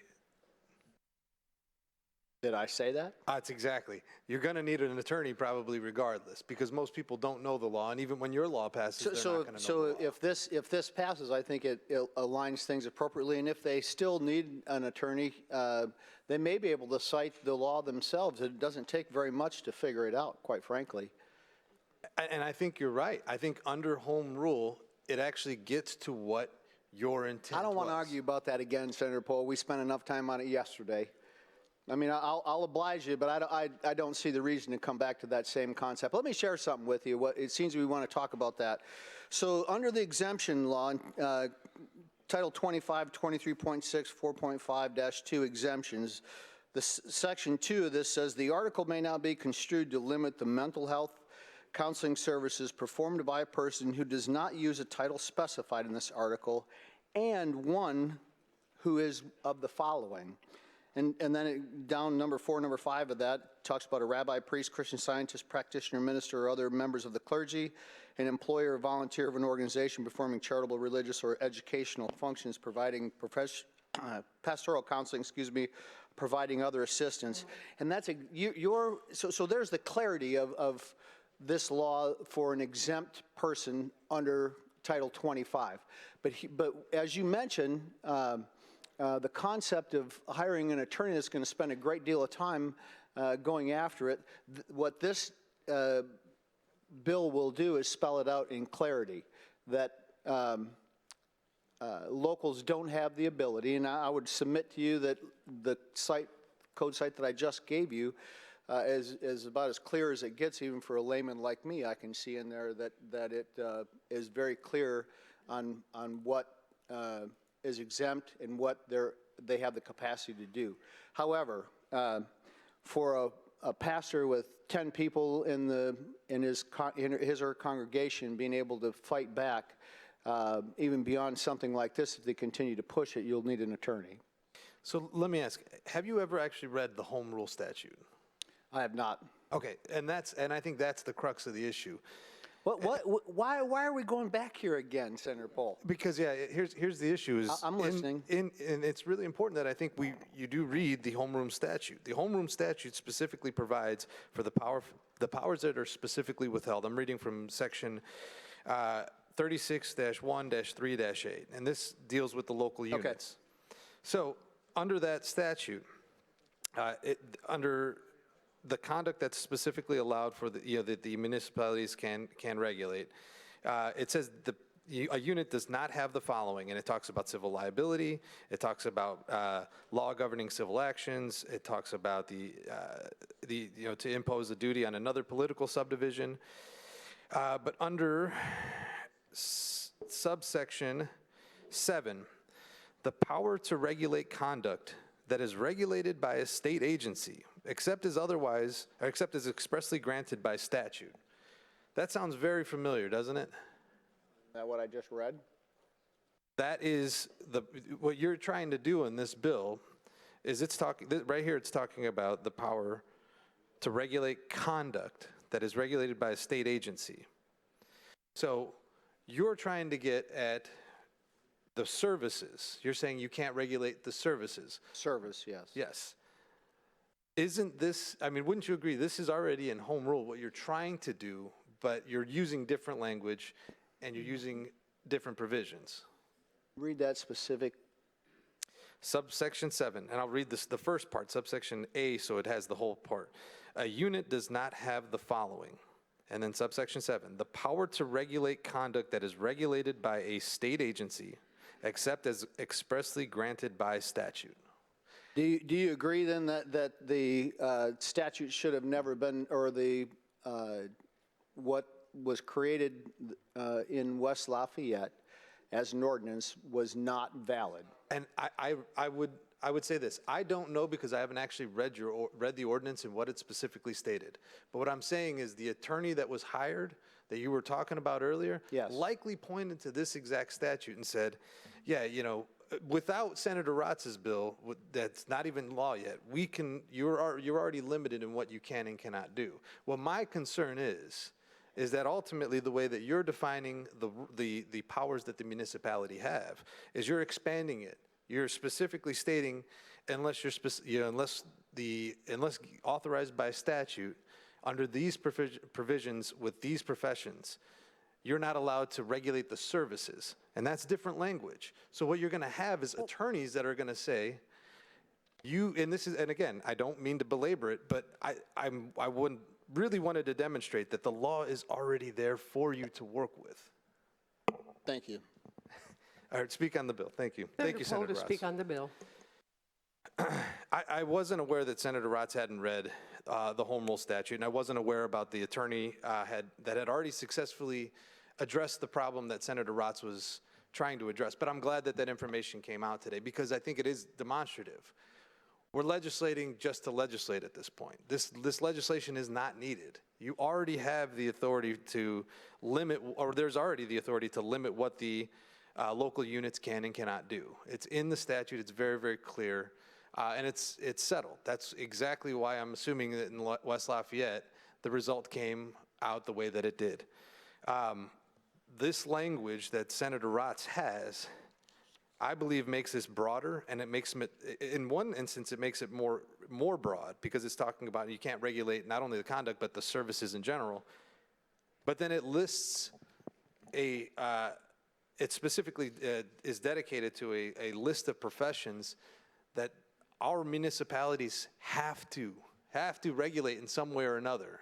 Electricians, plumbers, things that the state is not going to come down to, down to Anderson, Indiana, or Evansville, Indiana. The state is not going to come down to regulate whether or not they're doing shoddy work. That's just not going to happen.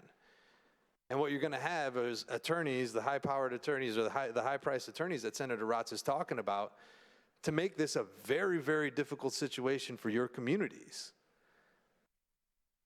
I mean, as I'd stated, this is already in the law. The conduct that he's trying to accomplish here with this legislation is already, it's proven itself.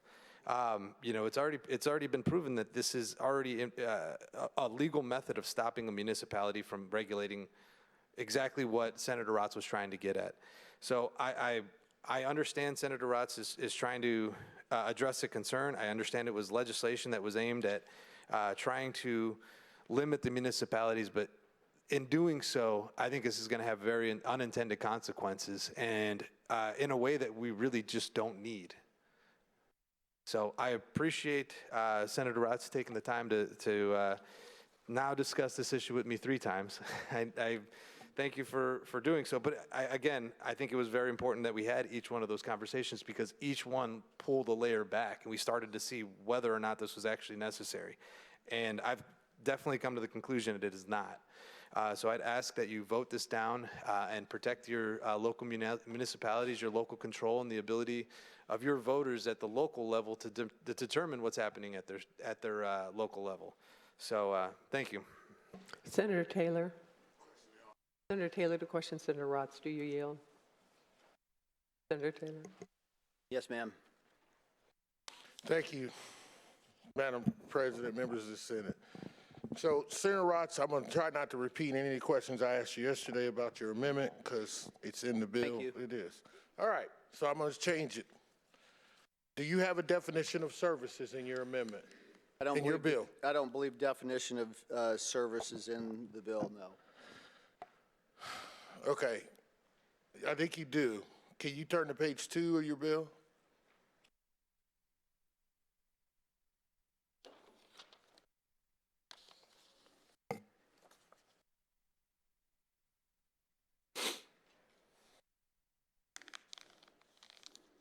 We're on the same bill, right? I'm looking at the underlying bill, Senate Bill 350. Okay. Is there a new version? I don't know. Do I have a... Go ahead. I've got a... I'm looking at it.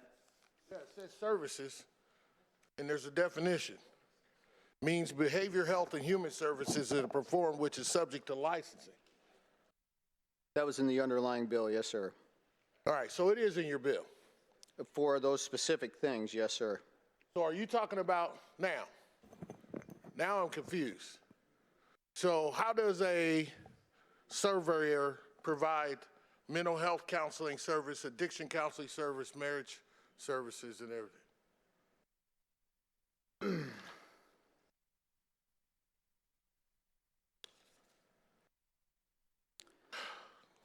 So in section 4, it says, unless otherwise provided by law, political subdivision may not regulate services by a person who's either subject to license or exempt from licensure. And then that was in the underlying bill in the next section, in section 3, where it defines services that are related to mental health. So what are you trying to regulate? Are you trying to regulate all, are you trying to say you don't want locals to regulate any services, or is it just these mental health, marriage, and social work services?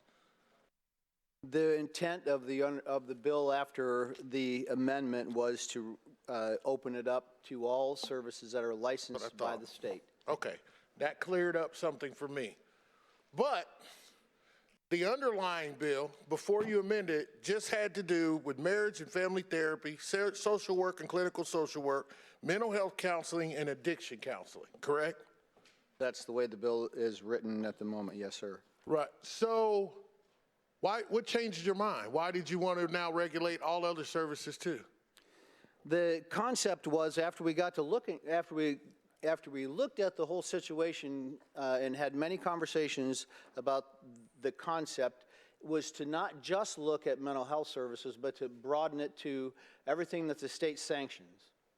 Okay, so, but did the problem that happened in, I think it was in West Lafayette, did it have to do with building code services or electrician services?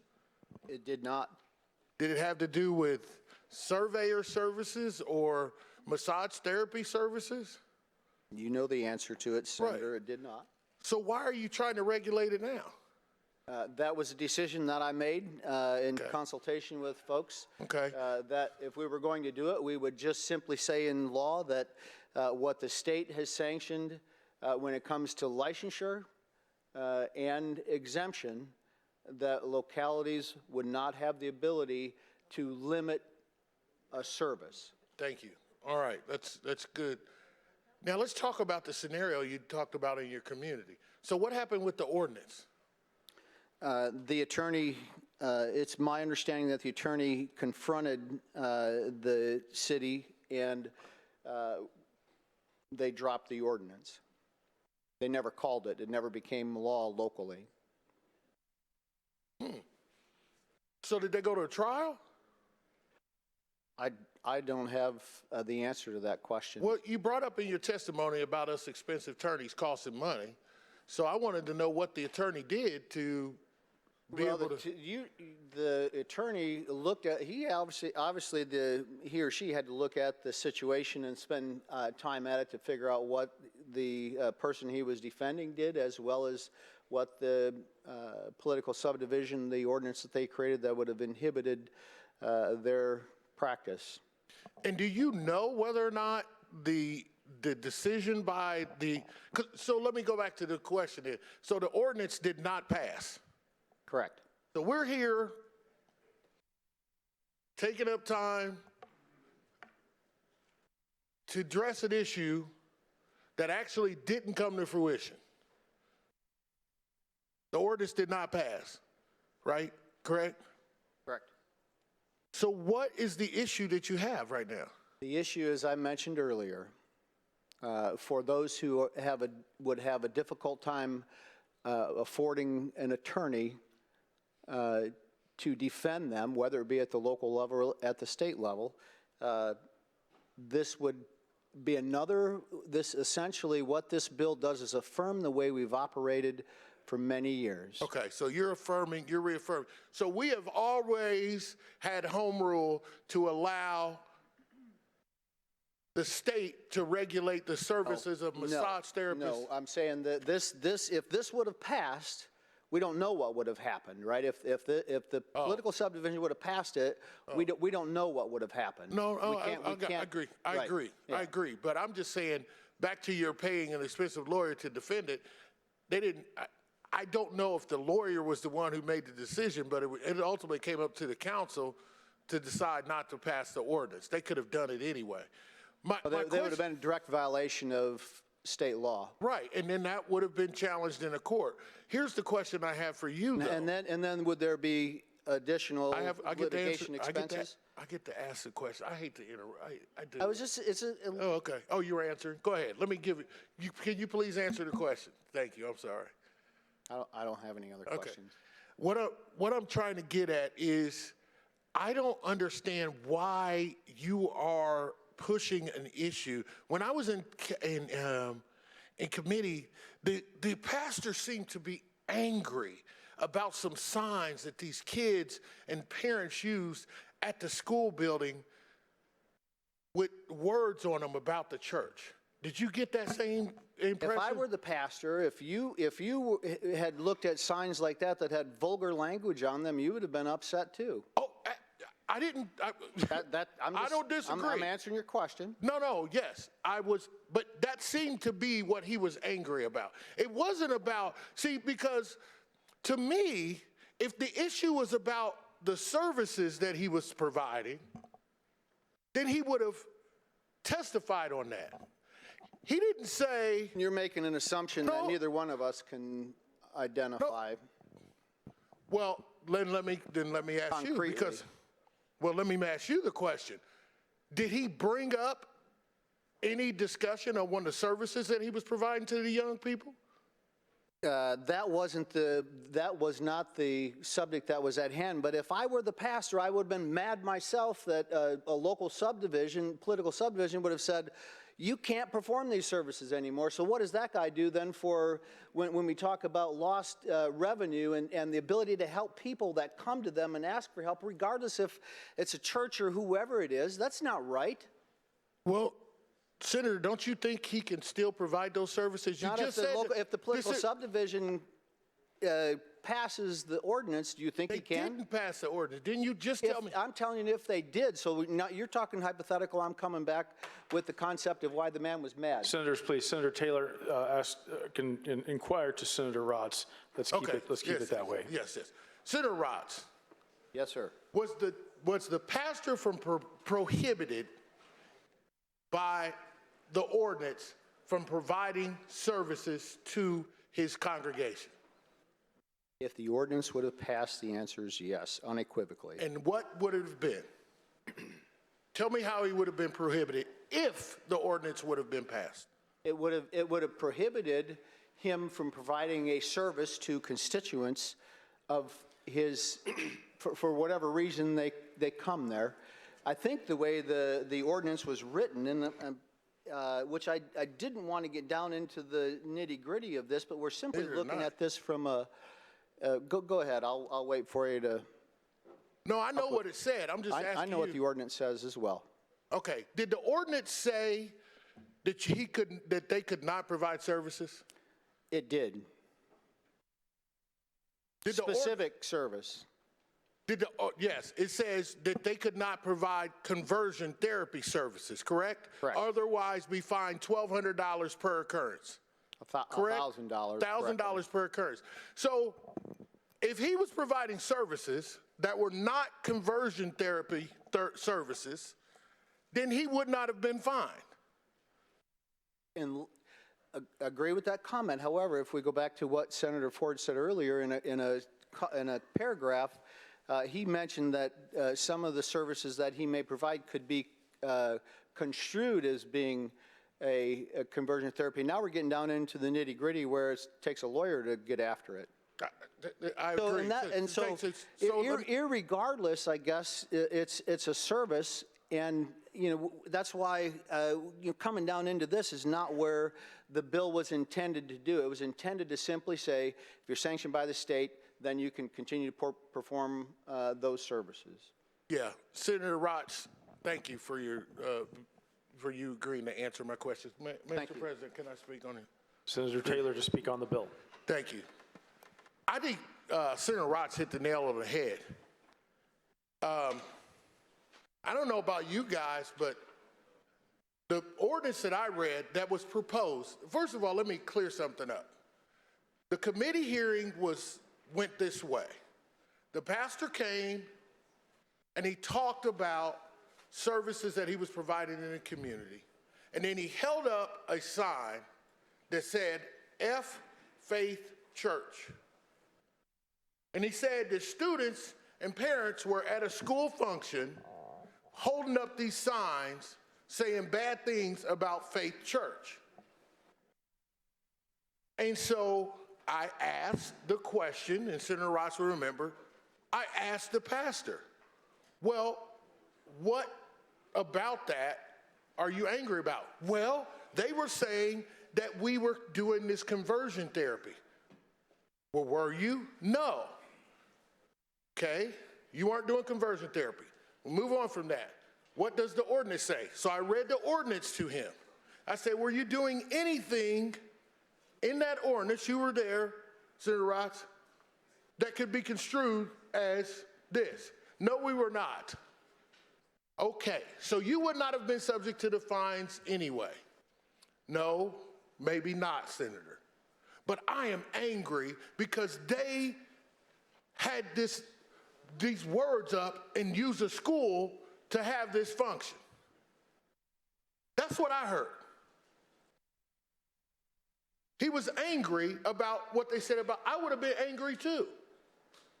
But does anger lead us to legislation that now covers, and some of you might sit there and be like, oh, Senator Taylor, you could be absolutely wrong about this. Remember, the bill started out with services related to mental health services, because that's what Senator Raatz was trying to get at. He didn't want nobody coming in telling the pastor how to provide services to his congregation. I applaud him for that. Great. But do you want him providing services with no guardrails? And I always do this for y'all who, sometimes we all consider ourselves straight line religious people, so we don't think about the other side. Have you ever thought about the fact that a church could be teaching children to, cut themselves at the local level? How about this? How about you use peyote to cure all your mental problems? Oh, no, you don't want to do that. No, we could use a scenario where maybe shock therapy is the way that you clear your mind of those evil thoughts. And a church is the one that's sanctioning it. Do you realize that this bill would stop the locals from stopping them to doing that?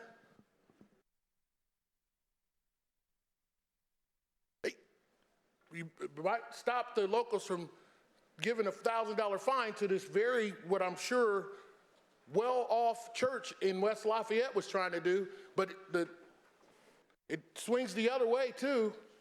We could have some crazy churches out there making people hold snakes up in front of their face, and if you get bit,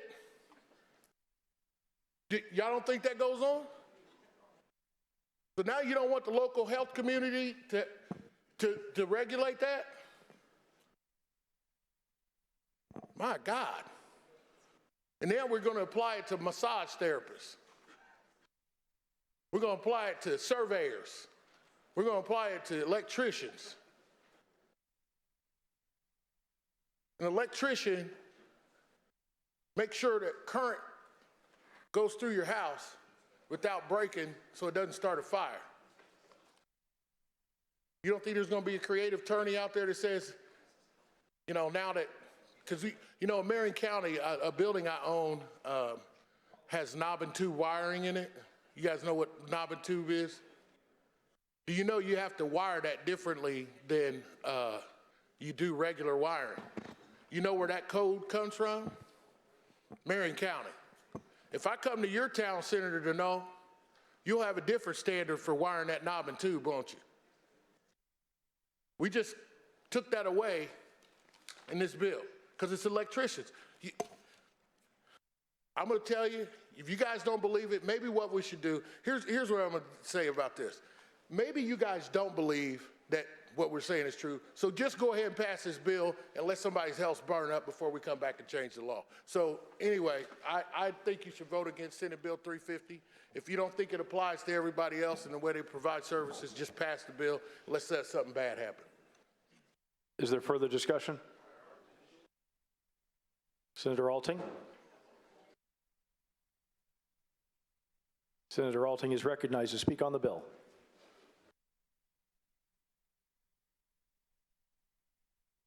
Thank you, Mr. President, members of the Senate. We've had a good discussion here, and I thank my colleagues to my right here. Knows I always try to be the voice of reason. I'm probably going to say a few things from my heart that I believe in that some of you might not agree. But we are who we are because of how we was raised. And I've been sitting on my mama's lap in Lafayette in a little bitty church since I was an infant. I'm 66 now. Went to a private Methodist college. One time was going to be a minister. This is the situation, my opinion only. Yeah, we're talking about counseling, but there's one big difference. This counseling was in a house of God. It was in a house of faith. Now, the state makes them a lot of exemptions, but they also make sure that if they're going to counsel kids, that they're going to be certified, right? So we're just not having anybody in there counseling children. I was a city councilman in Lafayette. City councilman at large. I had the whole city. I loved it. I loved it. No one believes more in home rule than I do. But not inside churches. Sorry. You know how I believe in inclusion? I believe that in my faith too. I believe no matter what denomination you have in a house of your God, you can do what you want in that house as long as it's something that is not so far out there of rape and so forth. What they tried to do in West Lafayette on the city council set a horrible precedent. They were censoring what a house of God can do in counseling. What's the next step?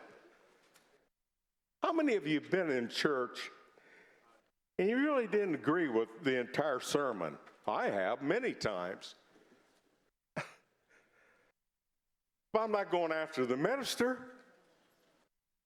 That's he or she's right in faith.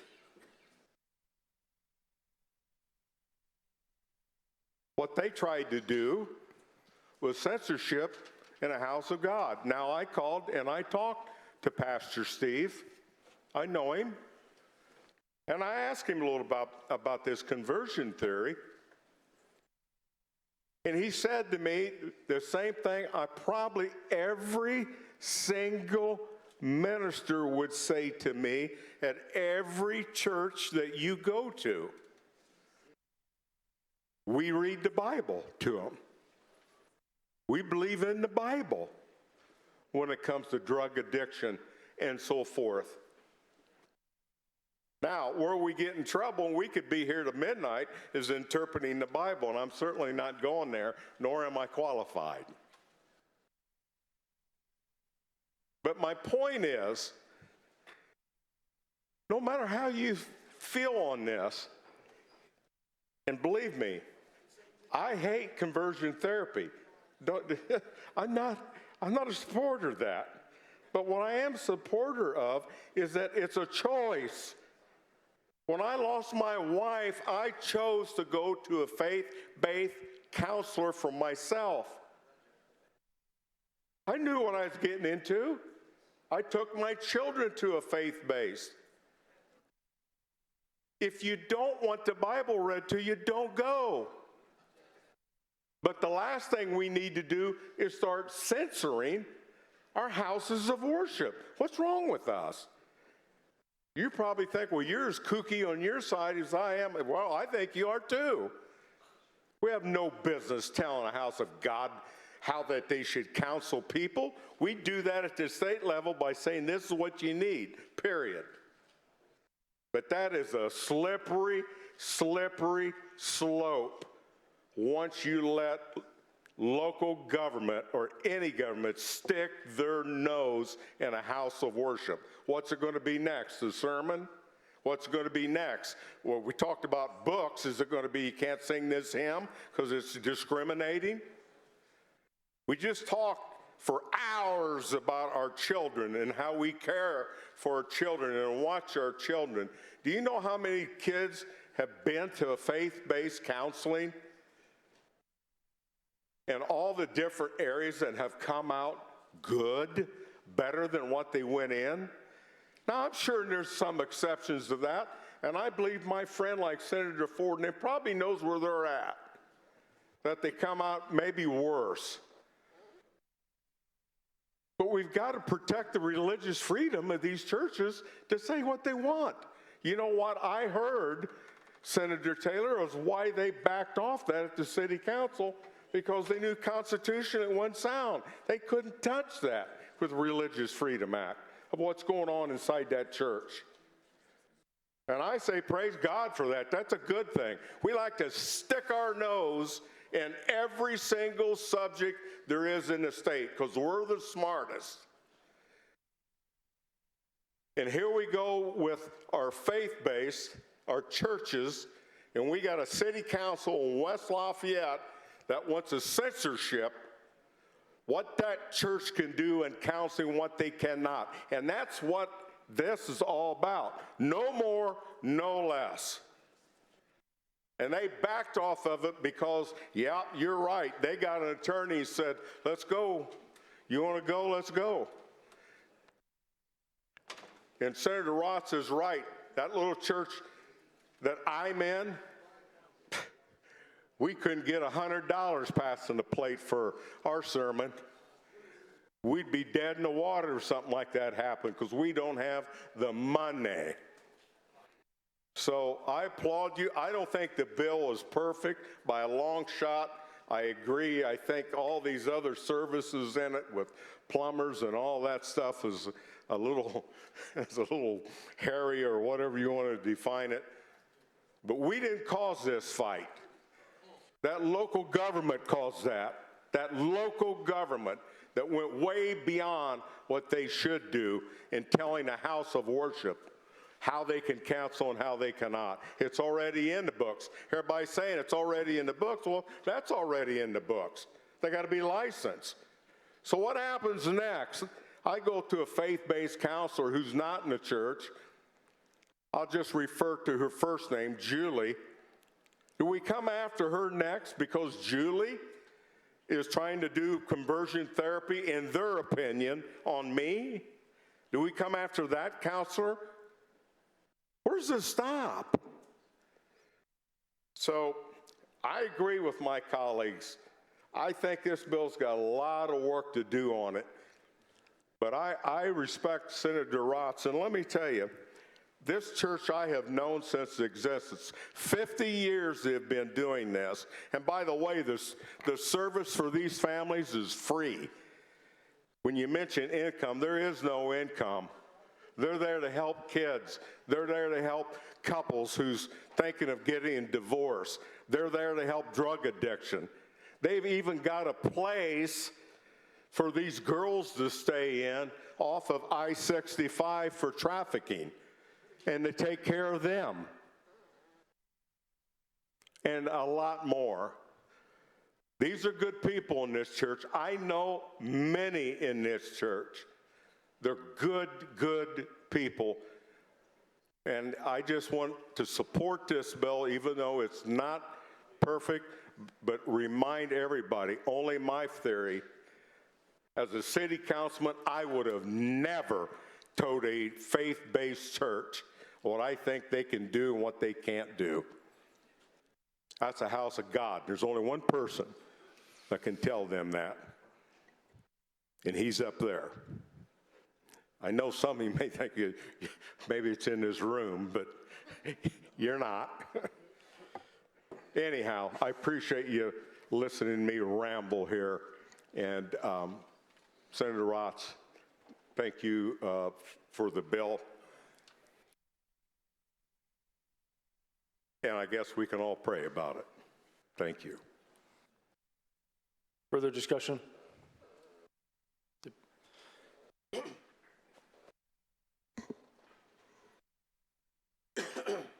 Senator Deary, excuse me. For what purpose do you rise? Speak on the bill. Senator Deary is recognized to speak on the bill. Thank you, Mr. President, members of the Senate. I just want to be brief, and I can't say much better than what my colleague just said. And I wasn't going to speak because I think this bill is about much more than it's been made out to be. But I just need to vouch for what Senator Alton has just said. That some of the comments that have been made today, the villains are not who you think they are, and the heroes are not who you think they are. That there are good people that are involved that have been, I think, some of their motives questioned. I just had to stand up and set the record straight as somebody who knows these individuals personally. Thank you. Is there further discussion on the bill? Senator Raatz, do you wish to close? Thank you, Mr. President, members of the Senate, and thank my colleagues here in the robust conversation, I think with a sincere desire to make sure that we're not overstepping our boundaries here with the way this bill is written. If there are things that need to be fixed, we'll certainly do it in the House. What I can say is I went back to AIM again last night, spent some time with me because there was a question on whether or not this was, whether or not AIM was in support of the bill. They essentially said they're neutral. They do not think that there's anything that we overstep the boundaries as far as local control goes, and certainly IPLA felt the same way. I appreciate the robust conversation. We should have it. This is an incredibly important conversation to have, and I couldn't have said it any better than Senator Alting. We've operated under these tenets of the law forever, and this, I don't believe, changes it, and I ask for your support for Senate Bill 350. The bill is placed upon its passage. The machine is open.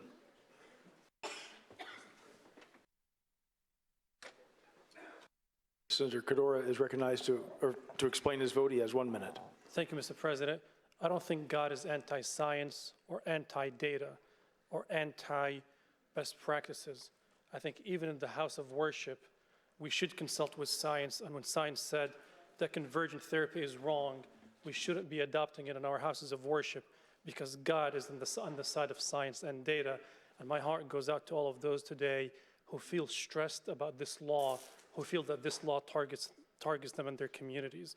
I stand with my colleagues in the LGBTQ+ community, and I oppose this legislation. Senator Niemeyer. Senator Mishler. Senator Melton.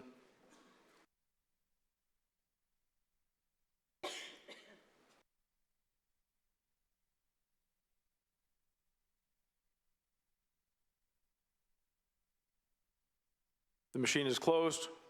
The clerk will tally the roll. The roll call shows 34 ayes, 14 nays.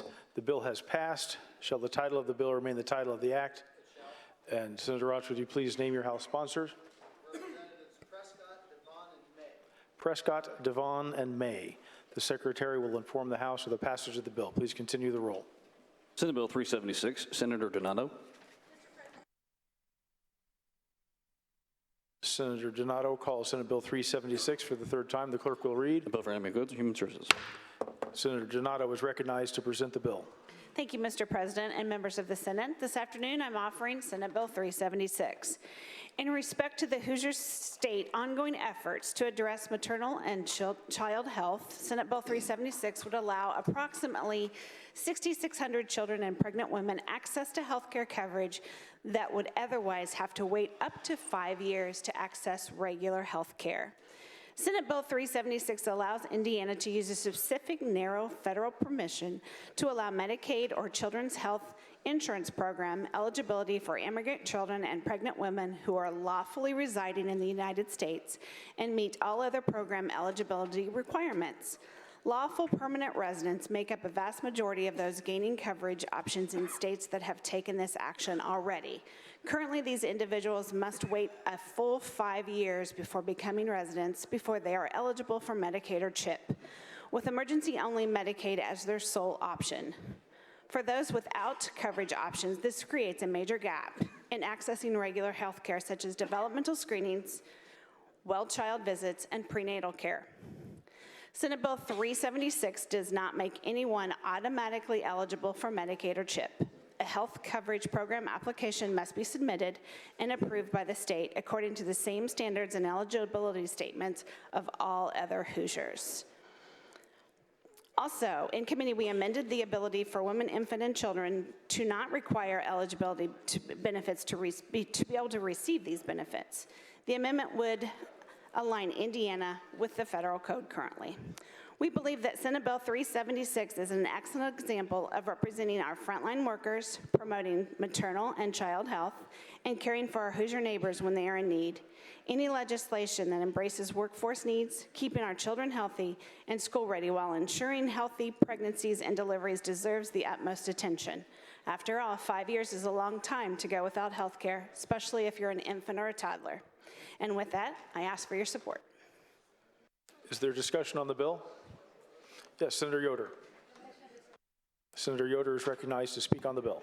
Thank you, Mr. President. Senator Donato, thank you. This is a great bill. I would love to join you on this bill. Reading the specifics of this bill, you know, it's really wonderful when you can have the impact positively like we're going to do with this bill. So thank you very much, and I hope you support this bill. Is there further discussion? Senator Donato, do you wish to close? The bill is placed upon its passage. The machine is open.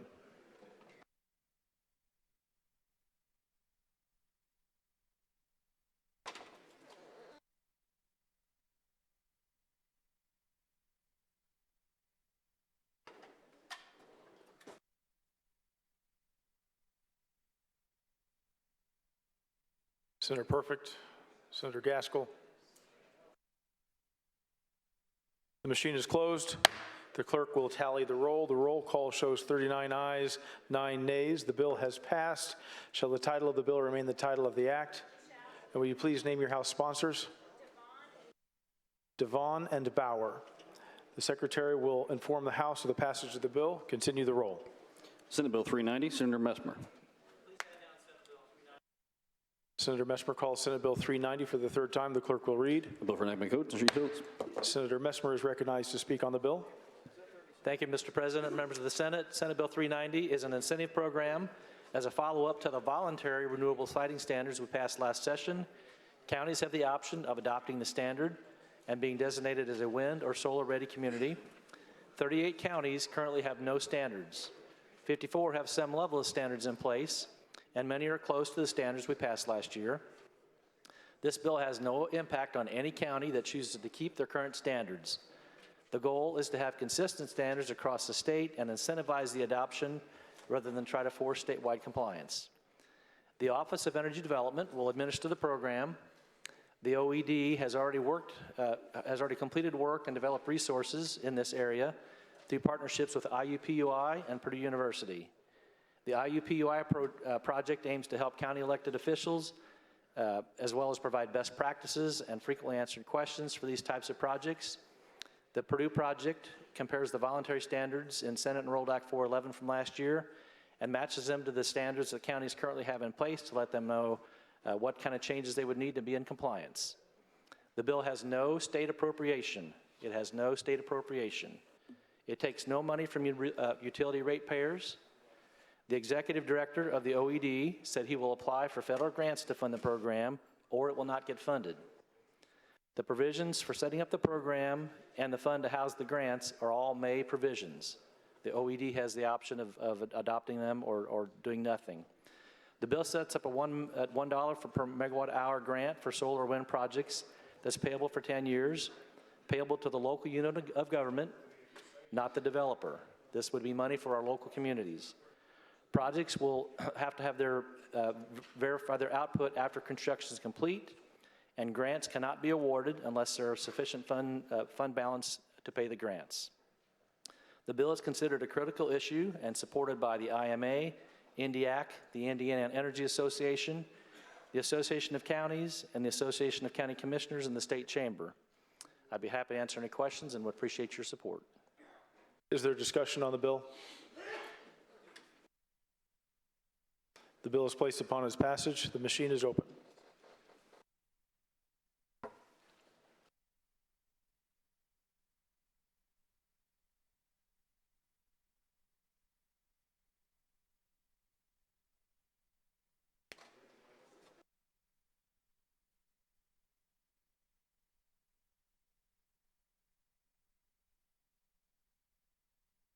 The machine is closed.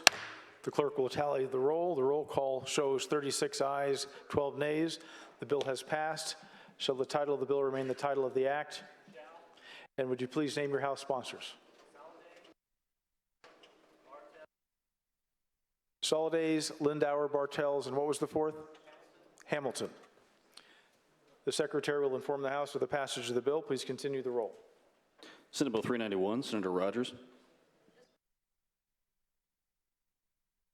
Senator Rogers calls Senate Bill 391 for the third time. The clerk will read. Bill for Enactment Codes and Education. Senator Rogers is recognized to present the bill. Thank you, Mr. President, members of the Senate. Senate Bill 391 is to provide more clarity to the current statute of vacant school buildings, or what is commonly referred to as the dollar law. Now, I want you to keep in mind that the dollar law is currently in place and will remain in place, and this legislation just addresses three issues. First, it is to provide more guidance so that we can help alleviate costly legal challenges. Second, it will require school corporations to be more fiscally responsible. Some school corporations are keeping buildings open with limited enrollment and using buildings for storage or offices that only occupy a small portion of the building, just so that a charter cannot obtain the building. Thirdly, it will provide some statutory certainty for a covered school building that has a short-term lease or MOU to continue their agreements and still comply with the law, which they could not do without this legislation. And this helps a school building that Senator Yoder has in her district, as well as Senator Charbonneau that I've worked with. And I know Senator Pol, you reached out to me, and again, I've committed to looking to see what we can do to help in your situation. The Indiana General Assembly has consistently allocated 1/2 of the biannual budget to K-12 education, recognizing the importance of providing a great education to all Hoosier children. Our traditional public schools also receive property tax dollars, which are on average about $4,000 per student, according to the DLGF. These funds are to build and operate schools to educate the community's children. Public charter schools do not receive any property tax funding. Taxpayers expect their taxes to educate the children of the community, and their tax dollars will be spent wisely and efficiently, and that includes closing schools that are no longer needed. Current statute requires school corporations, when closing a school building, to either sell or lease the building to a charter school for $1. After all, the taxpayers paid for those buildings to be used for public education, and charter schools are public schools required to take all students just like traditional public schools. According to the DOE, public charter schools serve a significantly higher percentage of economically disadvantaged and minority students than the district schools. Also, according to the DOE, public charter schools serve more students on free and reduced lunch, 65% to 49%. All too often, buildings are being kept open to use just for storage or offices when there are much less expensive options available. A school building is underutilized if the school building, first, does not consistently maintain at least 60% of the classroom for instruction.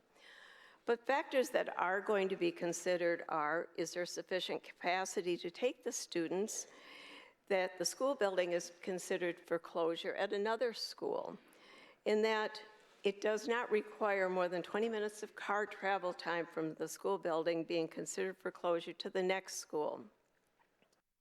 If a school building is being used for storages as for offices, it is required to have a minimum utilization of 50%, and there must be a board resolution demonstrating why it's financially prudent to utilize the school building that has been intended for classroom instruction to be converted to storage or for offices. Also is included an exemption for a covered school building that has a lease or MOU that has been signed prior to January 1st of this year to a nonprofit that is using the covered school building for educational purposes.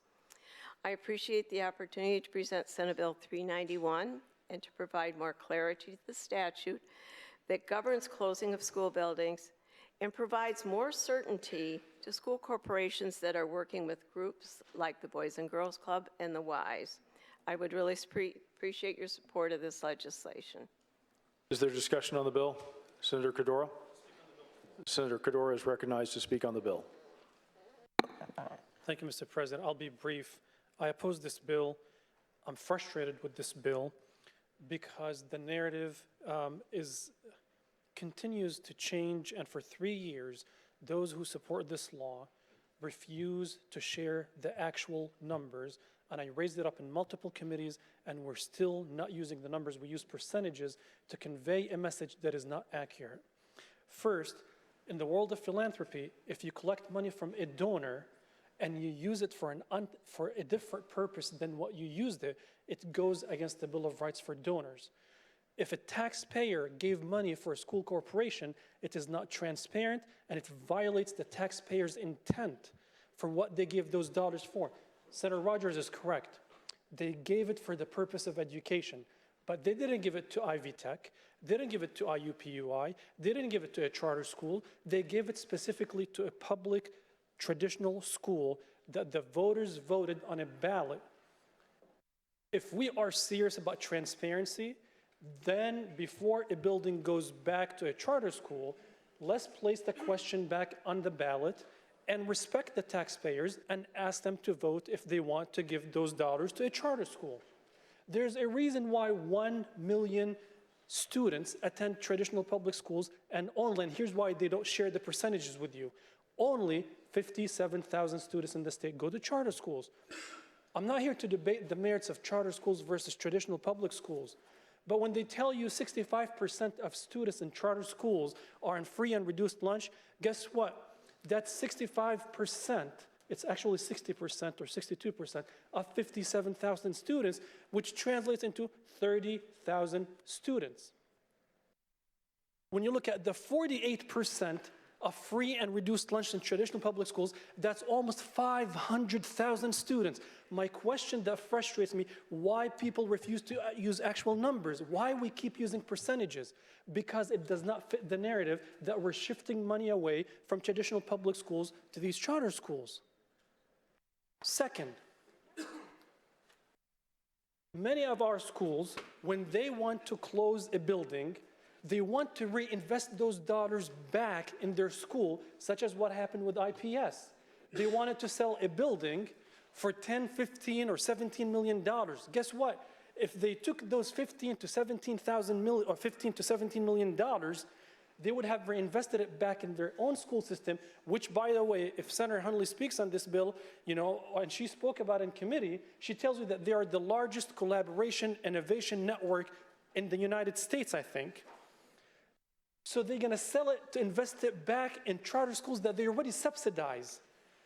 So we are harming the largest school district in the state of Indiana, that if they were able to sell that building, they would have invested it back in the school that is presenting a national model of how schools can collaborate.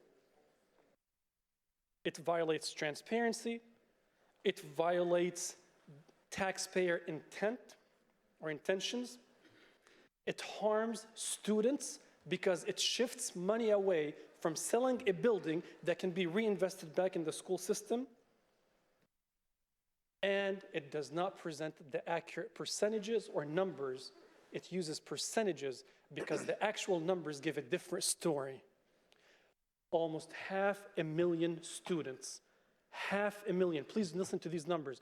Almost 500,000 students are either on reduced or free lunch and SNAP and TANF and foster youth in our schools, but we come here and present bills to say these kids that are part of the 57,000 student body, they serve more students who are minorities. It happens that I belong to a minority community. I walked in the shoes of a minority person. I understand what minorities go through. I was homeless before. I know what does it mean even not to have even a meal or lunch or breakfast. I just hope that we can become more accurate when we pass these bills to truly convey our intentions behind it. I oppose this bill, and I ask you to oppose it. And by the way, not a single educational organization in the state of Indiana supported this bill. Your teachers, your state board association, the superintendents, the principals, everybody opposed that legislation. I ask you to oppose it. Is there further discussion on the bill? Senator J.D. Ford. Senator J.D. Ford to question Senator Rogers. Senator Rogers, will you yield? Senator J.D. Ford.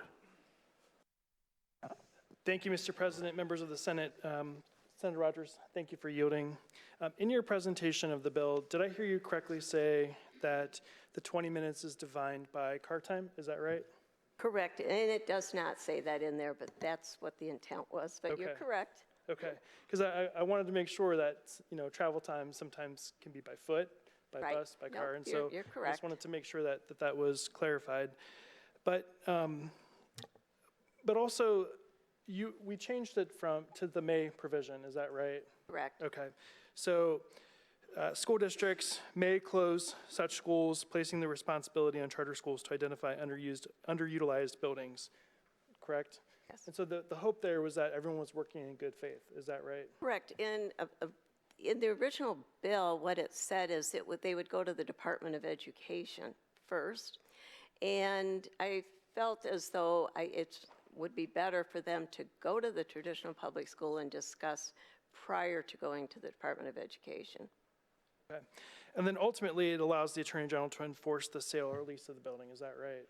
Could you repeat that, please? I said ultimately, it allows the Attorney General to enforce the sale or lease of the building? Well, actually, not the Attorney General, the Department of Education. It is taken from the Attorney General to the department. Okay.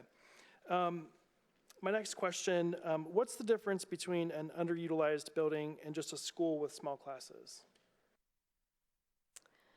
Well, it's the size of, you're taking the entire building, and there could be some classrooms might only have a few students. So it's just as an entire building you're looking at, not a specific classroom. Okay. But what if it's a building with just small classes inside the building? Well, it gives 60%, so I think that, you know, that means that you could still have smaller classes. Okay. And can you tell me again what happens to the kids who attend a school that's declared unused or underutilized? They will need to be moved to another school in that school corporation. And as I mentioned, there would have to be another school building for them to go with that grade level. So in some school corporations that don't have another, then that would not happen. Okay. But they would have to, if it's, if they're doing K through 5, there have to be another school building that would be able to accommodate those students. And does the money follow the students to those new school corporation? Yes, it does. Okay, good. Can you tell me how the law applies to a building with existing debt? If there is existing debt, then the building cannot be sold, but it has to be leased. And that's in current statute. Okay. Let's see.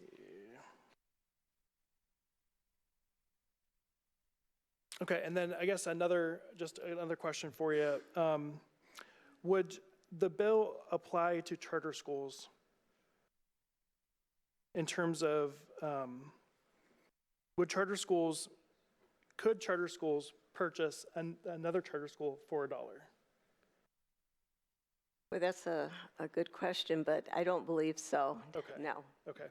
And in your bill, does it talk about what happens should that charter school cease to function? What happens to that particular charter school? Well, one of two things. Okay. First, this charter school then, or it would then be offered back to the traditional public school corporation. You would ask them if they would like the building back. And if they do, they can choose to either sell it or utilize it. It would be up to them. If, let's say, no, we don't want the building, then the charter school can sell the building. However, the gain on the sale, less, any of the, the costs that they've incurred, using IRS regulations, and all the gain will go back to the school corporation. The charter school is not going to benefit financially. Okay. And under your bill, when can a district sell a building for fair market value? If a charter school does not want the school, or a state educational institution does not want the school, then they can sell it for fair market value. Okay. My last question, and again, thank you for helping me to answer these questions. Are you familiar with the Orchard Park Elementary School in the district that I represent? No, I'm not. Okay. So there was a complaint made to the Office of the Indiana Attorney General, and basically it says that the Carmel Clay School Corporation didn't file an unused building notification within 10 days of June 26, 2018, and I'm actually reading from the actual document from the Attorney General, and I'm happy to share it for you. When they made the decision to close Orchard Park at the end of May 2021. This requirement is outlined in the notification itself in IC 20-2671 in 2015 and IC 20-26-1. And essentially, what folks who are saying that Carmel didn't follow the law, but Carmel was trying to figure out what to do with this building, right? They were trying to figure out what's the next step. But according to your bill, this would then force Carmel to sell it for $1. Is that correct? That's correct. Okay. All right. Thank you very much. Are there further discussion? Senator Taylor? Senator Taylor to question the author. Senator Rogers, will you yield? Senator Taylor. Thank you. Thank you, Mr. President. Senator Rogers, was this bill created for a particular school in mind? No, it was not. Okay. Well, I listed the reasons that the bill was created. Oh, I know you did. Because can you go to page 14?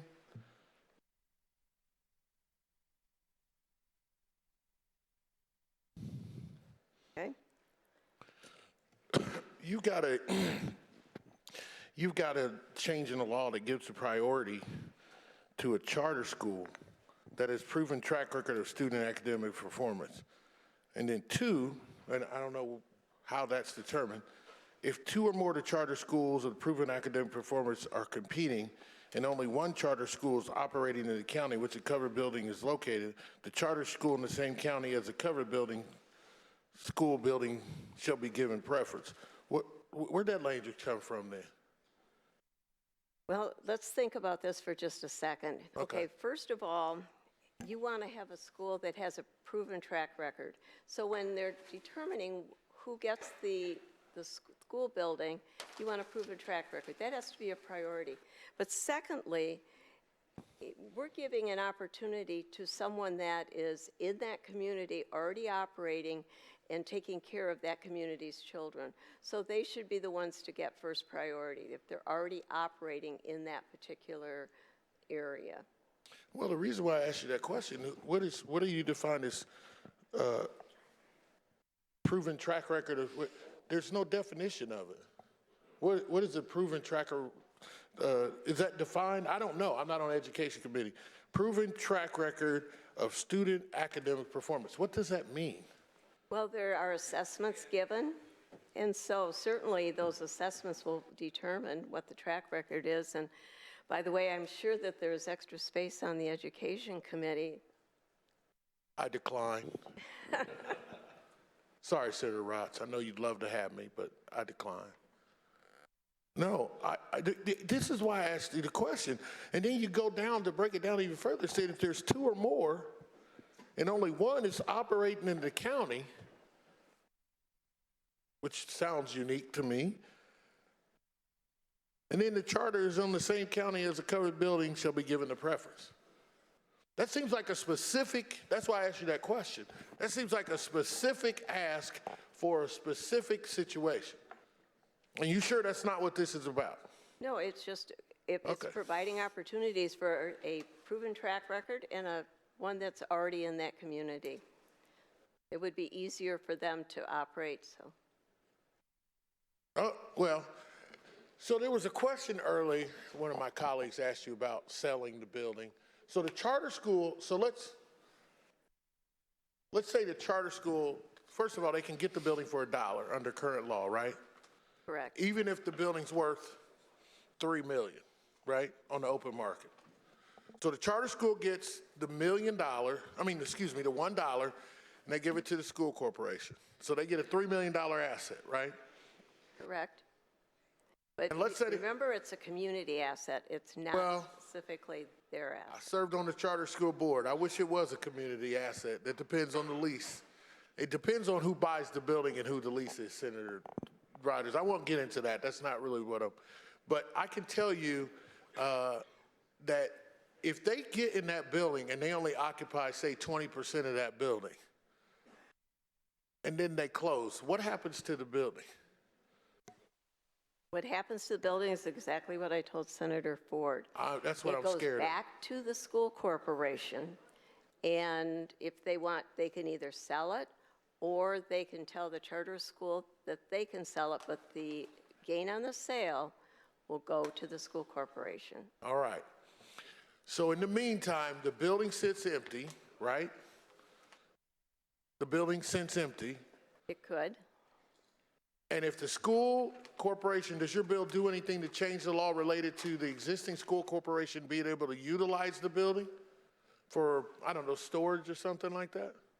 If it comes back to them? No, initially.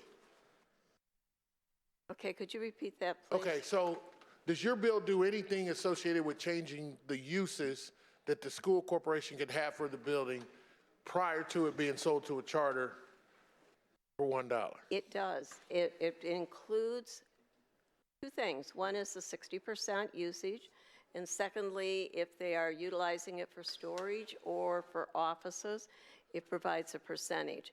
And that's only being fiscally responsible to the taxpayers. You know, it's an interesting comment. I was going to try to ask you that question. Do you think you're being fiscally responsible?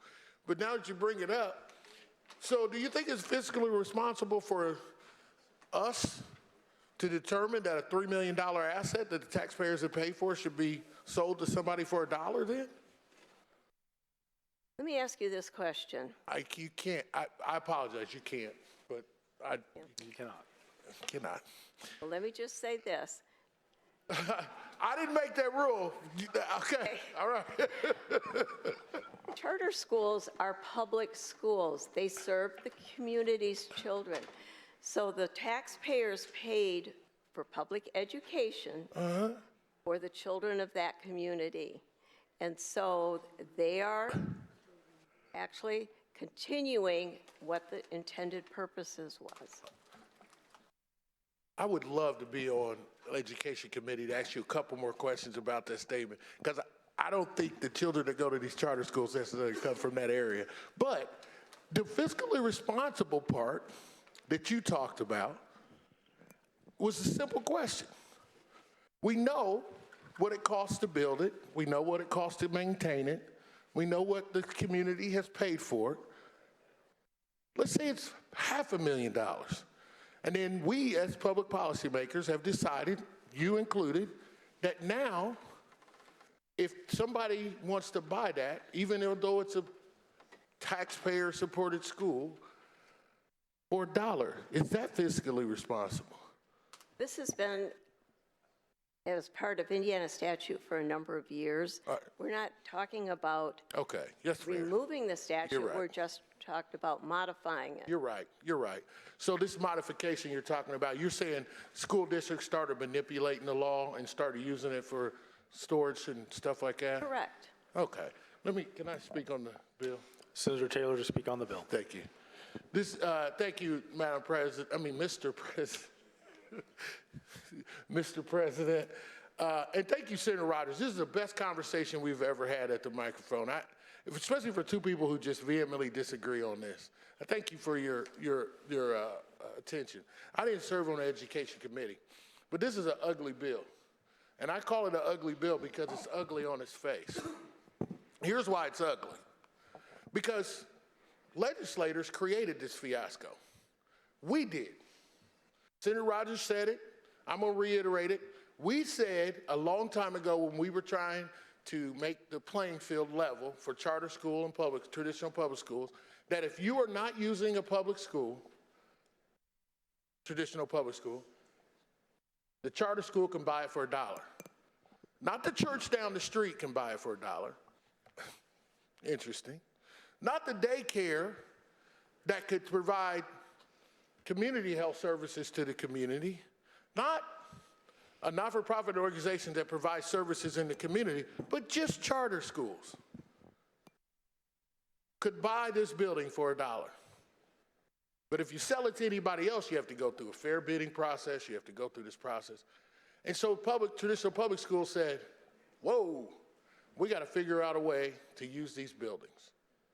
Senator Rogers, you are 100% correct. And you know what? When you change the law this year, they're going to figure out another way around it.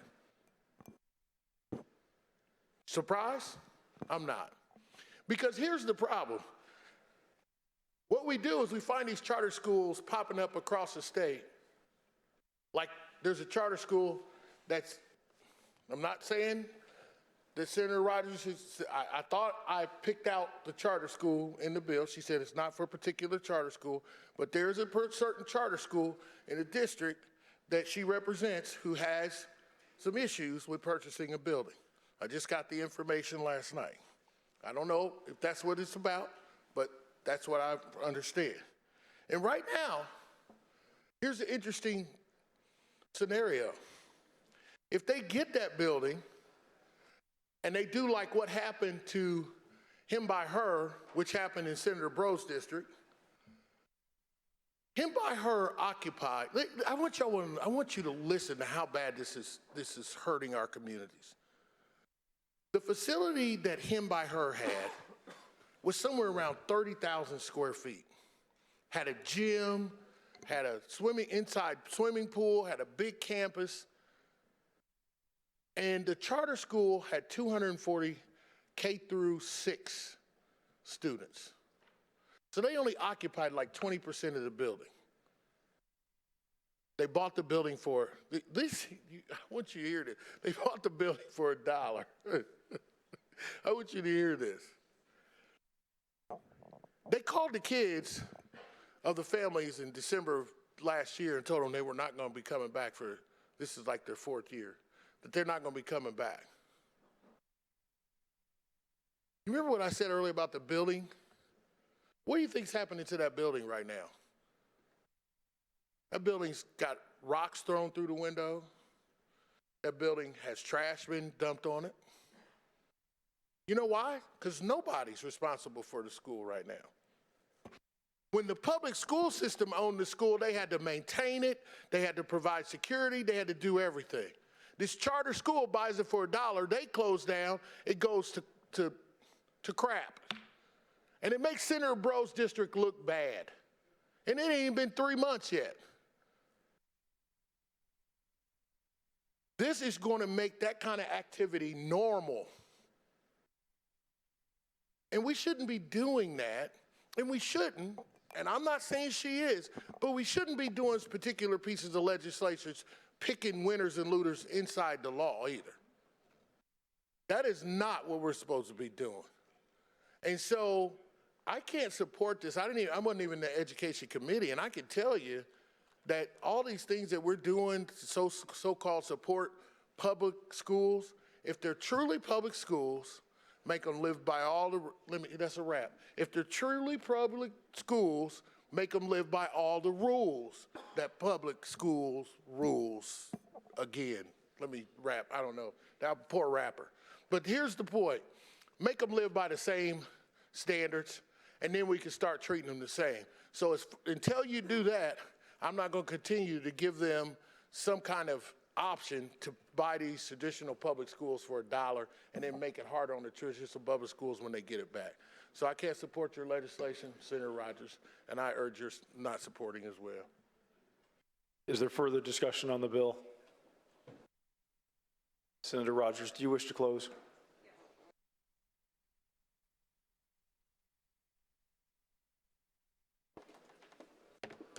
Thank you for the passionate discussion. I appreciate it. I think the thing that we have to remember is the dollar law is in place and it's going to remain in place. This legislation is just providing more clarity. And I think we all need to recognize that charter schools are public schools, just like traditional public schools.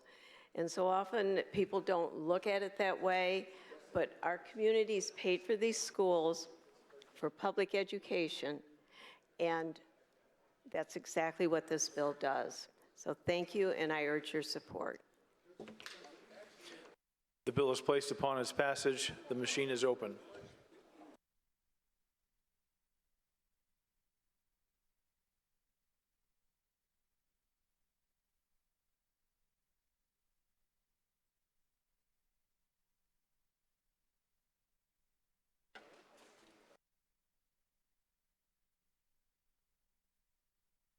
Senator Sandlin, Senator Walker.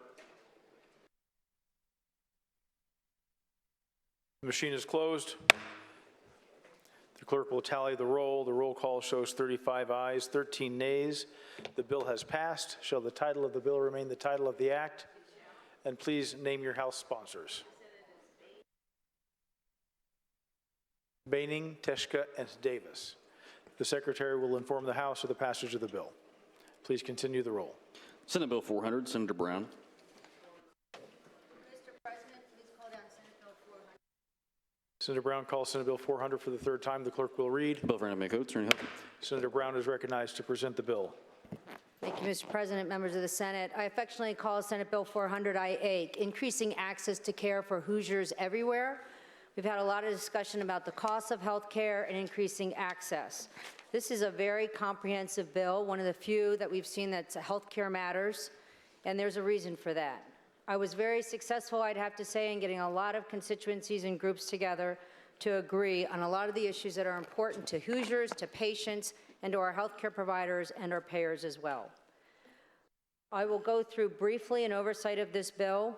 We have done a lot on the idea of credentialing. Those of you who have heard me talk about this in Health Committee understand this is critical for our healthcare providers, whether it's doctors, therapists, et cetera, to be enrolled in a health insurance plan. The longer it takes, then the longer it takes before they can provide health care and can be reimbursed for it. So we are creating something new in the state of Indiana, provisional health care credentialing. So as long as your paperwork's in and things look good, you can start working for your employer, you can start billing, and you can start seeing patients. We also are going to make sure that we have the best health care available to people in the state of Indiana. So we're going to make sure that every emergency room that's open 24/7 has a doctor on call. You've heard earlier today, we've had trauma care studies. We've talked about non-competes and doctors leaving the area. We need to make sure that our doctors stay in the area and that they're able to serve the patients and give the highest level of care. We're going to have a review of the IPLA licensing fees to make sure that they are appropriate. You'll know in the past years, the millions of dollars that that the Professional Licensing Agency collects, when they're not used for enforcement, they're swept into the general fund. That's not to say that's not appropriate, but we want to make sure that the fees are commensurate with the licensing and the work that the boards do. Along that line, we also have currently a $20 voluntary compliance fee that the dentists have been paying for several years. We're going to take that out of the bill. We believe, having talked to the Attorney General's office, there's adequate enforcement staffing. They've been paying for their own enforcement. They won't need to do that anymore. Out of the bill currently, but I know it'll be, since he's not here, I'll say this on Senator Mischer's budget list, $300,000 annually we had originally requested for donated dental services. That's really, really important. It's very unique to the state of Indiana and to that particular profession, our dentists. They provide free health care across the state, and the money does not go to reimburse the dentist, but it goes to help the administrative processes to make sure if someone comes in with serious dental issues that they can be seen and receive free health care. Something new also to the state of Indiana, I'm not sure it's been done anywhere else, thanks to Senator Charbonneau, is something called the Associate Physician License. This is something new. For those of you who are familiar about how you become a doctor, after you go to medical school, osteopathic school, you have to, you're an MD, you're a DO, you're licensed, but you can't actually practice yet as a physician until you take a residency. At the minimum, those residencies are 3 years. Right now, our students here in the state of Indiana are going through a blind match, but not everybody matches. Most residency programs are paid for by the Medicare, and we have not done a good job across this country of increasing residency slots, even though IU has the largest medical school in the country, and of course, we also have the excellent medical school at Marion. So what this does is for those associate physicians, we're calling them, who are sort of in that gray area between leaving medical school, graduating, passing boards, and waiting to get into a residency program, this will allow them to work with a collaborating physician, limiting it to 2 years while they are looking to match, whether it's in dermatology, OBGYN, or whatever their family practice, we hope, and that they will stay then in Indiana. Because while they're here in that limbo, as I call the gray area, we're hoping they'll love the state and stay here. We also have a lot of changes. I want to thank the payers here, the health insurance partners that I had in trying to adjust some of our prior authorization language. We've shortened up the urgent care time when they need to respond to 48 hours and the non-urgent to 5 days. We're also going to have a pilot plan. You've heard a lot about prior auth if you've been here as long as I've been. It is a tedious process. It is a costly process for both the payers and the providers. And you know what prior authorization means. Your plan is already set ahead of time. They will pay for that procedure, but before you actually can use it, you have to go through this tedious process, and your provider is the one doing that. So we've changed the peer-to-peer review. We've changed how you submit a clean claim when you can actually submit that and say, I would like to be able to do this procedure for my patient. And we're going to do a pilot plan for the state employee health plan with some very specific CPT codes. Those are the codes that they submit. After Obamacare, we have over 10,000 of them. Those were selected and agreed upon by the providers and the payers, and we'll do an employee pilot plan to see if in the future do we even need to do prior authorization. Again, if there's any rate increases, the Department of Insurance has clear guidelines on what they're to do and look for and ask for our health insurance organizations in terms of whether or not they can increase their rates, and we're also going to make sure that the providers understand what the CPT codes are. They cannot be changed in a 2-year process. And we're going to have a study with respect to prior auth. We had a bill a couple years ago on the gold card, which would mean for all payers, not just the state employee health plan. And finally, we had some licensing issues about interstate mobility, which we took out, so we're going to replace that as a study. With that, I'd be happy to answer any questions. Excuse me, questions? The bill is placed on its, Senator Raatz? Senator Raatz to speak on the bill. Thank you, Madam President, members of the Senate. I had spoken to Senator Brown briefly. I want to simply mention about what we're looking at through the efforts of Senator Charbonneau and the medical committee and some of the things we're dealing with health care. I serve in Henry County. Rural County has a physical therapist that deals in pediatrics only, occupational therapy, and as well as speech-language pathologists. And this man does a great work. He had taken an infant that was born with a brachial plexus injury, which stretched its nerve, and started to work with that child at about 3 weeks old, and prevented multiple surgeries later on in its life because he was able to grab a hold of that child early on and diagnose the issue and work to prevent the issue from becoming something the child would have terrible repercussions, most likely the rest of his life. I come because the matrix that we look at from FSSA and our ability to set the rates, this organization that actually provides services to multiple counties in rural Indiana, none of the hospital in Henry County does not provide these services. Only this individual does for infants or pediatrics. Let me correct that. And early intervention and education does a great deal of preventative for the future. And I'm simply mentioning this today because I know we're looking at the matrix and how we reimburse. This organization cannot function under or cannot live financially under the matrix of which we live under today. And I think we cause ourselves a great deal of disservice because of that. And when we look at the health care and the metrics that we live under in the state, this is part of it. And this was an opportunity I mentioned to Senator Brown for me, at least mention that we have to do a better job in our reimbursement rates in Medicaid. I think we're on the way. I don't think we're there. But it does a great deal of prevention. And having known someone that had an injury like this early on, same concept. Surgery is the only option, went to physical therapy, and that child today has a arm that functions just about normal with no surgery. So preventative that would cost much more. Thank you. Further discussion. Senator Brown, would you like to close?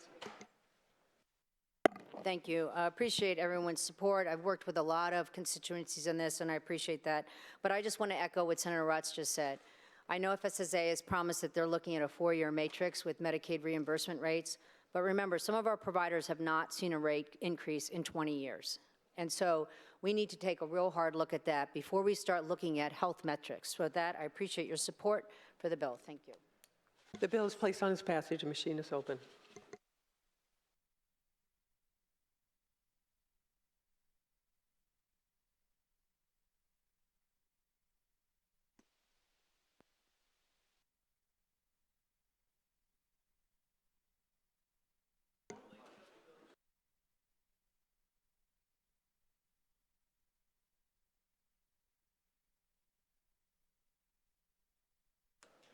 The machine is closed. Clerk will tally the roll. Roll call shows 48 ayes, 0 nays.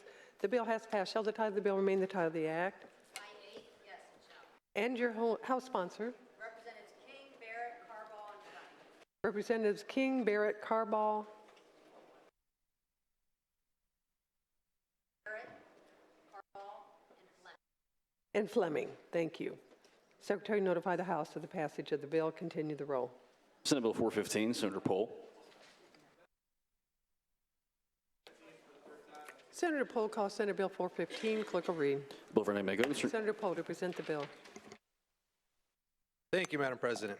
Earlier today, we had a long discussion about protecting minors, and essentially this is exactly what this bill seeks to do.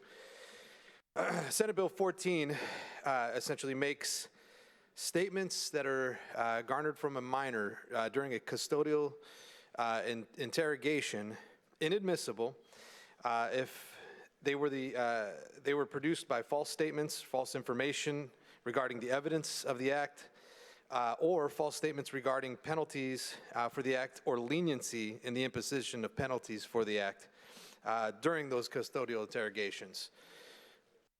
What this essentially means is that law enforcement officers who currently are out in the field now will tell you it's probably not good to try and lie to a kid while you're trying to get valid information out of them. We have a whole juvenile justice system that is separate and aside for juveniles as opposed to adults. We treat them differently, and that's for a reason. Their impulse control, their decision making, you have everything that goes along with their frontal lobe is not fully developed at that point, and when put into high pressure situations, they're likely to try to appease or be easily manipulated when questioned. The bill also provides that when a minor is arrested on school grounds, that the parent or guardian is notified prior to the individual or to the minor going into custody. I'd like to thank my colleagues, both Senator Freeman and Senator Taylor, for bringing an amendment on that.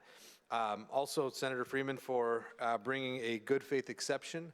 I believe, in the practice, there's going to be times where police officers may get information that they believe is correct at the time and later on turns out to be false.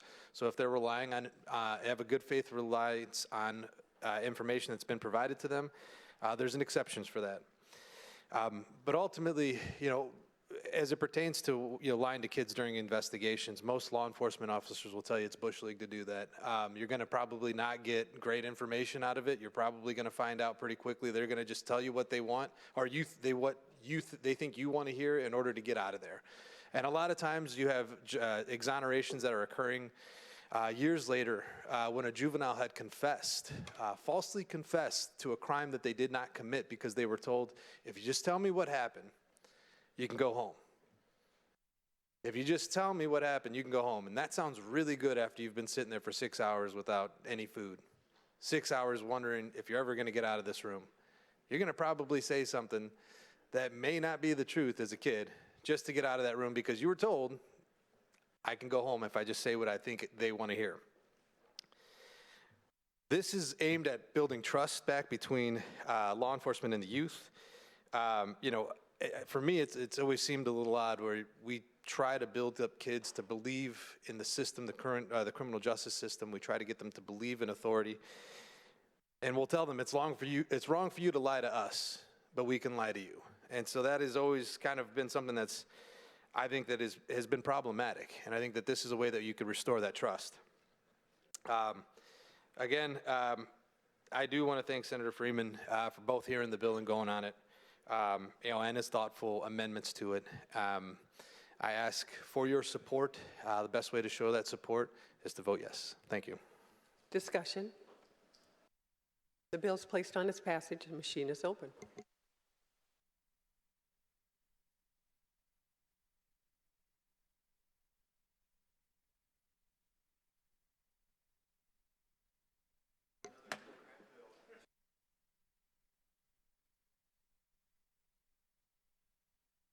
The machine is closed. Clerk will tally the roll. Roll call shows 48 ayes, 0 nays. The bill has passed. Shall the title of the bill remain the title of the act? Senator Pol, shall the title of the act, title of the bill remain the title of the act?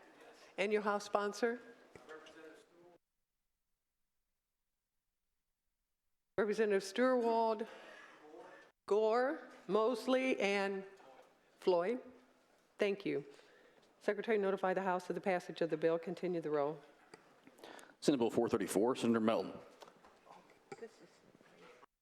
Grace phone.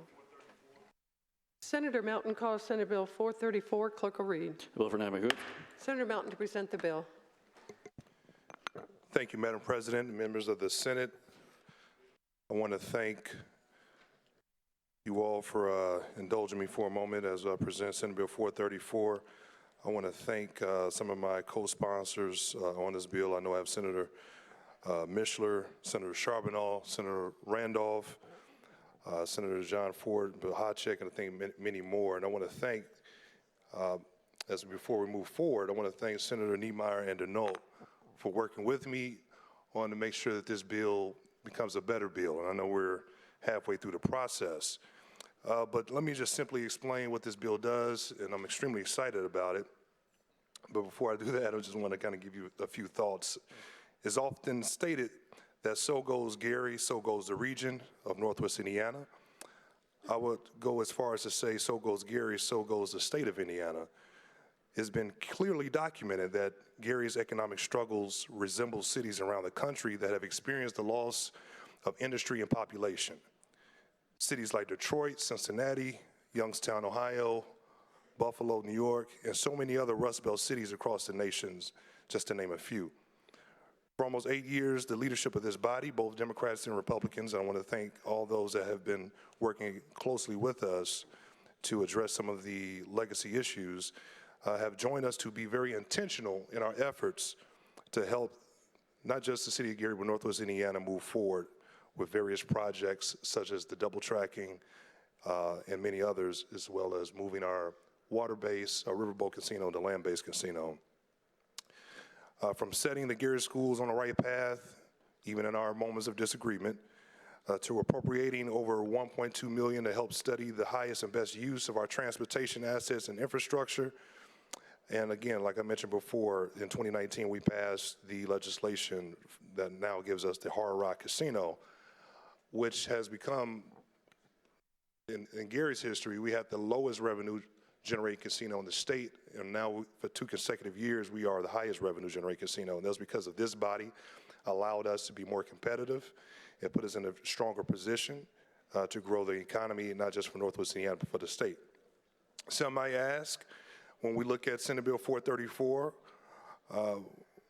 why are we doing so much to help Gary? And I would say, why not? And why are we doing so much to help Northwest Indiana? I would say, why not? Senate Bill 434 will move the region forward in a variety of ways. So again, I want to thank Senator Mishler for giving this bill a hearing. I want to thank the entire Committee on Appropriations for voting it out 14-0. I just want to highlight what this bill provides and what it does. Beginning after June 30th, 2025, directs a maximum of $10 million annually from the game wagering tax revenue remitted from the Gary Inland Casino to the Lake County Economic Development Fund that's established. Any gaming revenue going into this fund requires a dollar-for-dollar local match. And that match is going to be very instrumental into accomplishing what we're going to do here today. This fund will sunset July 1, 2050. And I know that's very important to this body, knowing how long funds like this, as well as like food and beverage and other taxes or other fees, exempts the revenue directed from this fund for the rest of the tax revenue that is deposited into the state gaming fund. So what I'm hopeful is that what you'll see is when we were able to relocate the license, the current casinos have been paying as if they have 2 licenses. That expires in 2025. That additional revenue will go back into the state. And this was the request of this bill, was to leverage these dollars to reinvest back into the region. And this is what this bill does. Being able to allow these funds to establish certain programs, which is a blight elimination property demolition fund that would be administered by the Indiana Housing and Community Development, that the city of Gary will be able to access these dollars. And this is very important to this bill. Now, some folks may focus primarily on this bill as a convention center, but I want to be very clear that it's much more than just that. It's much more than a convention center. And let me explain why. Right now, the city of Gary has over 6,000 abandoned homes. 6,000 abandoned homes, over 300 abandoned commercial properties. And we don't have the revenue, we don't have the tax base to reinvest and to be able to address this issue. We know that's going to be upwards of over $100 million of work that's needed to just tackle that issue alone. And this, along with other federal funds, will help us start putting a dent, and that's what's needed. How does that, what's the return on investment to the state? Well, if we have all of these blighted properties that are demolished, if we have all of these issues addressed, now we can start putting these properties back on the tax roll. And it contributes back to the local economy as well as the state economy. This bill also permits the Lake County government to implement an increase of the innkeeper's tax. Currently, Lake County innkeeper's tax is at 5%. This will allow Lake County government the option to increase the innkeeper's tax an additional 5%, matching other communities or other counties around the state, which are close to either 9 or 10%. Leveraging those dollars, 2.5% going into this fund that I spoke about in the beginning, that will go to those purposes that we mentioned for the convention center, as well as public safety and demolition. So I mentioned about the innkeepers. Let's talk a little bit more about the fund itself. We know through the success of the double tracking project, we have the Northwest Indiana RDA. The RDA will serve as that fiscal agent. We believe by it being a state agency with the level of transparency it will give. I believe because of the amendment we offered yesterday, again in collaboration with Senator Dernulc and Niemeyer, a lot of folks know that in the beginning my original bill was for Gary to have this convention center designated in the city, but in collaboration and the spirit of making sure that we give other communities the option and opportunity to show if they can able to sustain a convention center, we wanted to make sure we gave them that opportunity. So I still believe that Gary will still be a strong competitor because of us having the Hard Rock Casino and the funds that they are able to leverage from an economic development standpoint. So again, it just lays out the options of the other communities being able to bid on this process through the RDA and with the approval of the Lake County Council. I believe that's a transparent process. Again, I just want to echo some of the things I think we will be able to accomplish with this bill. When we look at the level of, I talked about the blight, but I don't, it may not resonate to you all about the issues that we're grappling with from an economic perspective. 6,000 properties. If you're a senior citizen living on a block, and you may be 1 or 2 homes on that entire block, and most of the homes are either burnt out, overgrown vegetation, this will mean the world to you. This will mean more of a public safety feel in your own community.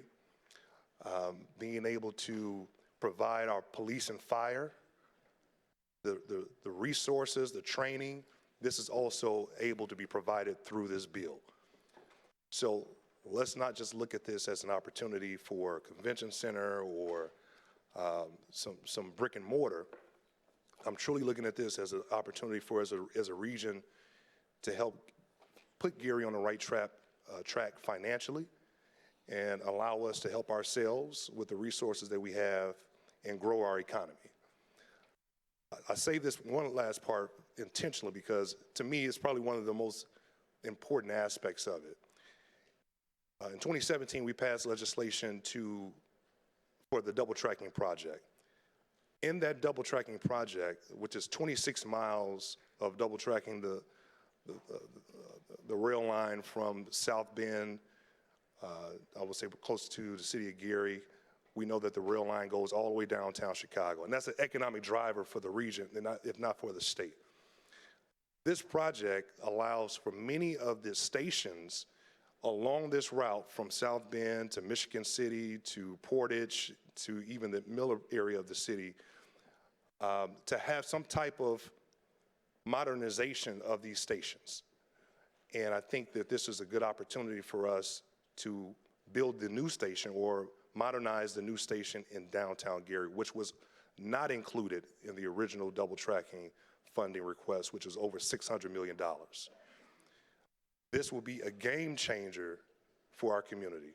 It will be a game changer for our community in many ways of growing that corridor area, which is the gateway to U.S. Steel, one of the largest industries in the state of Indiana, one of the largest steel manufacturers in the nation, but also just revitalizing that corridor with the tools that we've already passed in this legislature with the TDD. And we're already seeing that success in Michigan City around their train station, and we're hopeful and optimistic that that will be the same. So I encourage you all, I've met with the governor. He's excited and optimistic about the options and opportunities, And I'm just looking forward to continue working with this body as it goes over to the House, and we continue to refine this language and tighten it up to the point where we can get it throughout this entire body. So I ask you all for your support. Discussion, Senator Dernulc. Senator Dernulc to speak on the bill.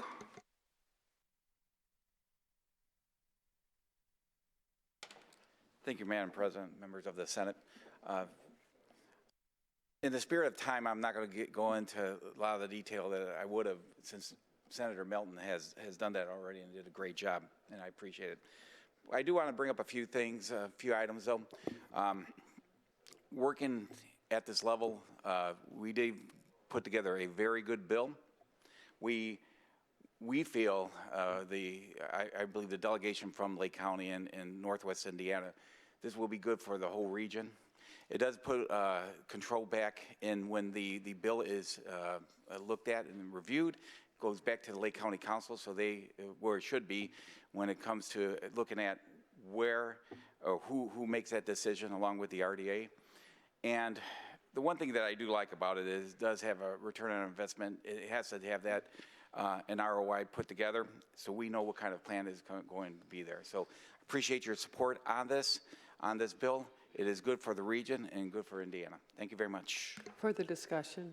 Yes, Senator Niemeyer to speak on the bill.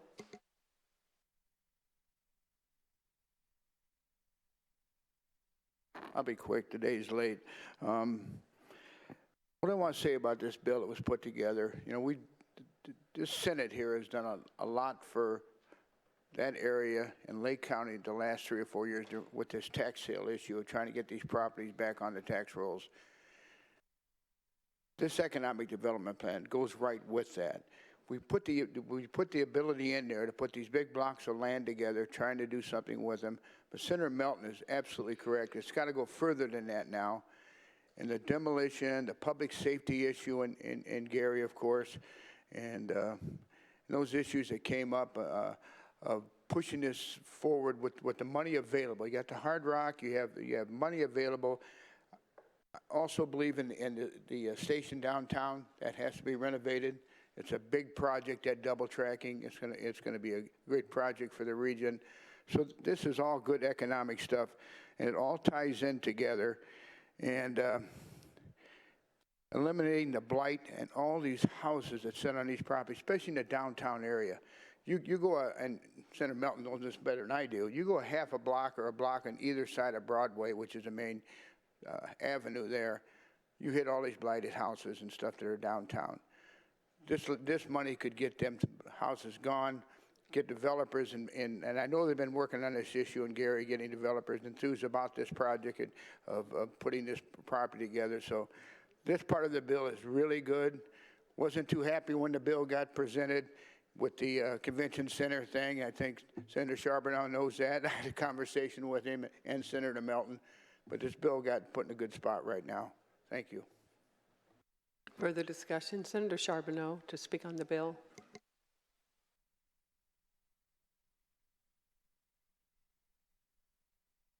Thank you, Madam President, members of the Senate. I could not pass up the opportunity to stand up in front of you and say cooperation and Lake County in the same sentence. We did a study years ago about the regionalism and the division in Lake County. It was done by Morton Marcus and by Bill Sheldrake with Policy Analytics. The opening line of the report was Lake County has elevated non-cooperation to an art form. So this is just remarkable. I'm so pleased that Senator Melton brought this legislation. We tried to do something last year and it just wasn't the right time. I appreciate it. And I appreciate the fact that we have all of the county now involved in making this a great deal for Lake County and for Indiana. Thank you. Further discussion. Senator Randolph to speak on the bill. Thank you, Madam Chair, members of the Senate. Senator Charbonneau, that's exactly what's on my mind in terms of what you indicated. This is going to be an enormous potential for Lake County. And eventually, if in fact it reaches its potential, it's going to benefit the whole state of Indiana. And I talked earlier when I talked about you have to take in all ideas. The most important aspect of any individual in making a decision is the art of listening. Listening is an art, and listening deals with listening to everybody. And this is an example of a cooperation that is developed to come up with a potential great product. And it's an example I think that we as a body should take heed to, because this is how that we can operate from this point on in terms of being an effective body so we can maximize our potential as a body here and everything. So I'm very pleased to support this, and I'm very happy that there was a collaborative cooperation between all the people involved, and that the cooperation dealt with the body as a whole. And so I'm pleased to support this project, and I'm glad that we got the opportunity to be able to get something like this and bring it forth before you, this body. And I want to thank you, and I want to thank the members, and I want to thank Senator Melton in terms of his foresight, in terms of putting this together and everything. So I'm pleased to support it, and I'm hoping the body support it as well. Thank you. Further discussion. Senator Melton, would you like to close? Thank you, Madam President. Just one quick point of clarity. I mentioned that 2025, the funds will be available. It will be the beginning of 2026 that those funds will be available. I just want to make sure that the record reflects that. As everybody was speaking, just one thought came to my mind when we talk about the spirit of collaboration. We are greater together. This body is greater together when we work and put our ideas together. We put party differences aside. Our regions, our collective communities are greater together. And I think this is an example of something that we can truly get accomplished. And this takes me back to 2018. This has started in 2018 with a summer study committee. I passed a resolution. I didn't even expect that resolution to get assigned to a committee, no offense. But it did. But prior to that, Senator Holdman, Senator Mishler, Senator Bray, Senator Bassler came to Gary and took a tour, and he's seen the opportunities that we had, and he's also seen the challenges. Since then, many of you have extended that invitation to say, I want to come and see and understand a lot more of what the issues are. So I don't look at this as an ending point. I look at this as another step closer to us making a holistic and stronger Indiana by supporting a part of the state that has contributed so much to the state of Indiana, but will continue to do so in the future. So I ask you all for your support. Thank you. The bill is placed on its passage. The machine is open.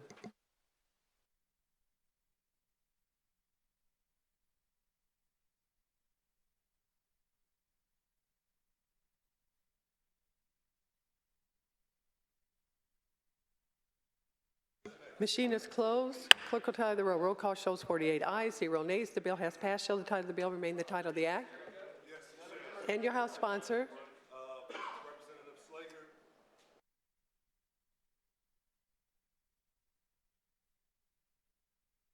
Representative Slager, Thompson, and Hatcher. Secretary notify the House of the passage of the bill. Continue the row. Senate Bill 443, Senator Rogers. Senator Rogers calls Senate Bill 443. Clerk will read. The bill for enactment. Senator Rogers to present the bill.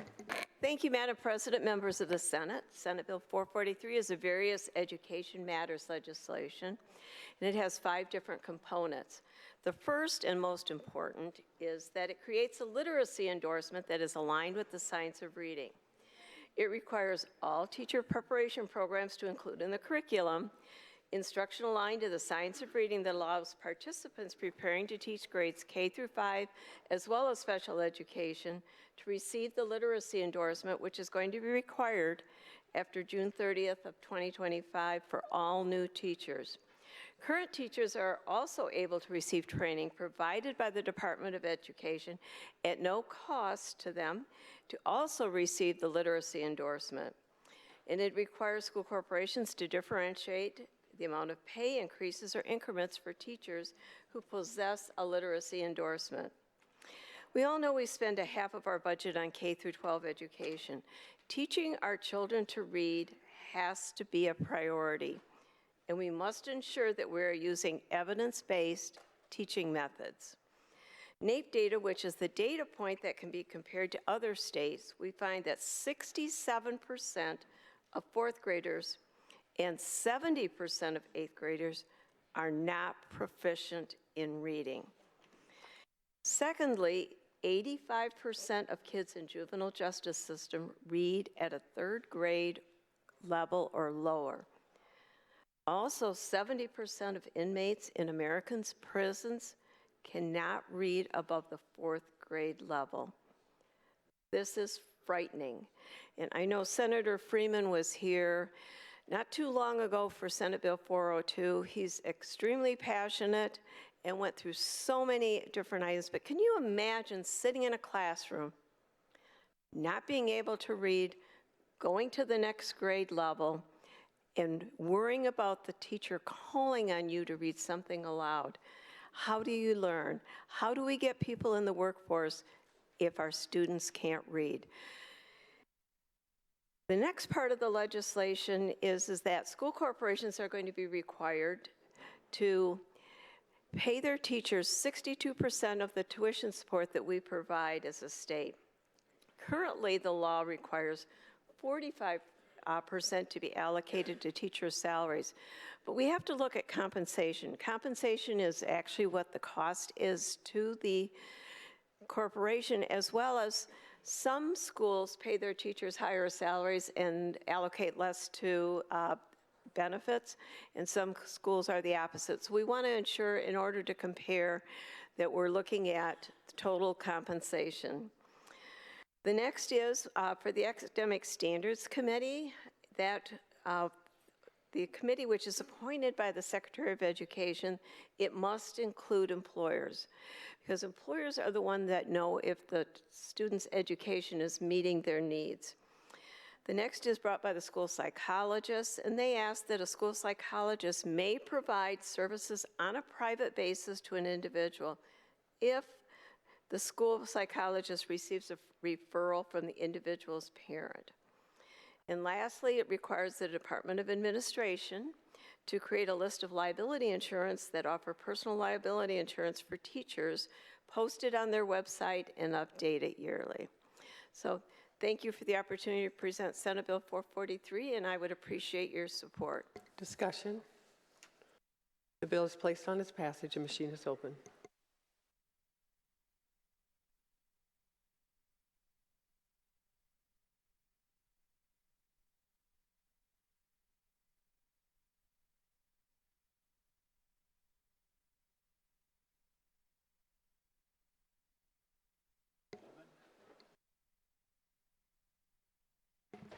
Senator Bohacek.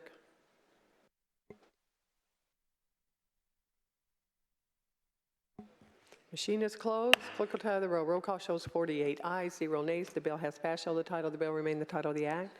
And your House sponsors? Representatives Teshka, Goodrich, Baining, and Davison. Thank you. Secretary notify the House of the Secretary notify the House of the passage of the bill. Continue the roll. Senate Bill 451, Senator John Ford. Senator John Ford calls Senate Bill 451. Clerk will read. Bill for Niemeyer. Senator John Ford to present the bill. Thank you, Madam President, members of the Senate. This bill deals with the carbon sequestration pilot project in Vigo and Vermilion counties. In this bill, we define pore space, we correct an error in the address, and we set up a framework for the pore space rights to be purchased or leased from landowners. I would appreciate your support. Discussion. Yes, Senator Leising to speak on the bill.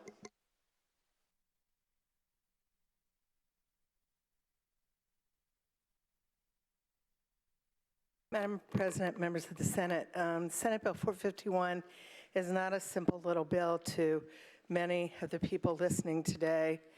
It is a property rights fight, and so as chair of the Ag Committee, I'd feel compelled to take a minute or two of your time just to tell you that this bill is still strongly opposed by not only the Farm Bureau, but corn growers, soybean producers, the ethanol people, oil and gas people, the Hoosier Environmental Council, the DNR, of course.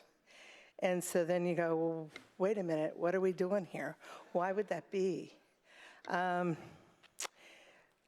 Honestly, I know that this has been a work in progress for Senator Ford, and it's in his district, so I understand what he needs to do. But the people that I said that oppose it wanted more of a say in the property rights part of this. So I had an amendment to try to appease some of their concerns, but Senator Ford did not want that amendment, so I abided and didn't call it down. It would have been a 70% requirement. What there is in the bill, there is a one-time payment of a minimum of $250 to the landowner, not to be confused with, for instance, what you're hearing on cash rents for solar and wind. Solar cash rents can be upwards of $1,500 an acre every year, okay? So this is a very minimal amount. Granted, they can farm on top of this ground, but it's the pore space underneath that there's this bit of uncertainty. I felt so strongly about this, I communicated with Mr. Gupta, who is the owner, the main principal of Wabash, and I asked him specifically if he needed this bill to get his federal permit. And he said there's two parts to a federal permit, and I don't know anything about this other than what he told me, and I'm going to read to you. He said that the permit to construct the facility does not need this bill. But the other part of the federal permit, the permit is required to inject. And so I understand he really needs this, but I also understand the rights of property owners, perhaps maybe a great understanding of that because of all the people I represent. So I would urge your defeat of the bill. Thank you. Further discussion? Yes, Senator Randolph. Senator Randolph to speak on the bill.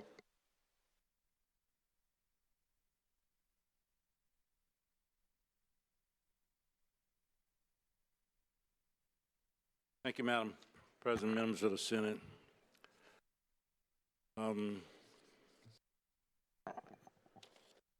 Senate Bill 451 is what's called carbon sequestration pilot project. And when it was first brought to my attention, and I was hearing things about how it could affect the environment, I had an issue with that, and I said that if in fact there's a negative effect on the environment, it might be difficult for me to support something of that nature. And then more and more people were talking to me about it, and to give you an idea, just the basics, there's an ammonia plant in Terre Haute, and it's at 444 West Sanford Avenue, West Terre Haute, Indiana. And the purpose of the project is to construct, operate, or use not more than 2 carbon dioxide pipelines. And It's going to be maintained in 2 counties, Vigo County and Vermilion County. And they're going to be injecting carbon dioxide underground through one or more injections through wells. And they're going to be employing an underground storage for the items. And it's experimental, and I say experimental because it's happening in 2 states. My understanding is in Illinois and Texas at this point in time, and Indiana will be there. There has been a big push too by, I think, BP Amico to do the same thing, and they're in preparation for it. They're buying up a lot of land for it as well. They're going to designate a director who's going to designate who the pilot of the program is going to be, and he's going to be operating and working with, not just working with, but he's going to be negotiating with landowners in terms of the property. And the minimum it calls for in terms of, they call these core pipes. And I don't completely understand the core pipes, but the core pipes is going to be an avenue that's going to be utilized to try to put this carbon dioxide, I guess, in the underground storage. And they're going to be required to negotiate with the landowners, and I think at the minimum is like $250 an acre. That's the minimum. Could be more higher than that, but that's the minimum. And the good thing about it is that when they negotiate with the landowners, if there's a dispute concerning the value of the acres that are going to be utilized, the landowner or any of the parties can request mediation, and mediation will be non-binding.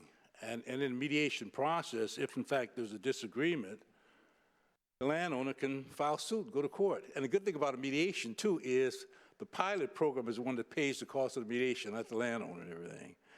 And if in fact the landowner is not satisfied, he can file a lawsuit and go to court and let the court decide in terms of what's the appropriate value of the property is at this point in time.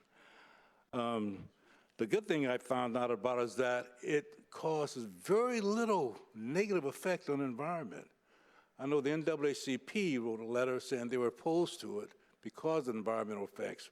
But after studying it more, turns out there's very little environmental effect and might be enormous economic effect. It might be, when we talk about earlier, when we were talking about Senator Melton's bill in reference to economic development too, enormous possibilities for Lake County. This could very well have enormous possibilities, not just for Vigo County or Vermilion County, but the whole country. And so my thinking was, why not? Why not?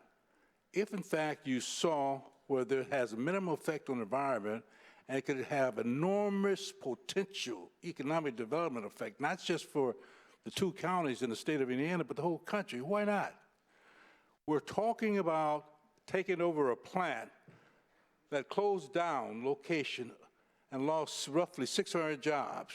And you're talking about an industry coming in, newly developed, that could bring back those jobs and bring back the kind of money that it's going to generate for the company. So why not? And so people were asking me, what's going to be your position concerning the bill?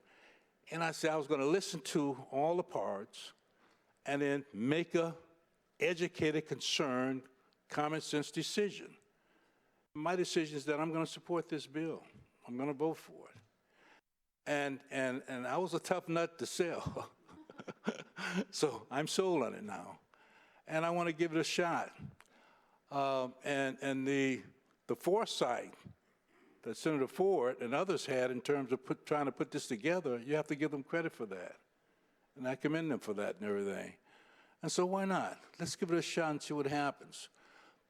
Worst thing can happen is it closed down. And the other thing, too, is that the government, the U.S. government, the United States Department of Energy is going to be involved with the project. Loan Program Office is going to be involved with the project. Office of Clean Energy Demonstration is going to be involved with the project. Fossil Energy and Carbon Management is going to be involved with the project. United States Department of Agriculture is going to be involved with the project.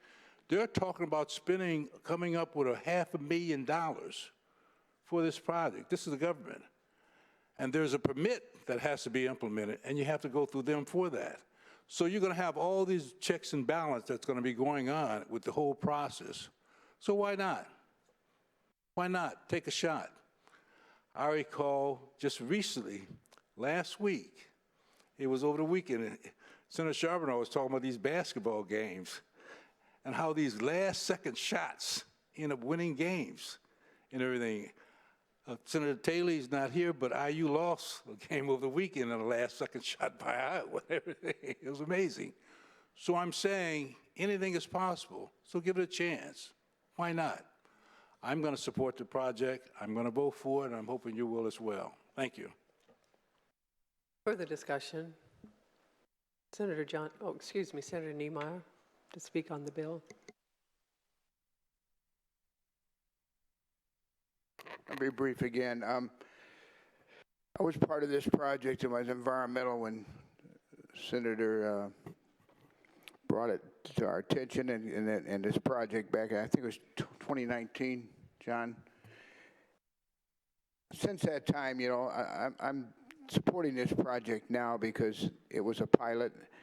We had a bill last year, 1209, that I wanted to be a pilot also, but it did not went out of here, and it opened up to the whole state. This is going to be an issue with property rights coming forward. We have a project now in BB Amico in Whiting, Indiana, taking their carbon to Benton County, 4 counties away, with a pipeline. So this is stuff we're going to be having to deal with in the next 3 years. You got ethanol plants wanting to go in and do it now, which is fine. They're an economic development project because farmers need those markets. So this is just something we're going to have to deal with. I tried to get a bill through to give some local control there, so they had to go through the local government, at least with their project and what they were doing. You got to remember, there's tons of federal money here that's pushing these projects. That's where the money's coming from, and that these projects are not doing out of the goodness of their heart. It's a business deal, and it's a business idea. And so just wanted to come say I'm supporting John's project today, Senator Ford's. I supported it in 2019. It's a pilot, and I think we have to go forward with that pilot. We committed to it. And the Farm Bureau that I support 100%, and I have a good track record. I'm in agriculture. They better get ready for these businesses are going to bring it through their county in a pipeline, and they're going to store it underneath their ground. So just be prepared. Thank you. Further discussion?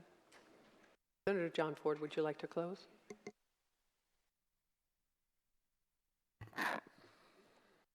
Well, thank you. I just want to respond to a few things. You know, in the bill, we put, for the first time, I think, in this country, we put a floor for the pore space.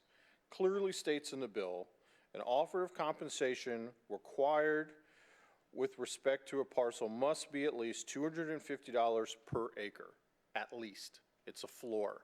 Then the farm owner, landowner, negotiates with the operator. So just wanted to make that clear. I appreciate people that have come up and said some things. You know, I just want to read a quote from a newspaper article last year in Indy Star. Randy Korn, president of Indiana Farm Bureau, said in the email to Indy Star that rise in input costs have caused Hoosier farmers to worry about financial viability of their operations. The recent announcement by the USDA of a grant system that would invest in American-grown fertilizer eased a lot of the concerns. Quote, not only would it be nice to not be so dependent on foreign countries for our fertilizer needs, but anytime we can assist in economic development in rural communities and increase our domestic supply of fertilizer is a benefit to farmers. You know, that's what this project is about. This project's going to make fertilizer. It's going to make fertilizer for farmers. You know, here in Indiana, we don't have a firm making that here in Indiana, and this is an opportunity for us to make a statement that we support farmers.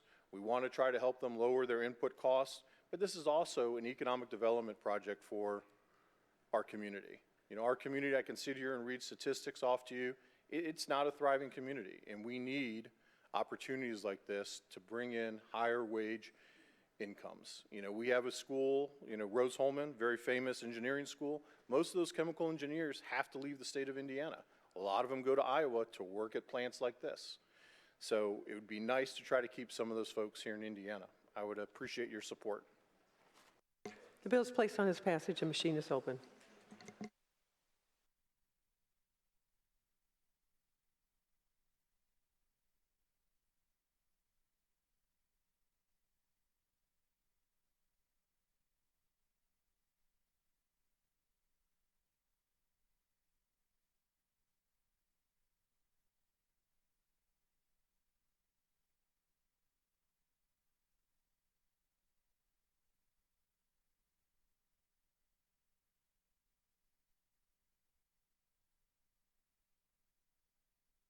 Machine is closed. Clerk will tally the roll. Roll call shows 27 ayes, 21 nays. The bill has passed. Shall the title of the bill remain the title of the act? And your House sponsor? Morrison, Abbott, and Path. Excuse me. Secretary, notify the House of the passage of the bill. Continue the roll. Senate Bill 460, Senator Young. Senator Young calls Senate Bill 460. Clerk will read. Bill for name. Senator Young to present the bill. Thank you, Madam President, members of the Senate. Senate Bill 460 is a bill that complements a bill we did for Senator Cruz about 2 years ago that requires the state to participate in the celebration of our semi-quincentennial celebration of the 250th birthday of our country. And as part of that, I thought it might be kind of I guess we have a disturbance back in the back.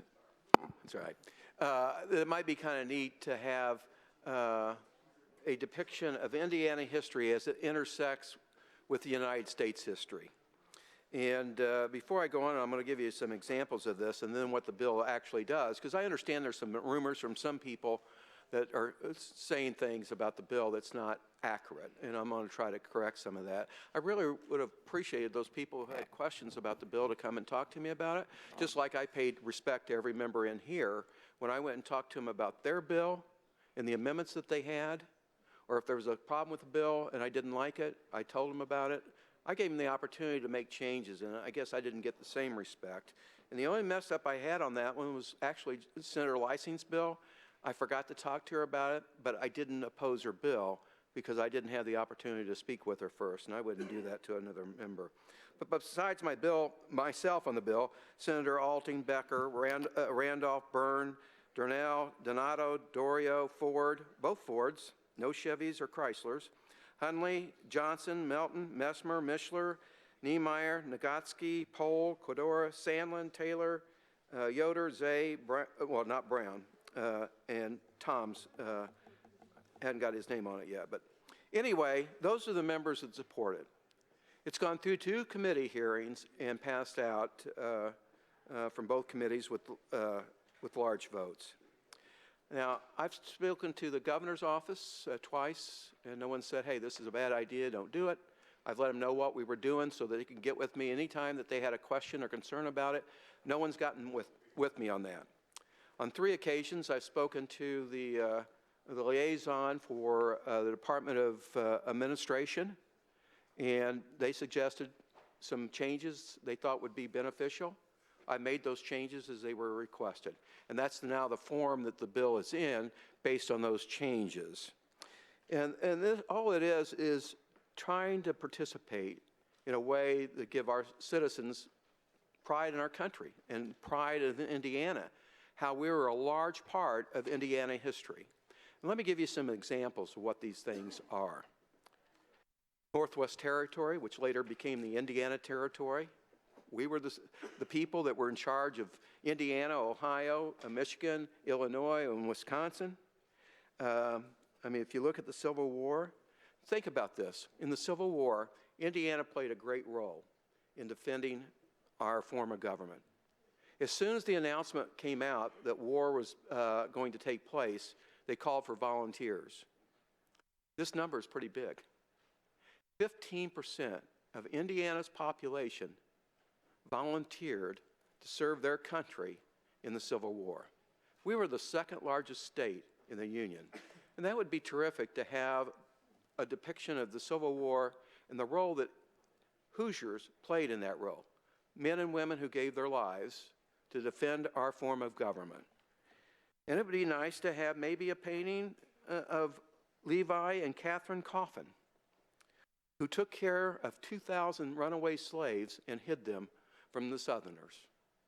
I think that's pretty neat and pretty important. Or the automobile industry, the role we played in bringing that about. And the fact that we also invented the first gas-powered vehicle. Or the USS Indianapolis that went down that had our namesake. And the sailors from the USS Indianapolis that lost their lives that day. My dad was on another ship, I think it was the Madison, who went to save some of the survivors from the USS Indianapolis. Or the steel industry, the role it played in our war effort, to provide the men and women who were defending our country the material they needed to build the war machine that we had to have to defeat the Nazis and the Japanese. Or the astronauts that came out of Purdue University, who were the first man on the moon, Neil Armstrong. I think that's pretty good, important history, where Indiana intersects with the United States history. The Indianapolis 500 and the innovations that comes from the automobile, and it emanated from right down the street here, guys, right down the street. The Supreme Court and the members that we have from Indiana who served on our greatest judicial body in the world. 2 members currently from Indiana are on that Supreme Court. The state of vice presidents is what we call it. And you could have a portrayal just kind of like, if you think about the South Dakota, somebody, Mount Rushmore. We're not going to have a Mount Rushmore, but we've had several vice presidents along with 2 presidents that you could have a nice portrait of the men who served in those important positions. Or, Madam Lieutenant Governor, before our country had a female vice president, we've had 3 female lieutenant governors. I think that's something that's good as well.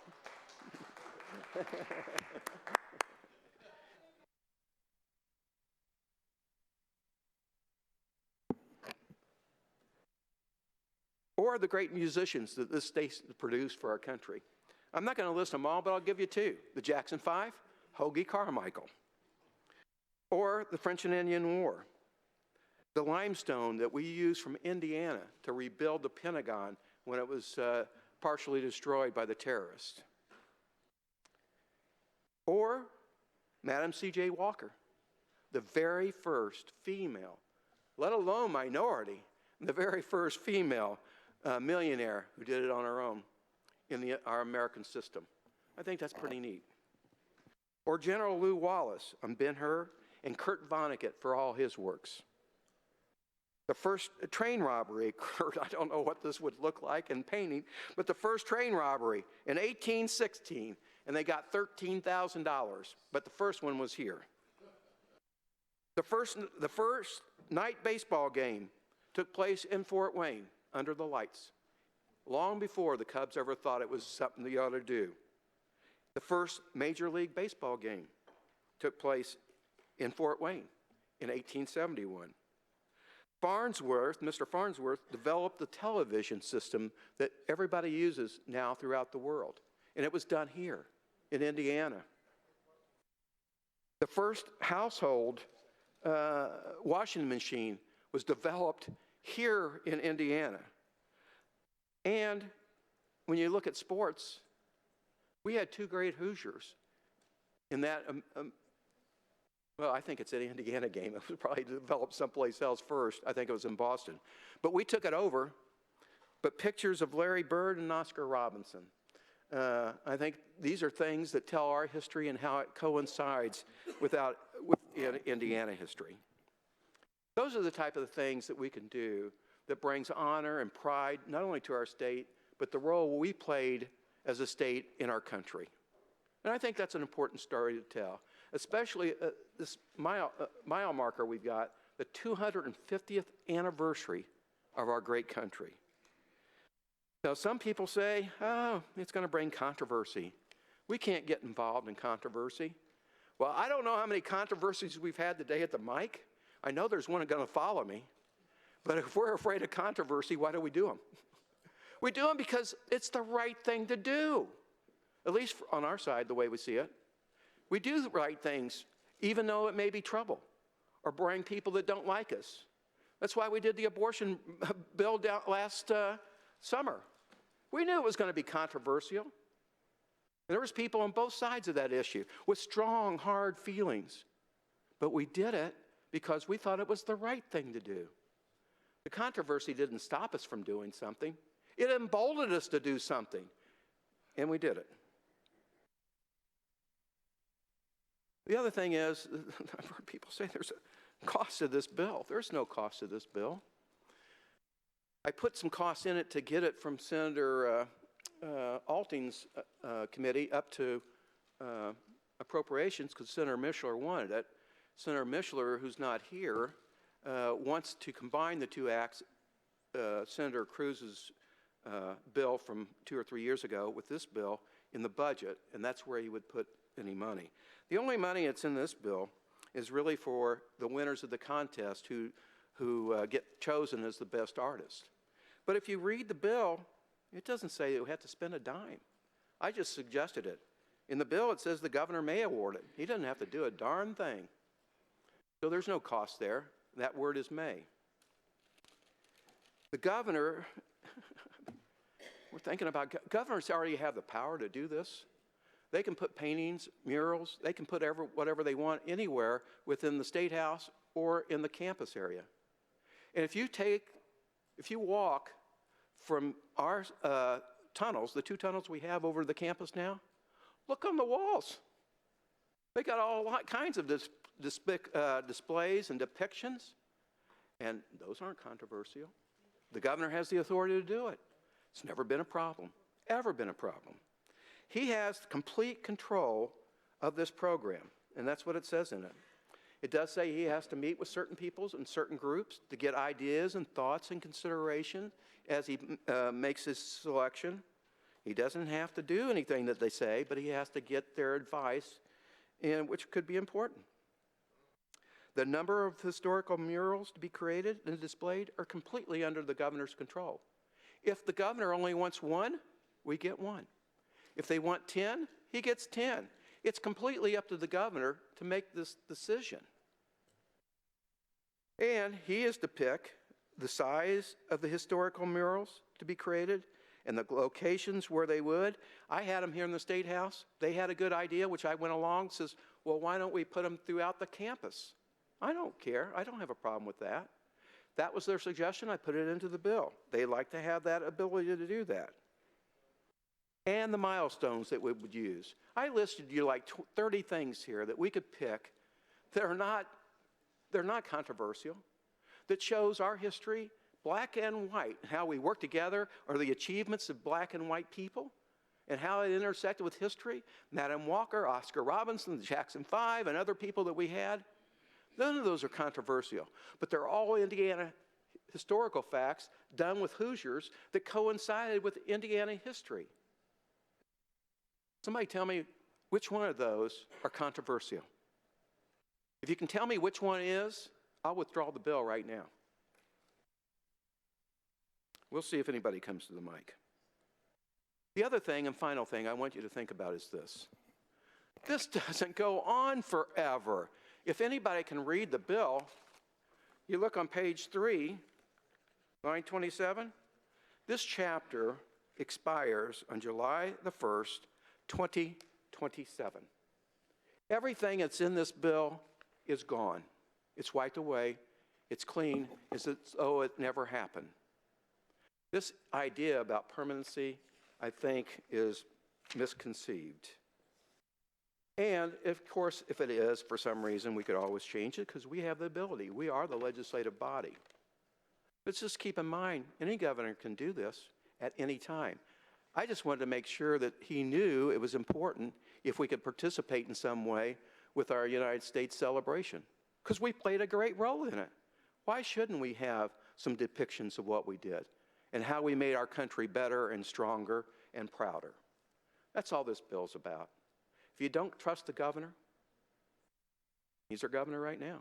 There's no Democrat governor, only one. You don't trust the governor to do the right thing, then vote against the bill. I trust the governor. I trust the governor. I think they'll do the right thing. It could be very nice for us. I'd look to see the prevailing of these murals. And so if you can help out, I'd really appreciate it. And let's do something nice for the celebration. With that, Madam President, I'll take any questions. Discussion. Yes, Senator Randolph. To speak on the bill. Thank you, Madam President, members of the Senate. You made me think about some things, Senator Young, in terms of that. And you're right. You know, we don't showcase the positive things about the state of Indiana enough.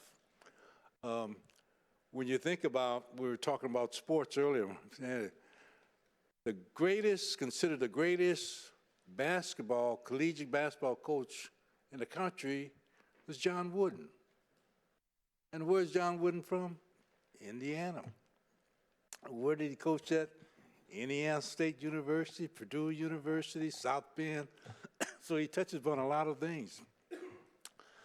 And when you talk about the games, we were talking about the girls' games last week. The girls shot the game. Women got to participate because of what? Title 19. Title 9.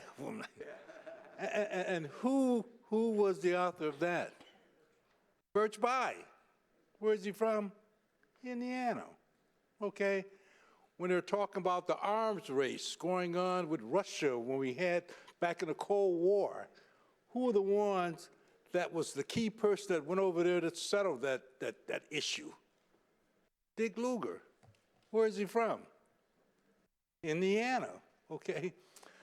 Back in 1910 or something, you had the greatest bicyclist in the world.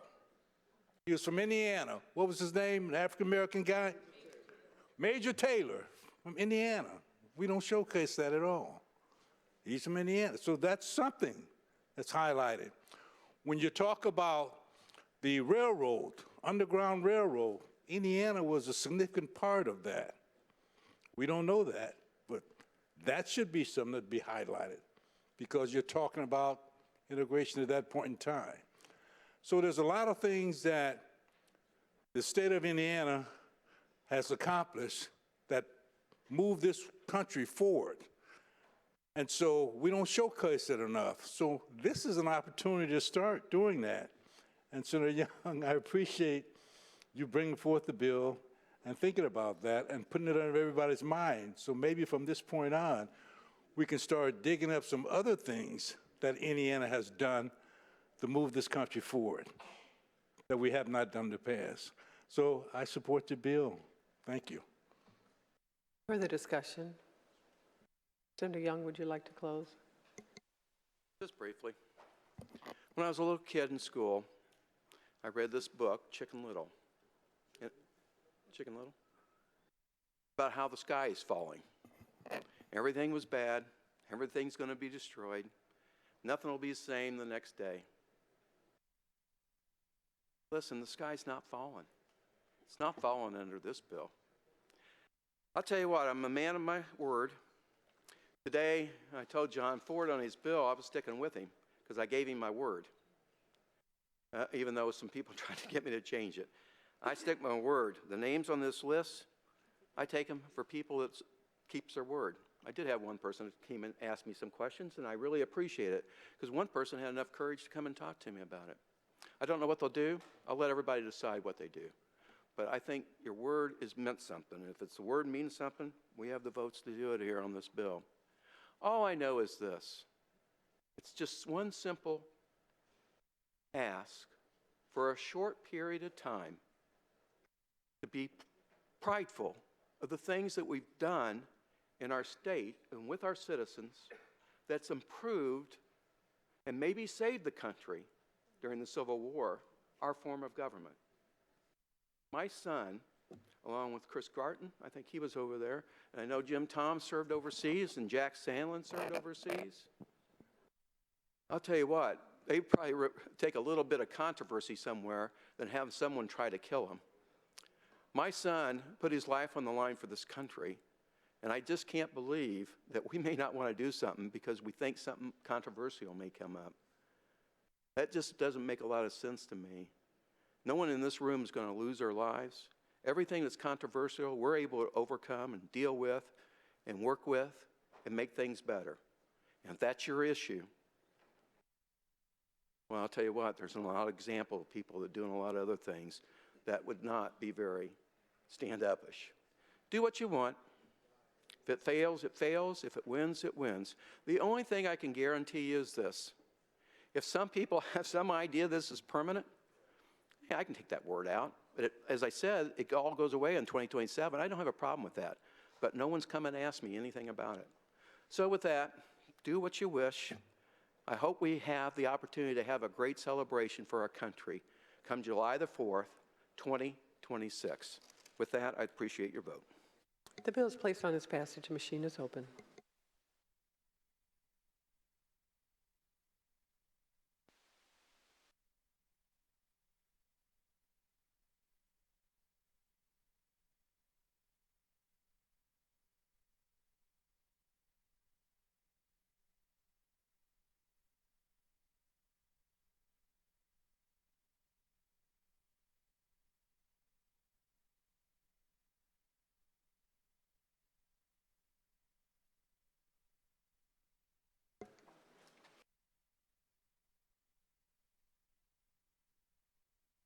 Senator Gaskill.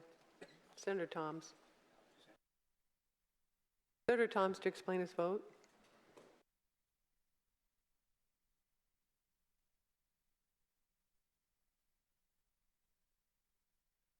Thank you, Madam President. I just want to say I'm glad that Mike brought this forth and named off some of the things that Indiana is famous for. I didn't realize that we had done so many things like you had mentioned. It was pretty interesting. I didn't know about the Reno bank robbers. There's a song out about them guys. Pretty neat. Anyway, thanks, Mike, and I'm going to support the bill. Senator Alexander.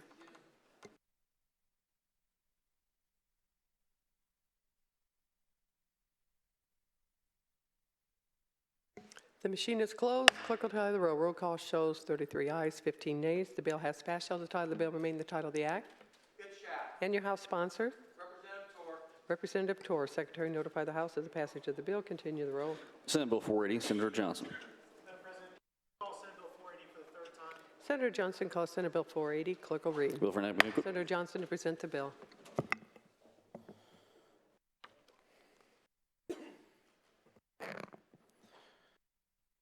Madam President, members of the Senate, this is the last bill of the half, so I'll be brief. This bill is the right thing to do. This bill is common sense public policy to protect Hoosier children from unproven, irreversible, and life-altering procedures. SB 480 is a prohibition on the use of gender-related puberty blockers, hormones, and surgical procedures on minors. Unless specifically prohibited for purposes related to gender transition, the bill allows for all other medical and surgical care a child could need. I want to be clear, this bill allows for important counseling and mental health care to continue. The bill allows for a 6-month period to transition off hormones, and that's our bill. The physical and mental well-being of Hoosier children is a priority for this legislative body, and we are working toward that goal. A child cannot understand the weight and permanency of these decisions. That is obvious. Given the pressures put on parents, the irreversible nature of these procedures, and the unknown long-term effects, there is no such thing as true informed consent. It would cause far less harm for these kids to wait, get the counseling they need, and then let them make these life-altering decisions as adults. Senators, we have the medical, moral, and legal obligation to protect Hoosier children, and I encourage you to join me in protecting Hoosier children by supporting this bill. Discussion. Yes, Senator J.D. Ford. Senator Johnson, will you yield to question? I will yield. Senator J.D. Ford. Thank you, Madam President, and members of the Senate. Senator Johnson, thank you for yielding, and as you know, I don't serve on the Health and Provider Services Committee, so I just have some questions for you. And again, thank you for yielding. Can you tell me and tell the body what does the word transgender mean? I think in the bill, we discussed really gender transition procedures, not specifically transgender. Okay. That's not typically a medical term that we use. Okay, that's a very surprising answer. What does the word cisgender mean? If you want to talk about the bill, Senator Ford, I'd be happy to answer questions about Sure, the bill. I have some questions and I'll get to that. What is the difference between sex and gender? You want to get into the details of that, we could be here for a long time. Sex is there's a big difference between what we describe as sex and gender, but gender is the expression of your sex, the outward expression. Okay. Did you talk to any transgender Hoosiers when crafting this bill? I talked with a lot of people, and I always have an open door, as many of your colleagues know. Before you filed the bill? Oh, absolutely. Okay. What hospital system or what practice in Indiana is currently doing surgery on minors? I'm not here to attack specific doctors or hospitals. These procedures do happen in Indiana. I'm happy to let those clinics speak for themselves. But your bill is saying that there's a problem in Indiana that you're trying to fix. So who and what is doing it in our state? Like I said, I'm not going to speak on specifically about specific clinics or doctors. I'm not here to attack anybody specifically, but I will leave it at that. But you are saying before this body today that you know for certain that these gender procedures are happening, these surgical procedures are happening in our state. You're saying that 100% certainty before this body today. I'm going to answer the question the same way you just asked it. Okay.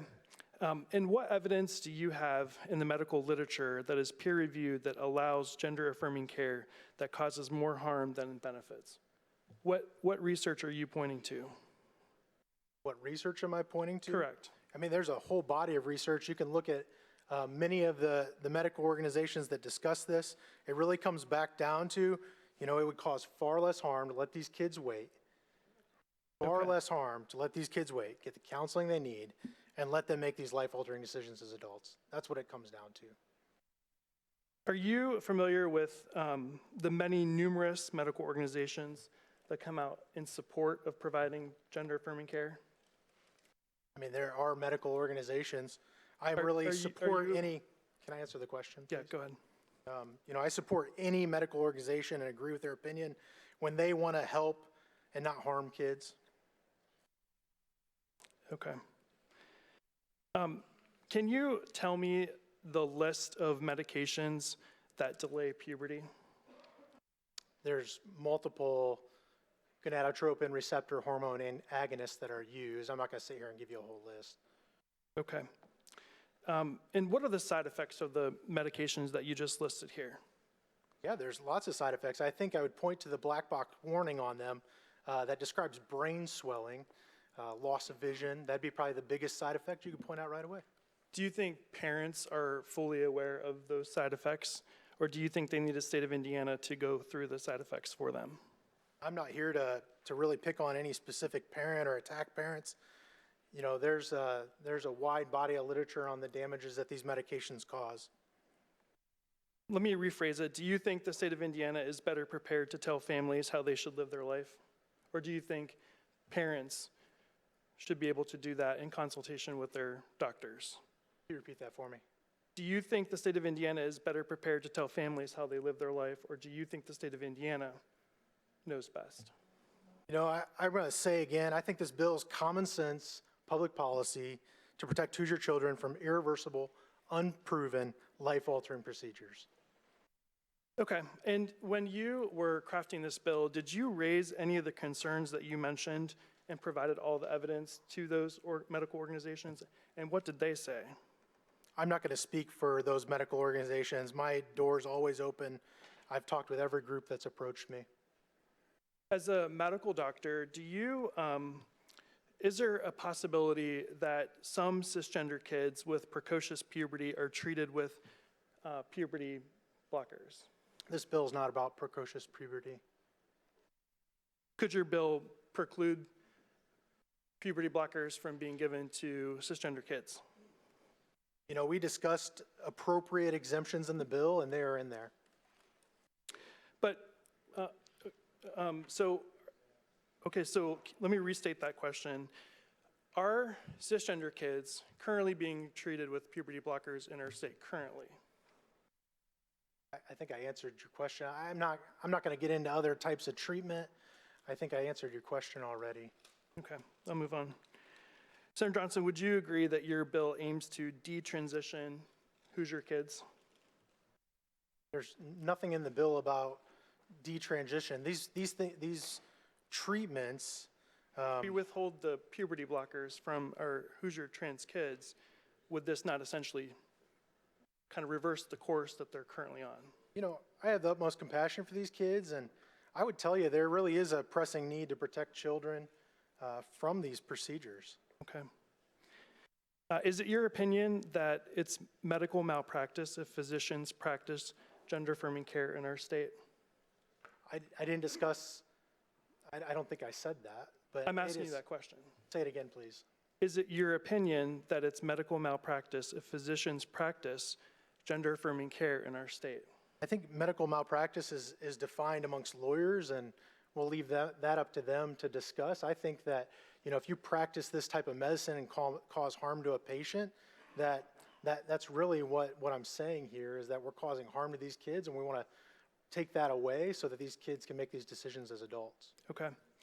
Would you agree that one group of doctors is shutting down the practice of another group of doctors? And do you think that we as a state should be doing that? You asked two questions there.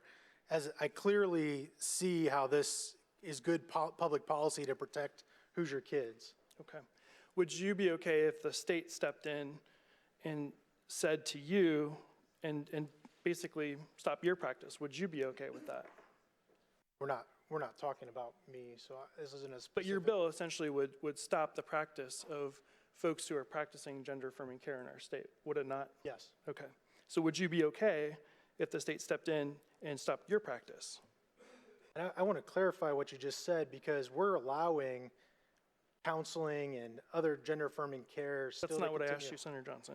That is what you asked. So I asked you if the state if you would be okay if the state stepped in and put an end to your practice. No, and I will tell you that I work in a busy psychiatric emergency department, and I treat kids going through gender dysphoria all the time. I sit, have long discussions with them, work through that gender dysphoria, take care of them in their crisis, and that's what my role in this is. Okay. Would your position be the same if we were treating minors in our state with cancer drugs? I don't understand your line of questioning. Would your position be the same, essentially stopping parents from making the decision to administer drugs that they deem appropriate to their children if it was a cancer treating drug? Would you have the same position? That's not in the bill. It's not, but what I'm trying to get you to say or to elaborate on is that I think that's the point you're making and trying to get me to say. Well, so shouldn't parents have the ability to administer the care and the medications that they need in order to treat their children? Whether that be puberty blockers or cancer treatment, shouldn't parents have the right to try to make their health care better for their kids? Maybe that's a better way to phrase it. You know, we have a medical, moral, and legal obligation to protect these kids from harm, and that's what we're doing here. Okay. Senator Johnson, as a doctor, do you know of any other medical care that is banned because of the people that need it in our state? I don't understand your line of questioning there. I guess, do you see how you are singling out one subset of the population? And do you see how some might say that because you are singling out this one subset of the population, that this could be discriminatory? Could you see how one could make that argument? No, I don't see it that way. We're specifically discussing this specific type of care that's and treatments that are used. Okay. Also, in committee, I'm not on the committee, but I did watch the testimony. You had folks who were detransitioning. Is that correct? That testified before? Maybe not you specifically, but the committee had some testimony from folks that were detransitioning. Would that be fair to say? There were people there, yes. Okay. Is that a common practice? I don't think I understand what you mean by that statement. Detransitioning, is that a common practice? Detransitioning is specifically, can you define what you mean by that? Folks who have gone through the process to transition and then have decided that they don't want to do that anymore. It does happen. Okay. And out of the people that testified, how many of those folks were from the state of Indiana? The people that testified? Yeah. There were multiple people there from the state of Indiana. Okay. Were there people from out of state that testified? Just like every testimony, we get people that come testify, experts and people that have been, had experience with this or harmed by this, came and testified. They felt it was really important to take their time and effort to come speak on the harms that happen with this. And those people that testified, were they Hoosiers? And did they receive their surgery here in our state? I didn't ask each one of them that specific question, no. Okay. But you do recall there being some comments about that, right? I'm sure there were. All right. Thank you, Senator Johnson, for yielding to questions.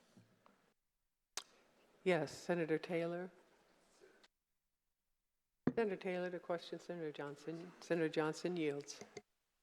Thank you, Madam President. Thank you, Senator Johnson and members of the Senate. Senator Johnson, I'm somewhat perplexed by this. You are a medical doctor, correct? Yes, you've asked me medical advice, so you know that. I asked you one, yeah, I did, okay. So let's calm it down a little bit. Because you're a medical doctor, you do know, you understand that what you do is science, right? Senator, I understand what medicine and science is very well. All right, I'm just saying, do you understand that what you do as a medical provider is science? I already answered your question. Is that yes or no? You didn't answer yes or no. Okay, thank you. So I want to talk to you about what you're trying to get at here. You don't believe that gender-affirming care is beneficial to anybody, correct? The bill prohibits this type of care, correct? Why would you prohibit this type of care? Because it very much causes harm to these kids, and we want to protect these kids from that harm. In all cases? You were talking we're going to do it in all cases, correct? But you believe, let me just make sure, you're saying this gender-affirming care, not only from a public policy standpoint, does it hold no value, but also it harms children in the state of Indiana. I'll agree with the statement you just made, yes. You agree with that? Okay, that's interesting coming from a medical doctor. That's why I have a problem with what you're doing here. So let me ask you a question about performing your duties as a medical professional. If I told you that we should ban Bayer aspirin for people who have heart problems, what would you say? The bill's not about aspirin. I didn't ask you about aspirin. I'm asking you if I asked you a question about Bayer aspirin, would you put it in a bill well, let me ask it a different way.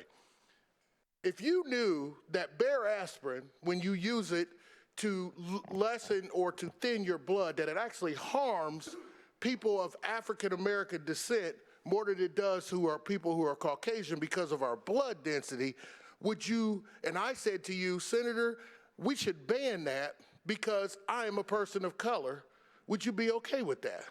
I don't even understand your line of questioning there. You understand that 100%. So let's do this then. Let's talk about the non-genital gender reassignment surgery. Where are you at, Senator?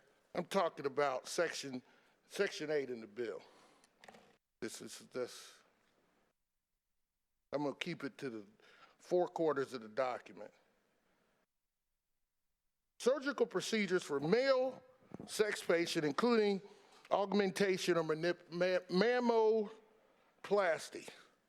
So if a male who is having erectile dysfunction, a young boy who is having erectile dysfunction problems cannot be prescribed anything for their erectile dysfunction, correct?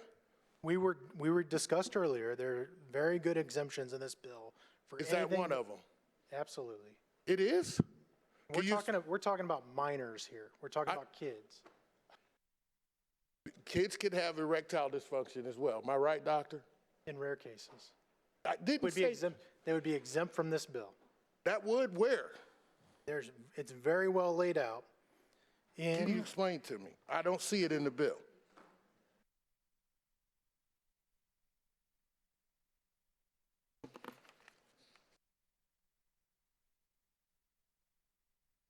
I'll go to something else. Femofeminization surgery. Facial feminization surgery.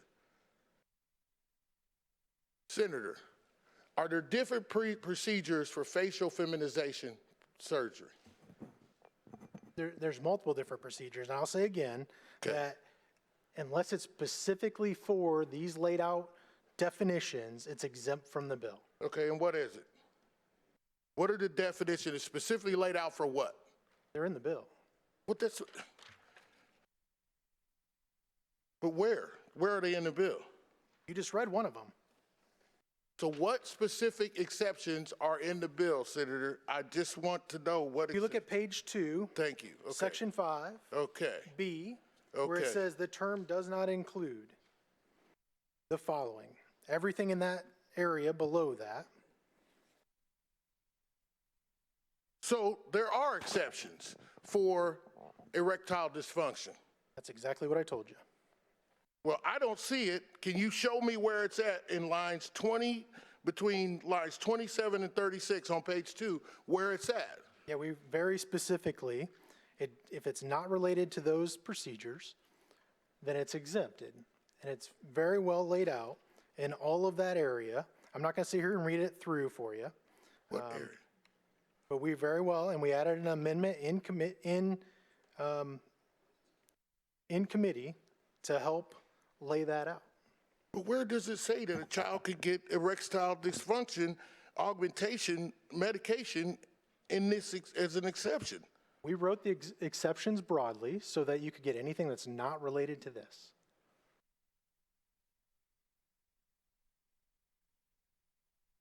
Okay, when you say not related to this, what are you talking about this? What is The this? things that we defined, gender transition procedures. Okay, so a gender transition procedure would be the only thing that's restricted. It's not the, so let me get this straight then. So it's not, basically it's not the procedure, it's the reason why you're getting the procedure that's banned. You're putting words in my mouth. Well, explain the difference. If I want to get augmentation or mammoplasty or facial feminization surgery, liposuction, lipofilling, voice surgery, thyroid cartilage reduction, gluteal augmentation, hair reconstruction, I'll get to that in a second for us balding men, or associated aesthetic procedures, how can I get those as a child? So you're talking, look at the section 5, all the way at the end. Section 5.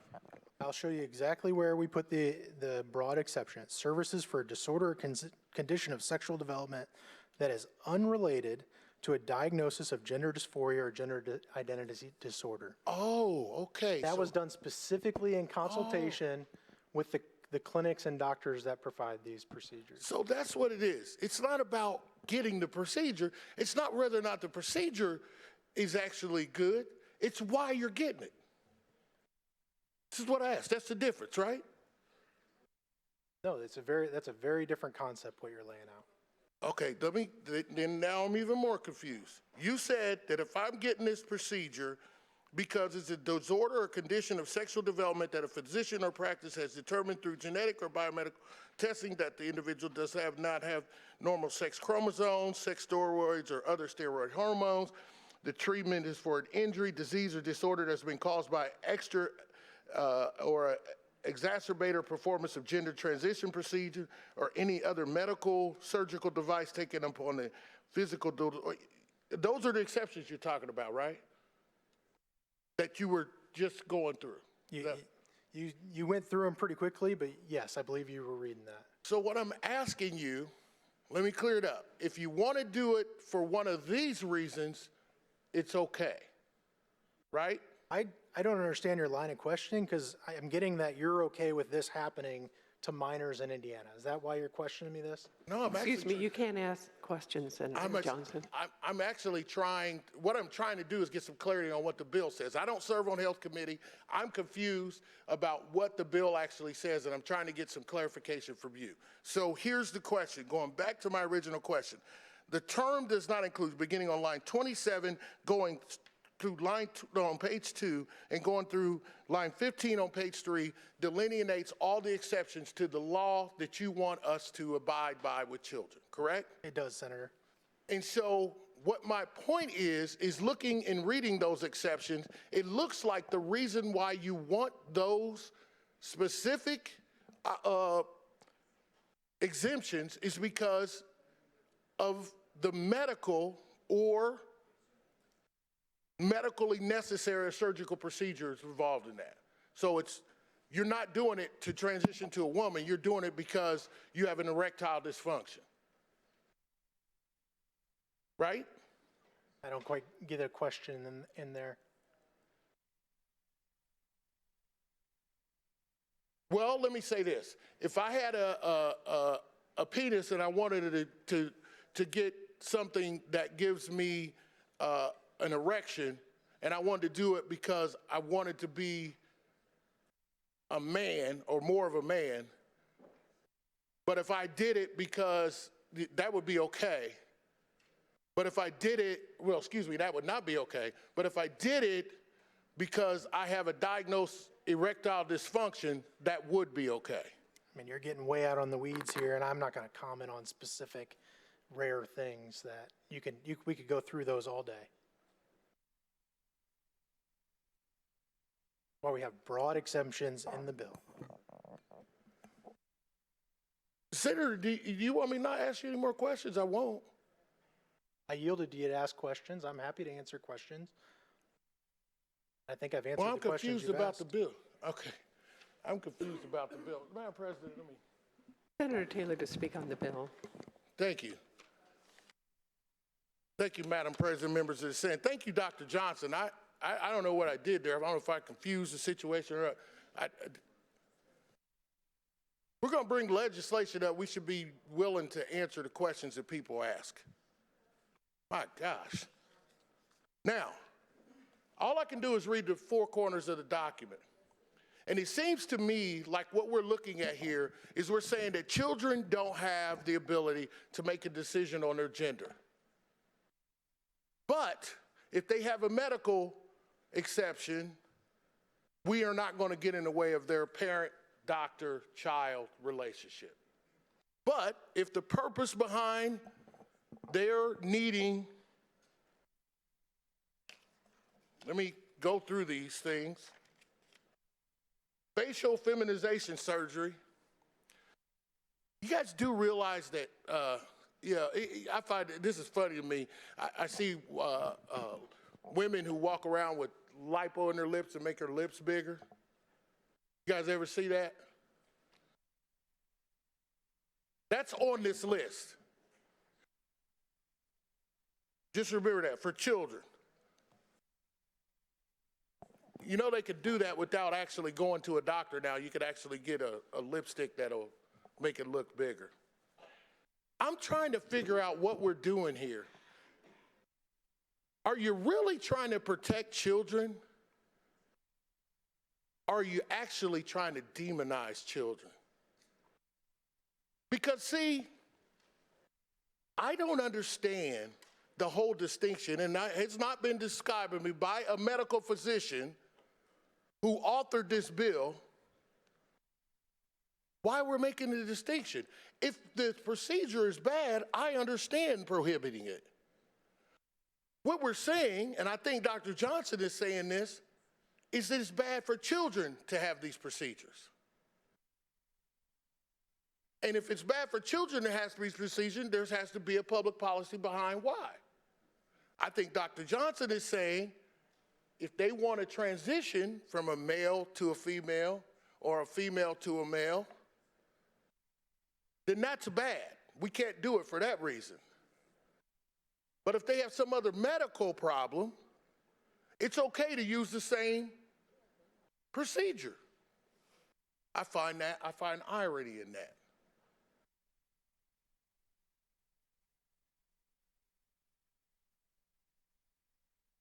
And this one unrelated to the bill, since I am an elected person, too, we have to become better at being comfortable with being uncomfortable. It's getting very frustrating on these hot topics for us to have discussions because people don't want to respect that we all have an opinion. We might disagree. But we have a decorum thing here. And that decorum says that we have to respect the other person. If people are confused by questioning, that's one thing. But to answer another individual elected official's answer with, I've already asked that question, answered that question, it's offensive. And it does show a lack of decorum. I haven't called it out. And we got the second half coming up, and I know this is a controversial bill. I see some people staring through me, some people staring at me. And I'm okay with that too. It's been done worse. I've been done worse. But we have to become a little bit more comfortable with being uncomfortable. Maybe it comes natural for me, Senator Charbonneau. Maybe I just find myself in that position more often than everybody else. But I don't have to agree with all of you to love you. I don't. So we need to start doing that a little bit more. Let's love each other. I can love Dr. Johnson even though I might disagree with him on this bill. I'm not doing anything nefarious to try to make him seem like there's something wrong. I don't agree with his legislation, and I was just trying to get some clarification. So let's make sure that we have a little bit more decorum with each other. Let's get this over. I know you guys don't want to be here, but I didn't bring the bill. This ain't mine. I just have to represent my constituents the best way I can. So in that way, I'm going to vote no on this bill, and I encourage you to do the same. Further discussion, Senator Hunley. Senator Hunley to question the author. Senator Johnson, do you yield? Senator Hunley. Thank you, Madam President. Hi, Senator Johnson. Senator Johnson, you and I have both come in as freshmen this year. That makes us, part of the same class on the same shared journey together as legislators. And you represent portions of Allen County, right? I do. Yes, which is my old hometown from Fort Wayne. So I've got family still up where you are. So I appreciate the work that you're doing for your constituents because some of your constituents are my family members. And I know that when we're here in this body, we're all working hard. And so I do appreciate that. So I just had a couple questions. So one, my expertise is in education, yours is in the medical field, but I'm a data-based decision maker. I love data. And so I'm wondering, can you tell me what are the number of incidents that you've had in Allen County of gender reassignment surgery or this kind of these gender transition services that are being provided? I'm not going to be able to pull out granular data for you in Allen County. Okay, how about statewide then? Do you have statewide data on the number of surgeries that are, I just want to know how many children we're talking about that are being harmed in the Hoosier State. The only number that I can give you is that the number of kids treated at the IU clinic was near 1,000. That was the only number that was given to us during testimony. And what was that, surgeries, 1,000 surgeries, or what types of services was Different that? Hormones, medical procedures, referrals for surgery. They didn't define any of that. So some of them could have been hormones. Could have been. Do you have experience taking progesterone or estrogen as a hormone? Do I have experience? Yeah. This bill's not about me. You're right, sorry. That might have been a little personal. I do have experience taking progesterone, actually, and that's one of the hormones that would be banned in this bill for this purpose, because it's in birth control. And so when I was first experimenting with which birth control I wanted, there's some that are estrogen heavy, which that would also be banned in here, and then there's some that are more progesterone heavy. And I didn't like the side effects for myself with estrogen heavy pills, and so I chose progesterone. And pretty soon my my kiddos, I have 2 kids in middle school, and we'll be looking at when it's time for them to take birth control. And I hope that as a parent, I get to decide which hormone their pill includes. So do you think that as a parent, I should get to decide if my daughters have estrogen-heavy birth control or progesterone-heavy birth control? Should I get to decide that as a mom? You know, I think I answered it earlier that, you know, we have the moral, medical, and legal obligation to protect these kids from a harm. Amen. And I think that, you know, protecting kids is really important. And that's why as a mama, I'm glad that right now when I go into the medical office that I get to make that choice. And so what I'm seeing this bill is really as a parental rights issue. And I just really am thinking about how do we protect parents' rights when parents are inside of a doctor's office? And so I'm wondering, do you think that if I'm sitting in that doctor's office deciding, you know, which hormone is more suited for my child, that the state should make that decision or that I should make that decision? And I hear that you're wanting to put kids through this, you know, this process where they really have these irreversible, unproven, life-altering procedures done to them, and we're the only body that has this moral, medical, and legal authority and obligation to protect kids from this. So do you think that that having progesterone is life-altering? Like, I mean, I've you know, not been taking progesterone for many years. Like, is my life completely altered because I was taking it temporarily for a period of time? I'm not going to comment on your specific case, no. So what I'm saying though is that I'm not certain that taking hormones would be considered, you know, completely life-altering, you know, depending on the time period and all those different things.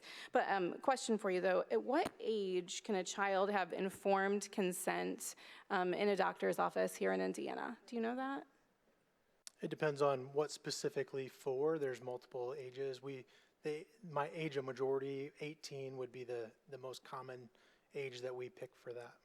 So 18 is a common age pick for age of majority, but depending on the circumstance, it can also be 14.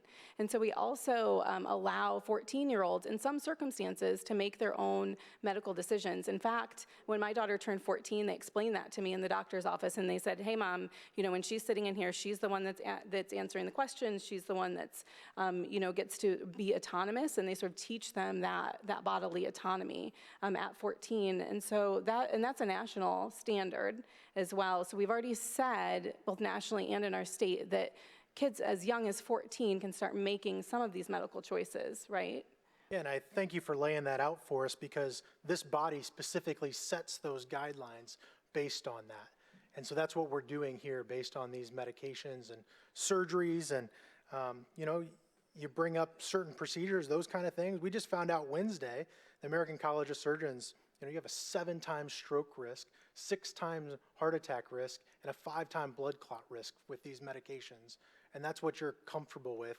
And that's what I opened with, and in my opening discussed how parents can't make informed consent through these procedures. So parents can't make informed consent about estrogen or progesterone? Like, that surprises me, because again, those are in birth control.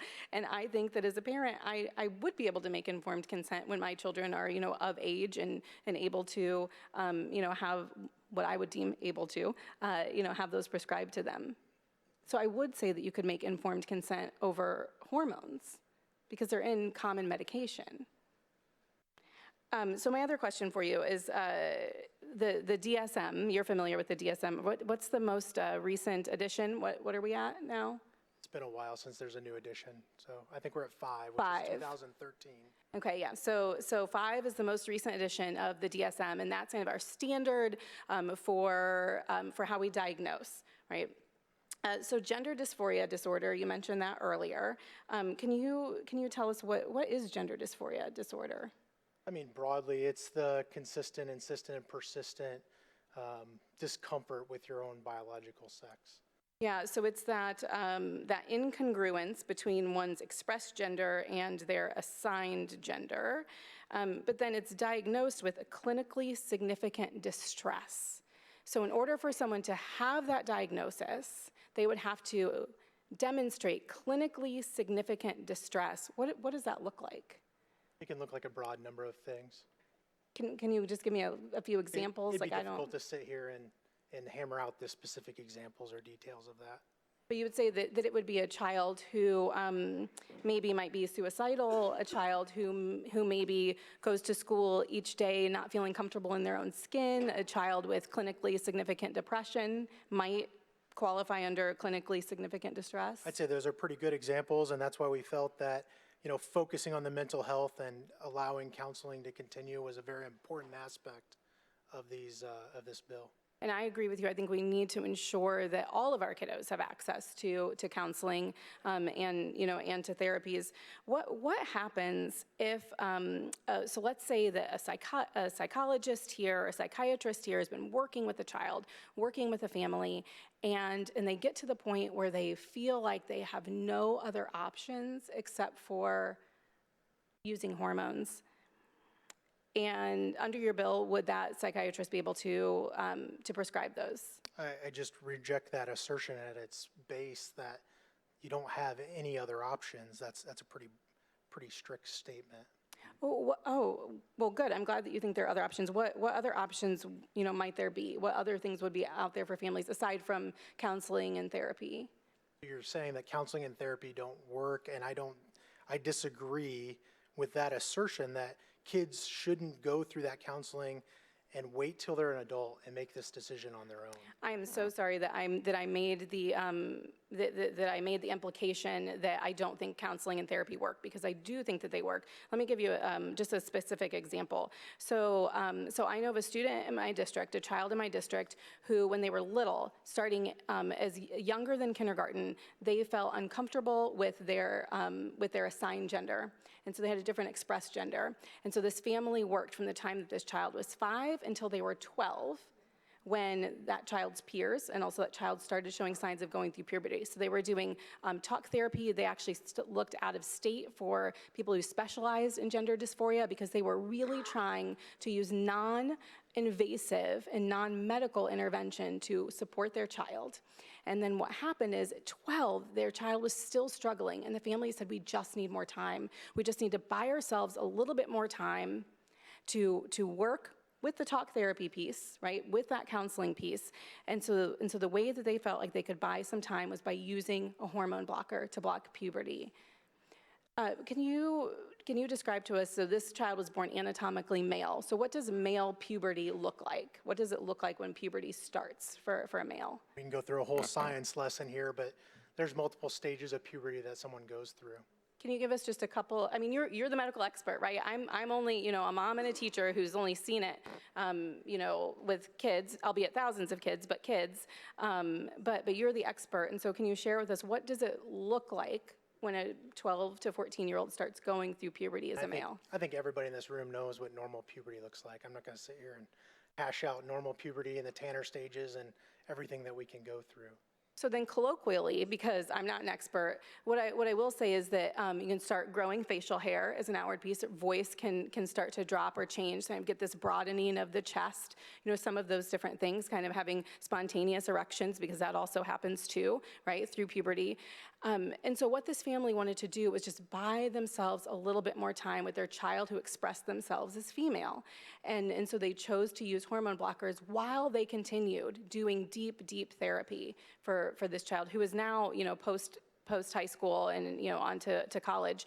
But I remember this very distinctly in having these conversations, right, that people needed options. This family needed options, a both and option, not an either or. And I think that what this bill is doing is presenting this as an either or. Either you're using talk therapy and non-invasive procedures, or you're doing this. And I don't think that that's true. And so I'm wondering, in your experience, do you see people just doing one? Do you see them just coming in and getting hormones, or just coming in and getting gender reassignment surgery, or do you see that coupled with additional supports? I think you're ignoring the underlying assertion that there's really serious concerns that puberty blockers have worsening effects on mental and physical health. Can you repeat that one more time? I think I missed that. I mean, really the basis of that is there are serious concerns that puberty blockers have worsening effects on mental and physical health. So my serious concerns isn't about the medical part of it, because I don't understand all of that. My concern is that parents should have the right to determine what is best for their specific child. So this is really about parent rights. No, and a question for you. What alternatives were considered? You know, I mean, as freshman legislators, when we came in, I don't know if this was like this for you, but it was a whirlwind. In November, we, got sworn in, and then our bill drafts were due. Our ideas were due at the beginning of December. Our drafts were due by the end of December. It was a whirlwind. And so I'm just wondering because this feels extreme in terms of parental rights. And so I'm wondering, during that time when you were crafting this legislation, what alternatives did you consider? Well, the first part of that is I had a lot of help, and we have very good majority members here that helped me walk through those first times, and so I got my feet underneath me very quickly and very well, and this bill has been worked on the last couple years. My predecessor, Senator Cruz, has had a bill similar to this, and they worked out a lot of those things, and so I talked with endocrinologists, multiple other Riley Hospital, multiple other individuals through this process, and so like I said earlier, I have an open door. I've talked with many people about this legislation. One of the guardrails that was offered by Senator Yoder actually was around this issue of parental consent and ensuring that there was a legitimate parental consent before any types of these supportive therapies happened that would even have to be notarized, so that we really ensured that not only did parents understand, but that they signed off and that it couldn't have been forged. So I'm wondering why that idea was rejected as a possible alternative to ensure that parent voices were still heard throughout this process. I think I've answered the question multiple times, but this body has the moral, medical, and legal obligation to protect kids from harm. And I think we have a moral, medical, and legal obligation to ensure that parents have rights as well. Permission to speak on the bill. Senator Hunley to speak on the bill. I mentioned, colleagues, that I'm a database decision maker. And here's what I'm telling you, is that when we talk about gender reassignment surgeries, we know that that's not happening. There is not proof that that is happening here for children who are under 18 years old. So one of the things that we're looking at here, and this is my biggest issue with this bill, is Section 4 that's talking about these gender transition hormone therapies that, as I mentioned in my example, can be used in conjunction with many other forms of therapy, but it is critical that we are giving parents the right to decide what is best for their child and their unique circumstance, You all have heard the term helicopter parents, those parents that kind of hover over their children, from the time that they, are born, and they're making sure that nothing is happening to them and no harm can come their way.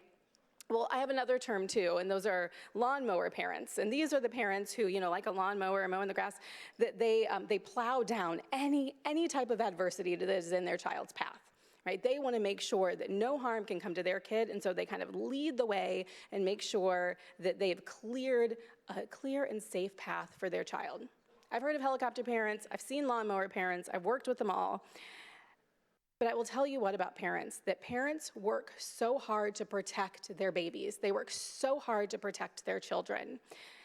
Parents do not choose pain for their children. Parents do not choose for their children to struggle in any way, whether that's struggling in school, whether that's struggling when they're taking their driver's exams, or whether they're struggling with their gender identity. Parents don't choose that for their kids because we don't want our children to feel pain. But parents work really hard to know what's best for their children. And sometimes we disagree with what parents believe is best. I believed that during COVID-19, at the height of the pandemic, that it was best for parents to vaccinate their children.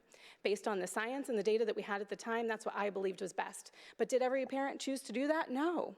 But you know what? That is their right, because parents have medical rights. And so I see this very much as a parental rights bill. I see this as a bill that allows parents, that should be allowing parents to maintain autonomy over what happens in the doctor's office and not have state intervention over that.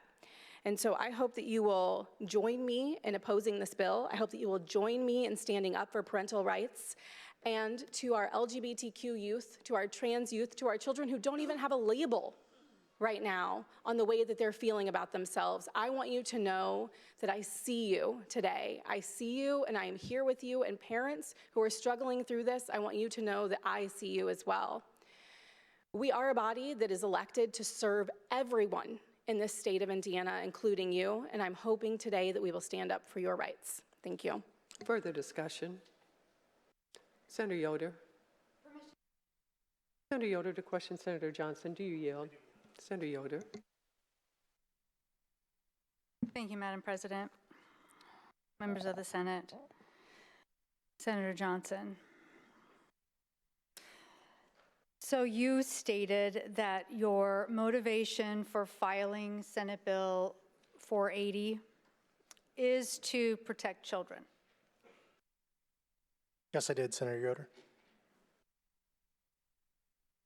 In committee, I began my questioning of you there by a pretty significant longitudinal study saying that looking over the course of 5 years, thousands of transgender individuals, 94% of them reported happiness, well-being, and inner peace from transitioning to their identified gender.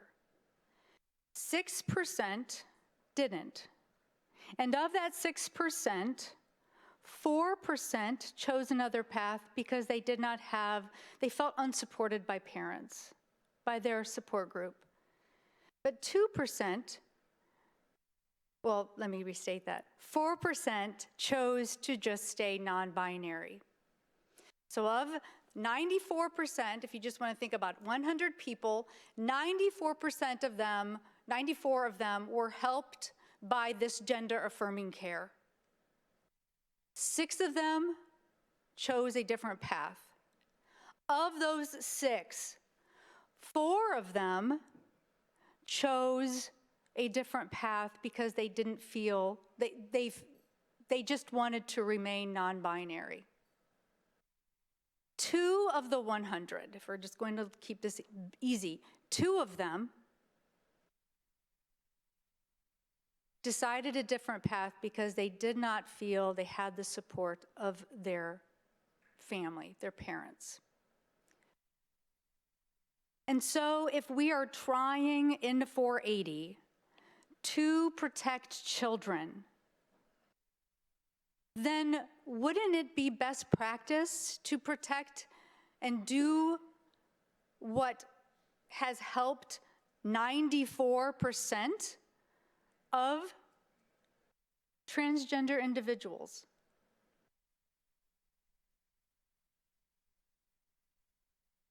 Waiting for a question. That was a question. Wouldn't it be best practice to, instead of doing 480, to, in the state of Indiana, allow for best practice that served the 94% of individuals that were best served by gender-affirming care?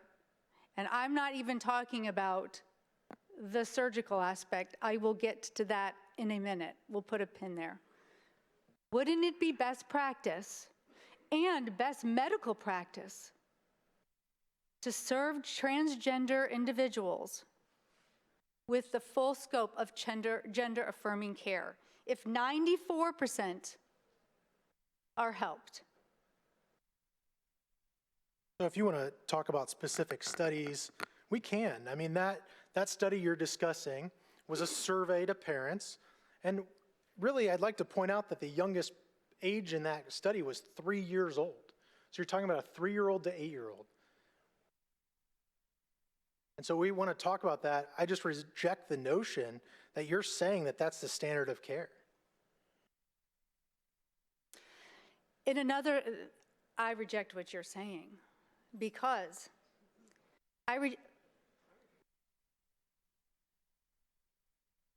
I want to ask you about a 2015 study. 0.4% in a 2015 study said that they, to use that phrase, detransitioned after realizing that they no longer wanted to walk down that path. This is another study. That's 0.4%. And so explain to me how 480 would actually do what you intended to do, and that is to do no harm. Because it sounds like 94% of transgender individuals would be harmed by not having access to gender-affirming care. How is that, in your words, not doing harm? We can sit here and throw out random numbers all day. The biggest longitudinal study that's been done was done in Sweden, comparing the general population to those who had transitioned. And they found a 19 times increase in suicide rate compared to their cohort of peers. The suicide rates, you are right. The attempted suicide rates of transgender youth is 30%. And I'm not talking suicide ideation. Suicide attempts, 30%, 1 in 3. So you are correct. And those numbers are startling if we are in fact trying to do no harm with 480. But what is perplexing to me is you said that you've made a lot of accommodations for other uses of medical services and even surgical services, as long as the individual is not a transgender youth. Because you and I had this conversation. I asked about prescribing hormones if someone has a really strong case of acne, and hormones have been prescribed, and you said that this would not touch that. We talked about erectile dysfunction. You said this would not touch that. I guess what I'm curious, why are you picking on transgender youth? Why are you selecting that in this case and with this diagnosis, with gender dysphoria, we aren't going to provide best practice? Because I feel like that's unconstitutional. Senator Yoder, if you want to speak on the bill, feel free to. I'd be happy to answer questions, though. I will. Permission to speak on the bill. Senator Madam Yoder to President. speak on the bill. Thank you, Madam President. If my voice is shaking, it's because I am pretty stunned and upset about this bill, because it directly impacts many families in my district and in this state. 30%, let's just think about that. Let that settle in, 30%. That's the percentage of transgender youth who will attempt to die by suicide, and I'm not talking ideation. And I want you to remember this number as I say my piece about 480. But there's another number that comes to mind, and that is 0.6% of the US population is transgender. So let's take a step back, away from the rhetoric, away from the culture wars, away from the whims of special interest groups, and really think about what we're doing. We are targeting a very extraordinarily small and extraordinarily vulnerable population, making them targets of further harassment and restriction. I would argue that we're bullying children. A group of adult legislators are targeting kids because of who they are. About half of transgender kids already report being bullied in school. And the last thing we need to do is to pile on that. Let's talk a little bit about 480. Senate Bill 480 covers two aspects of gender-affirming care: surgery and hormonal treatment. Surgery is permanent, but it is also not performed on minors in the state of Indiana. That has become abundantly clear. We do not provide surgical procedures in the state of Indiana on minors who are transgender.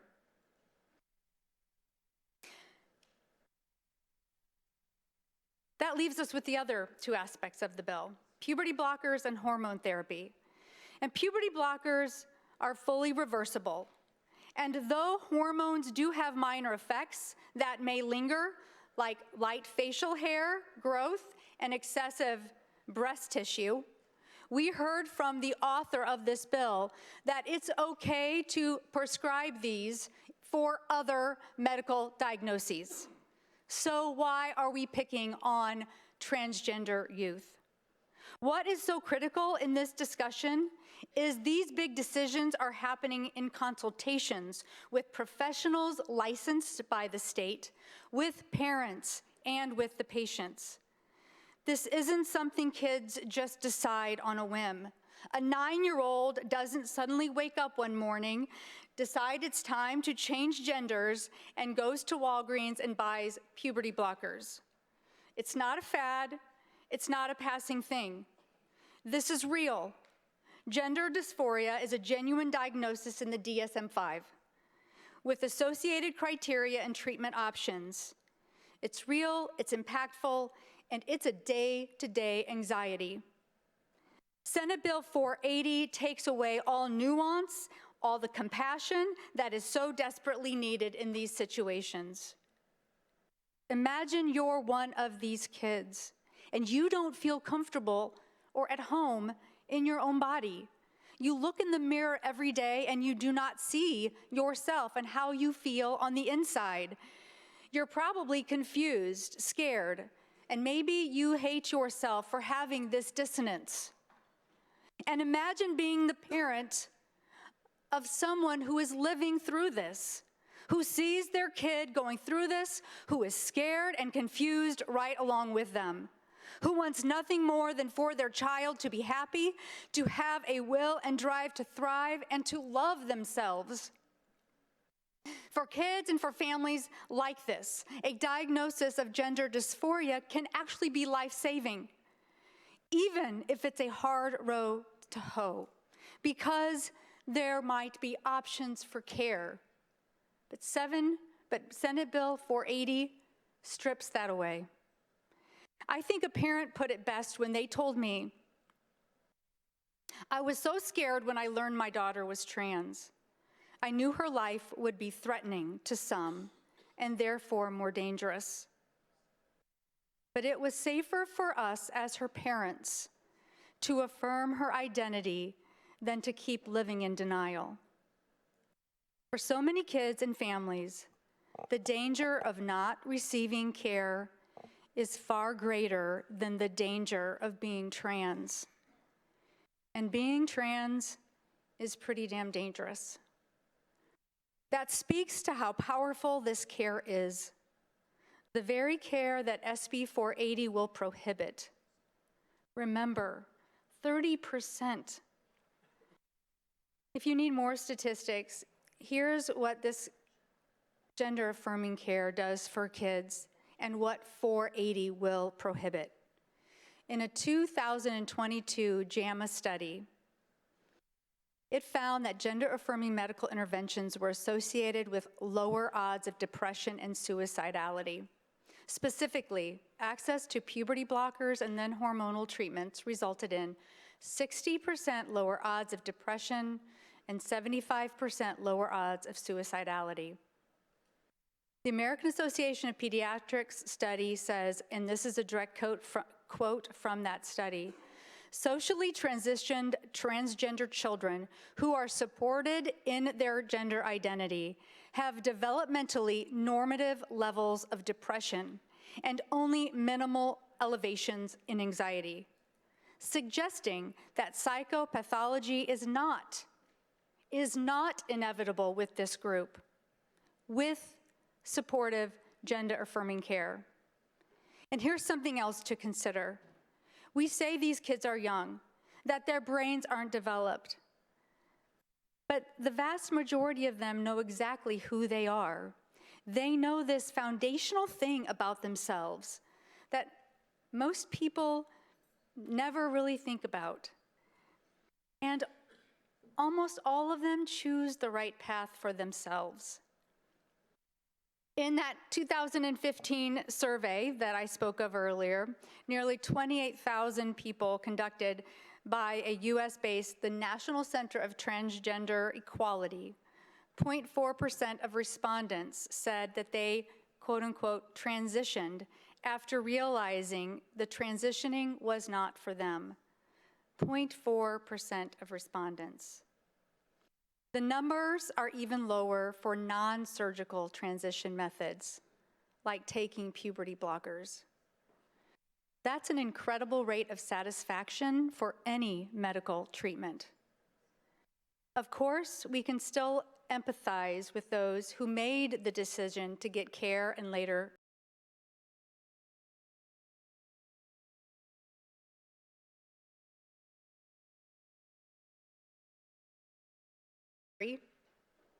not Indiana. They came to regret it. But that doesn't mean that we need to take it away.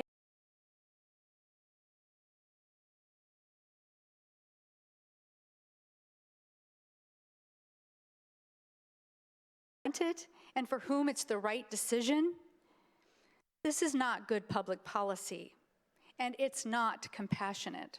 Those are two things 480 is not.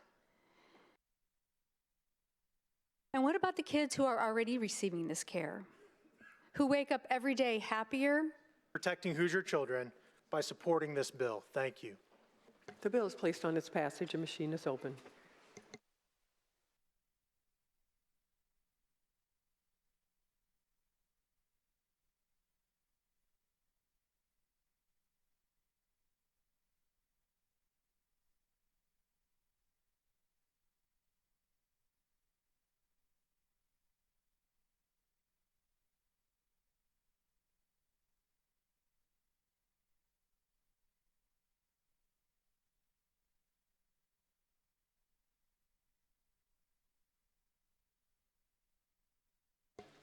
Senator Alting.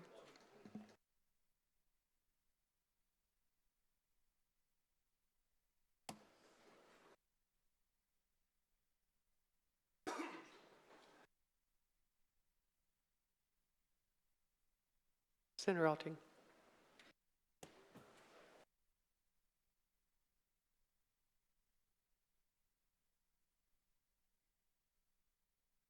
This until Wednesday, March 1st, 2023, 9 a.m.